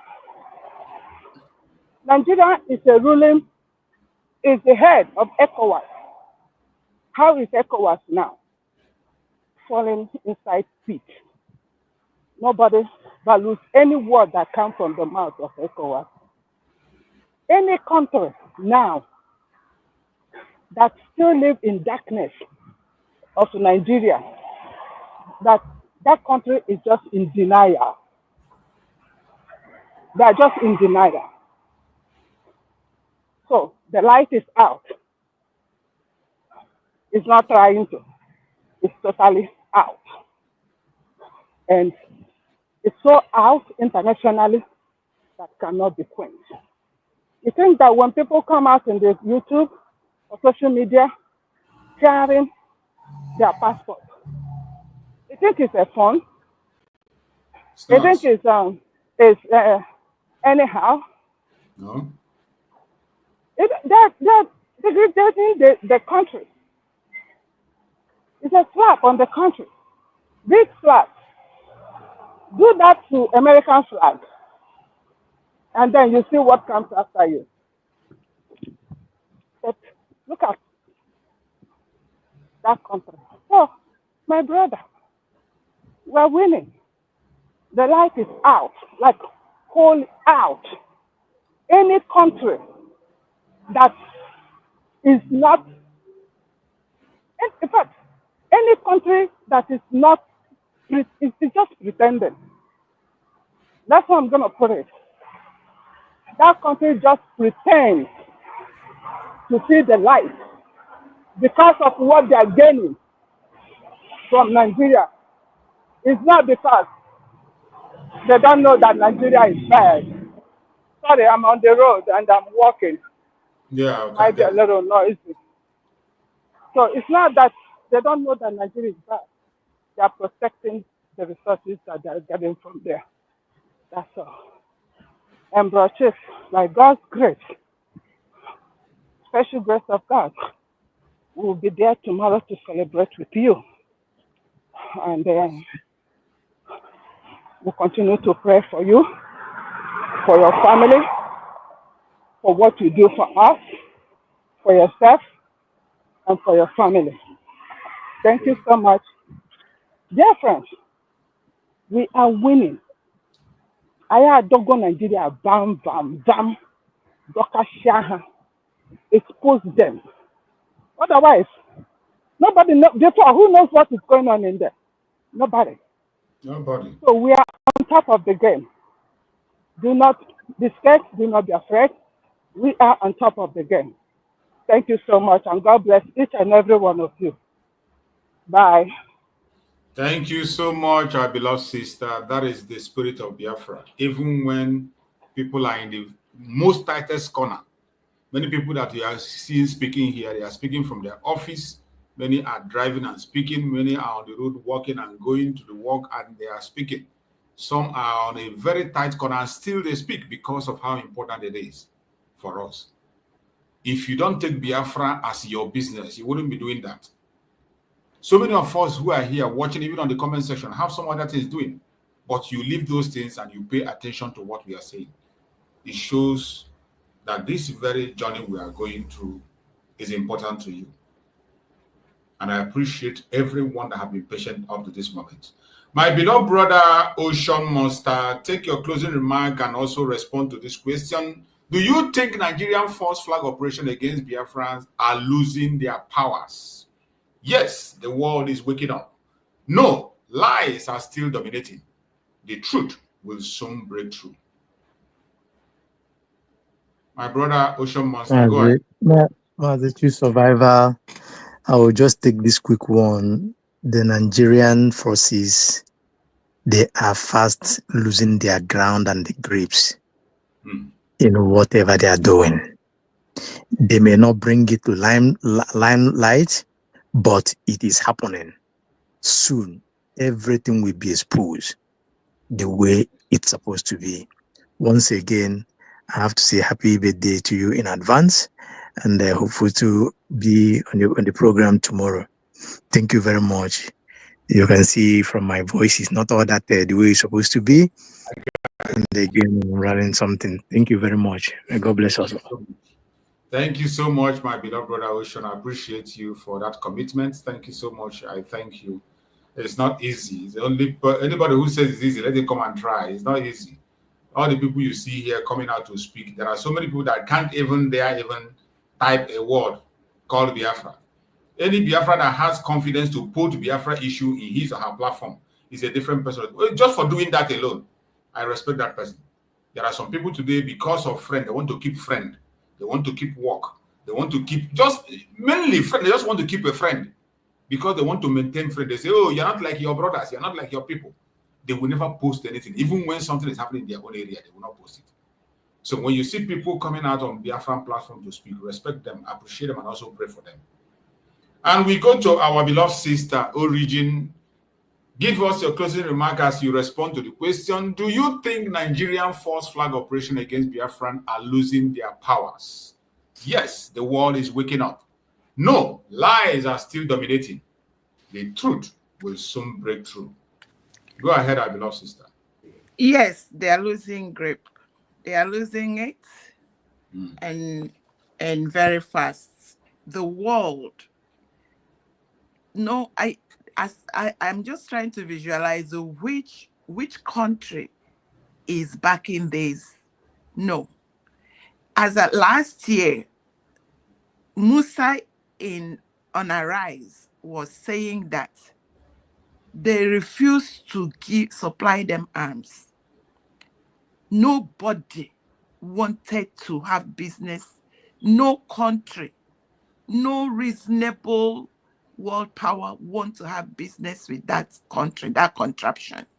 What they now did was they now went ahead and started employing private mercenaries or private engineers to be building their arms inside of that contraption. Now I'm beginning to think that why America decided to now give them is because they want to track. Because what they are using now is what they are making with those contractors. You cannot, they may be misusing it. So that one is by the way. Number two, for the two major political parties to be labeled terrorists, that is a big deal. And the whole world is watching and seeing. The world is now a global village. The only people I think that are still deluded are the youths inside the contraption. Even up to the top politicians. I had one of them say, is it 3 or 4 days ago? They asked him, will you contest in 2027? He said, if Nigeria still exists by then. Exactly. He said, if Nigeria, and I went around to listen to the youths because I know the areas that they discussed. I knew they were going to discuss that man, and none of them took notice of the fact that and now it's down on me that the politicians know that it's over. It is the youths that are still holding to their life. The contraption is gone. So the world have rejected everything and anything to do with this terrorist state. So they should, it's funny for them to be talking about these few things, their drama they are posting. But what they are posting is exactly what they represent. That is what the Nigeria state represents. And I challenge them. Everyone that wants to run for position inside that contraption should tell us how they realized the 50 billion naira for senatorship. Yes, and they almost, for the governorship, it will be over 100 billion. Is that the reason why when there is a patrol of humans going on, they pretend they are not seeing it? Are they the sponsors of that? So they should stop hiding. The game is open. This thing they are showing is what they employ Bubago and Asari boys. Asari say he has a trailer load of Ishimad. So they have not even asked. This man came out. He's saying what he is doing. And these politicians are not saying anything. And now they have 2 of our leaders in dungeon. They think that this one is not holding traction. We are here. So that is part of my submission, because my submission was going to be all these miserable Biafra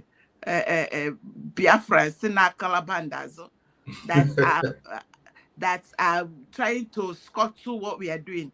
I'm asking them, Because some of them, even the one in Canada that was hyperventilating, wearing army, jumping up because he was able to nip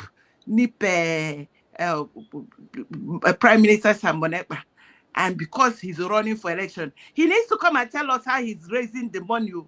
Because all of them, their eye is on politics. All of them that sold Mazin Nnamdi Kanu and Prime Minister Simon Ekpa that are inside Biafra, they must tell us how they are raising the money they will use to run the evil election that they concoct. Because now it's open. Any position, there is a price. How are you raising your 50 billion? Why are you contacting, why are you in cahoots with the Bubago? Why are the Indako still on? Why are you paying these boys to do job for you? What are they doing for you? Biafra is not going to be for them. They should start finding a new passport where they will stay, because Biafra is not for evil people. Thank you so much, Mazikai. Sorry.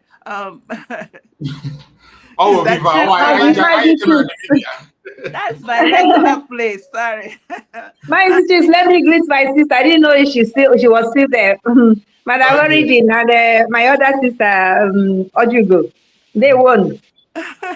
They were and my brother is still there too. Mazi Christian Apugo. No one else can. They won. Just a sister entered here. She has been on the comment section all this while. I believe she has had the question and she wants to now. It's precious, divine precious. Oh yeah, take the mic. I agree. Mazichis, thank you so much. About them they remember because I was like Nambia late. Let me not bother more than but the question can say come man open he accepts. Now already the questions are long, not just a kind of to add more. Well, already the question has gone away because I know email already. If we hear now, the Nigeria is going down. Where everybody can see it, it's vividly seen. Now it cannot survive. Now a lot of propaganda and a lot of things that is coming up to look to things as if it is trying to affect us in our own position that God has given us, that we are already close to our victory, to make it to seem as if to say, this thing will not work. No, it's just a distraction because already we are there. You understand? This last one, because it's just like a rain that is about to fall. Sometimes it will just use cloud to cover the whole this. You will not see the rain even, but when this will go out, the rain will start falling. That is what's happening now. That cloud that is like so cloudy, once it is cleared, forget about it, it will be over because already the victory has been gotten. We just this last push that we will continue. And all this is that we are being advised to continue instead of making all these helping in though it's necessary to be talking about things that matter, so especially when it comes out to the public, because when you don't clear it, it will become a problem to those that have a low mental reasoning. So that's why sometimes it's necessary to clear something, but let us not be like attached with that. So that doesn't matter, that matters though, but let's give more attention now that we are looking forward for our PM and the leader coming out. We should push more on things that will make them to come and like, just like this program that Malema went. I missed our PM program because those times that I used to do exposition, he wouldn't have missed to use that thing to do his exposition, because it's very interesting that when you watch the video very well, you will see how a kind of ashamed people that we are there, we are, as in how people that he was addressing, how ashamed that we are all in that program, in that conference, because all that he's saying is what is pointing to Mazin Nnamdi Kanu, what is pointing to us. When you say that this thing is injustice, this is injustice, and people that you are telling this is injustice, there are people that are the doer of that injustice. So he's a kind of giving plus to us, giving us that mark.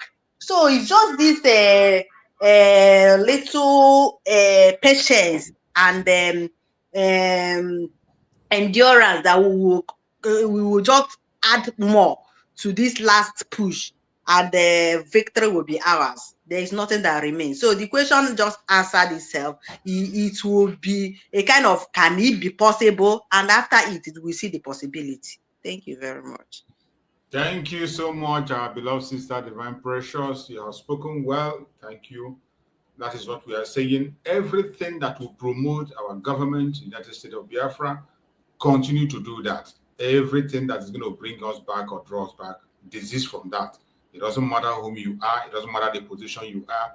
If you truly care about Biafra, that thing you don't want somebody to do to you, don't do it on that person, either in secret or in open. If you don't go out with any word in this program today, go with that very one. If you don't understand anything from all we have spoken from beginning to the end, just go with that one. And I read out the contribution of our brother S.O. Our brother S.O. answered his own question. He said, yes, the world is waking up through, he said the world is waking up, though slowly, but a little success should be appreciated and built upon. Canada has taken the bull by the horn.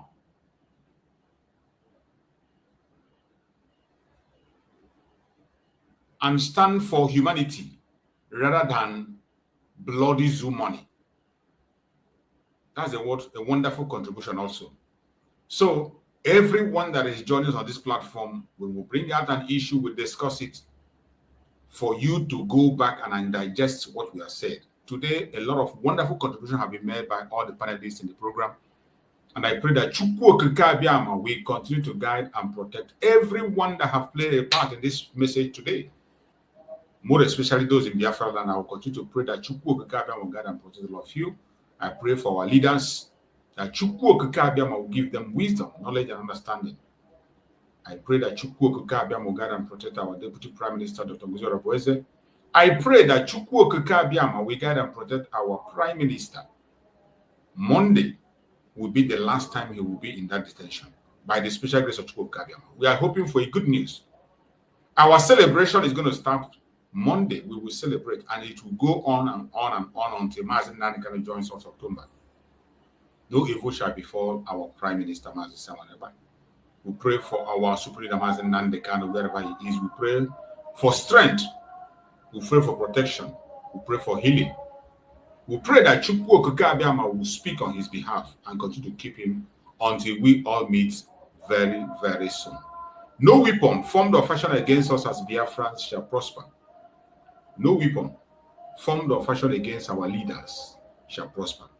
Thank you so much for being part of this program. We will see again later in the day by the special grace of Chukwu Okike Abiama, and tomorrow same time. Stay blessed. Bye-bye.